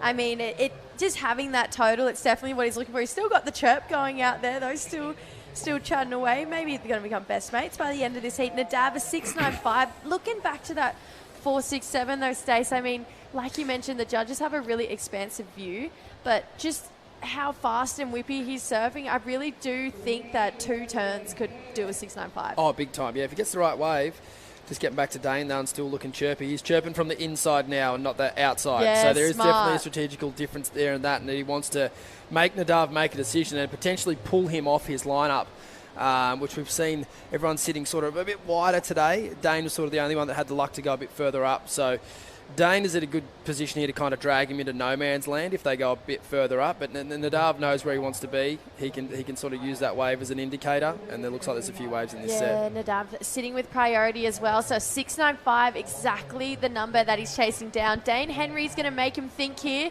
and he's going to paddle in here. Got some speed to work with at the start. Floats, but needs some more wall, and it's a mistake there. Just a little bit out time to that first section there, Paul. There's one moment on that paddle in, as our drone shot looked in, you could almost see Dane Henry's kind of slightly evil mind just going, selling the wave. He was looking right at Nadav target. I'm paddling, are you going to go? And like, I don't know, just at that moment, without even seeing the rest of the wave, I was thinking, this is a dud here. He doesn't really want this, and well played. I tell you what, there's nothing worse than second guessing with having the person who's winning the heat on your inside going, don't I go this? I'm not going to lie, I've had a moment with a certain someone sitting next to me whose name might start with S, and it was just a fun comp as well. Oh, yeah, that's right. Paddle battle, and he was going, you going, Jess? You going? And I was like, I really don't know what to do. You're making me sound like a monster here. You are a monster. You're a bully. No, I'm kidding. I'll wear it with pride. Well, get you ready for situations like this, doesn't it, Jess, eh? Yeah, I'm retired Better than now. the local charity comp than at a World Junior title, and you make a decision like that. But I think that wave didn't look too bad. He didn't get in as well as he wanted to. And I think Dane actually did well to kind of drag him a bit deeper than where he was. They did move up a little bit. And the chat's still continuing here, but it's something along the lines of, how was that last one, mate?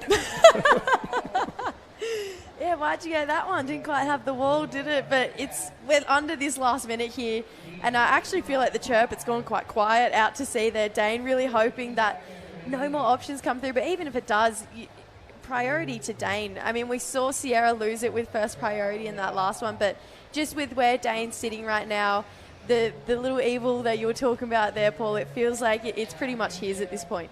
Yeah, absolutely. I mean, he's played pretty much a blinder throughout this heat as well at the beginning, just being busy on kind of nothing waves, sort of range finders, wasn't it? Smaller numbers, and then all of the crucial moments, he's really won them, hasn't he? He's been busy when he's needed to be. A little bit of fortune from just the way the priority has rolled out, but he's just been class, really, hasn't he? He's been quality, and he's good value, and he's going to be a world champ. He's just turned into this absolute machine, this really consistent competitor. You can see right now, though, this is the moment. It is Dane Henry. He is your 2025 World Junior Champion. Adam Dufner loving it on the beach there. Great sportsmanship between these two, but Dane, he was destined for this. He was destined to be a WSL World Junior Champion, and it's no surprise there, Stace. Yeah, it's been a big week for these guys. They come in early. Dane did in particular. He's been here for a week before everyone else, and you can see the elation there, and rightly so. That's got to be one of the best feelings in the world. Well done, Dane. Yeah, Dane, he's just been so sharp, and he's played the game so well. Adam Dufner straight to him. Those two, an incredible team there. They've gone from ISA World Junior Champion to ISA gold medalist to now World Junior Champion for the WSL.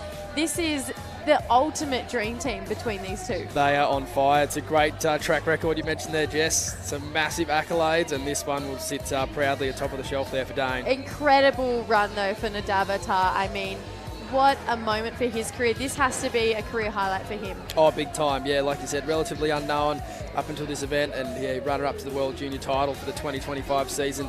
He should hold his head proud.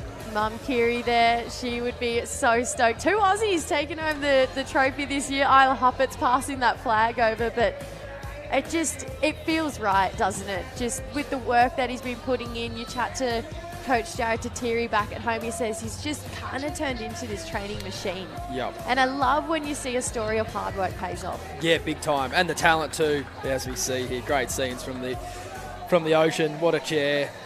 Yeah, Dane Henry, so well deserved to be the champion here at the WSL World Juniors.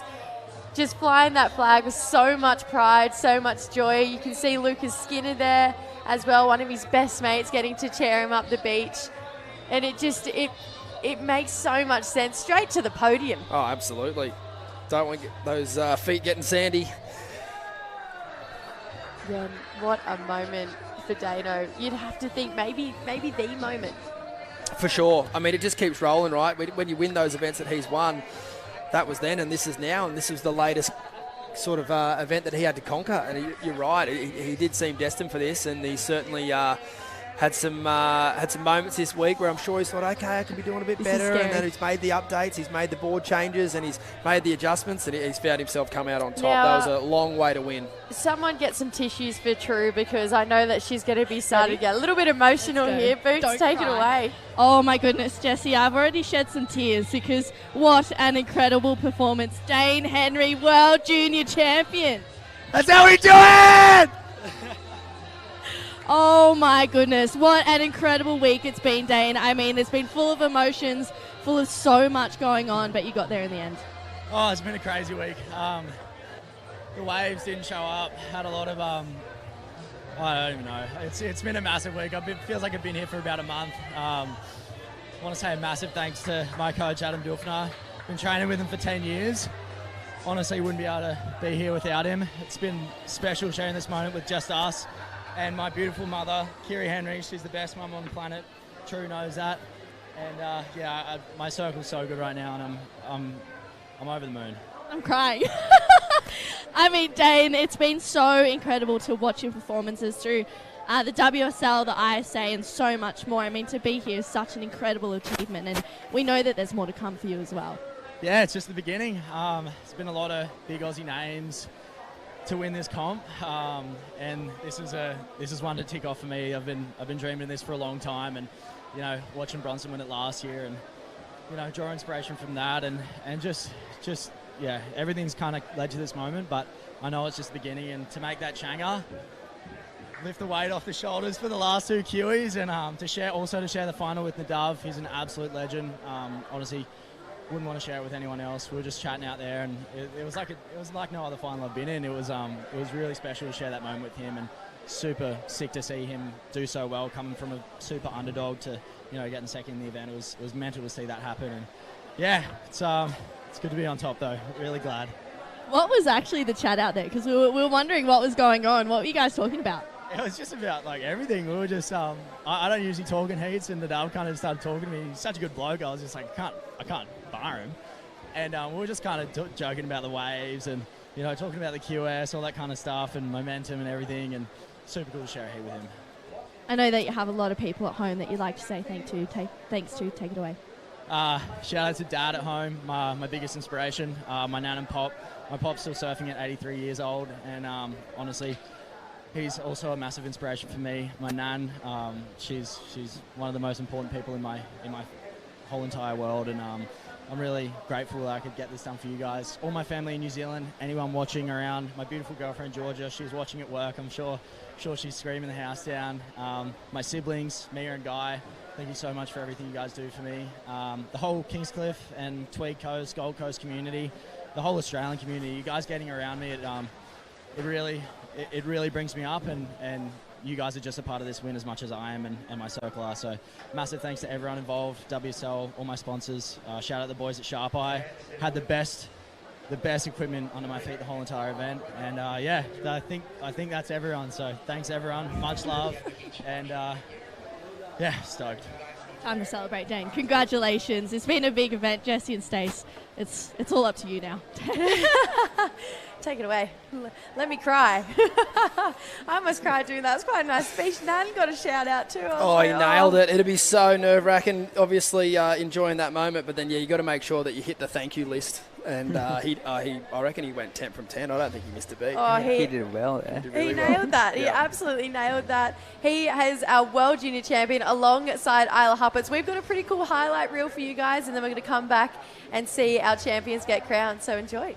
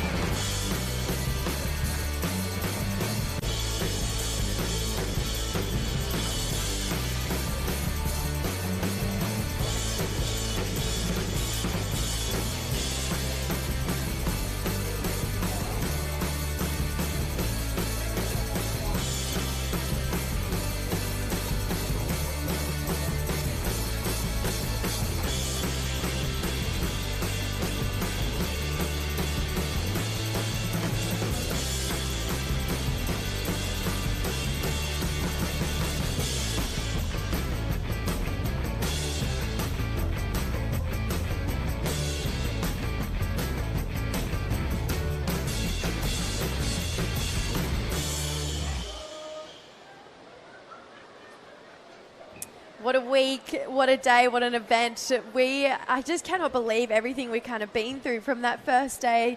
Lots of swell, and then rolling on through, you know, like we mentioned at the start of the day, Di, Isla and Dane, they really earned those World Junior titles today.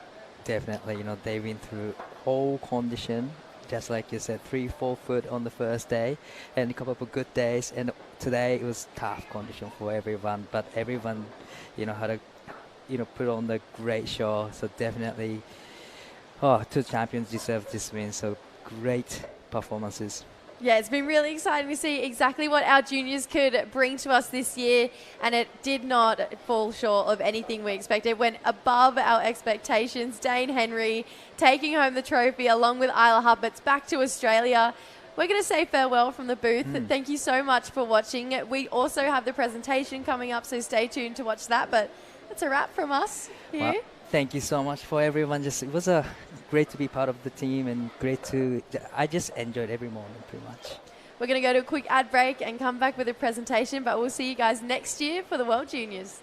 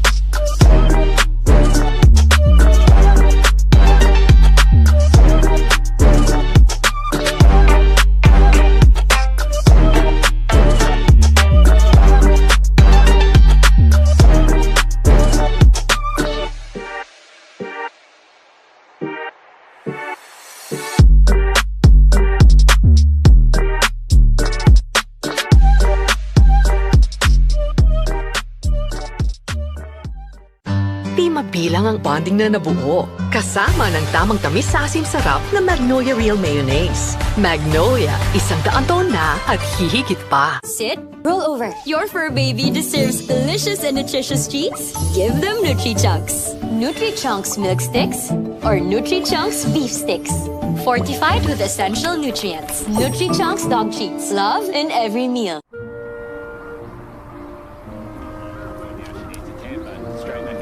And into this wave. Oh my! Deep one for Western Web. She comes out. She comes out. She needs a 10. All right, welcome everybody to the official awards presentation for the 2025 World Junior Championship Philippines, presented by Purefoods and Magnolia. And what an incredible week it's been. The work's down. Now it's time to crown some world champions. Came here last year for the first time for World Juniors. Philippines are amazing hosts. You guys put on an incredible show. No surprise to see exactly that. Once again, we've had a little bit of everything in terms of conditions. We started off real big, ended up quite small today. Performances were incredible though, but one consistent thing throughout has been the energy brought by the crowd here and the locals. So our first round of applause really goes to all you guys who've come down here every day to bring the support. You crowd on the beach, give yourselves a massive round of applause. You guys have been incredible.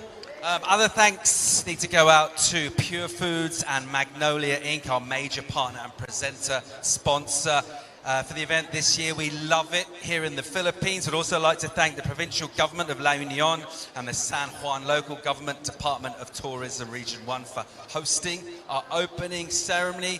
Thank you to our partners and the people that this event couldn't happen without: SMC Infrastructure, Nutri-Chunks, Philippines Sports Commission. Also a very special thank you to La Union Surf Club and the local community and surfers to share this incredible spot with us. It's been absolutely amazing. Thank you for that. All right, time to give out some silverware here. And we'll say welcome to Will Hayden-Smith, Director, Longboard and Regional Tours, and to Analia Rodriguez from SMC. They're going to be handing out the trophies. All right, first up, we're going to welcome someone up to the stage. Well, this event, looking at the history of it, it's been somewhere where surfers that you maybe didn't know as much about really put their mark on a global stage against the very best in the world.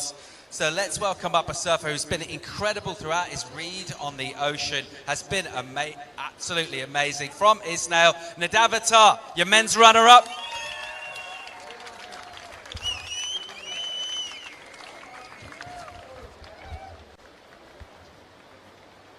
Nadav, mate, you've had a brilliant week here. You've been absolutely incredible. You're surfing, but just overall, your energy's been really good. You look like you've been enjoying yourself. Obviously disappointed not to get the win, but it's been a fun week for you. Yeah, it's been a great week. My first time in the Philippines, and it's already my favorite country other than Israel and Costa Rica. Special thanks to all the locals. You guys made it that much more special. The support from all the grounds, from all the parents, from all the people here, it's been amazing. Thank you to the locals for sharing your waves too. I know we were kind of a lot of competitors and we won every wave, so thank you for that too. Congratulations to all the finalists. You guys are amazing surfers, and yeah, cheers for the support this week. Much love. Once again, some noise. Your men's runners up. Nadav Attar, incredible. All right, time now to welcome up someone that we do know about. She's already won one of these World Junior titles. She couldn't quite get it done this year, but she's been absolutely incredible to watch. Please make some noise for your women's runner-up, Sierra Kerr.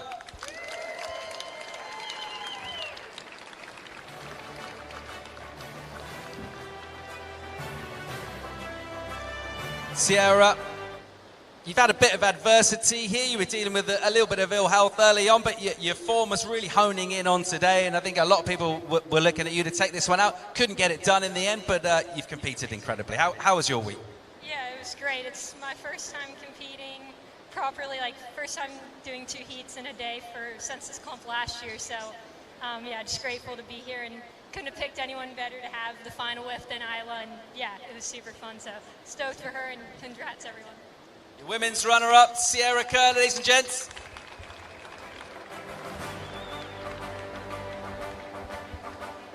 All right, now let's move on to Champions. This guy's a lot of hype on him coming into this event, as with his compatriots from Australia. They brought a really strong team. He didn't have it all this way today. Had a really tough semi-final heat, but ultimately shown his quality in that final. Let's make some noise for Dane Henry, your World Junior Champ.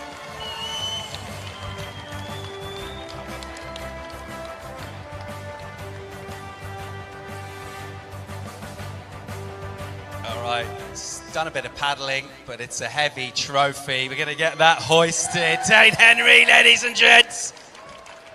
Mate, what a day. We can see how much it meant to you. There's a couple of moments today where we saw that emotion coming out, and it's, what, a few minutes now as it started to sink in? How are you feeling? Yeah, crazy. It's been a crazy couple of weeks. I feel like I've been here for about a month. But it was, you know, the last 3 days gone from cruising and lay days and tiny waves and straight into finals day, and to, you know, get the job done. Had a lot of really special moments along the way, and yeah, this one's really sweet. World Junior Champ for the men, ladies and gents, Dane Henry. All right, time now to welcome someone up here who really put a marker down on the very first day of competition. She smashed a big wave with a huge turn, got a 9-point ride, and then she went all the way with a huge performance here today. It's been a really good day for the Aussies. Let's make some noise for your Women's World Junior Champ from Australia, Isla Huppert.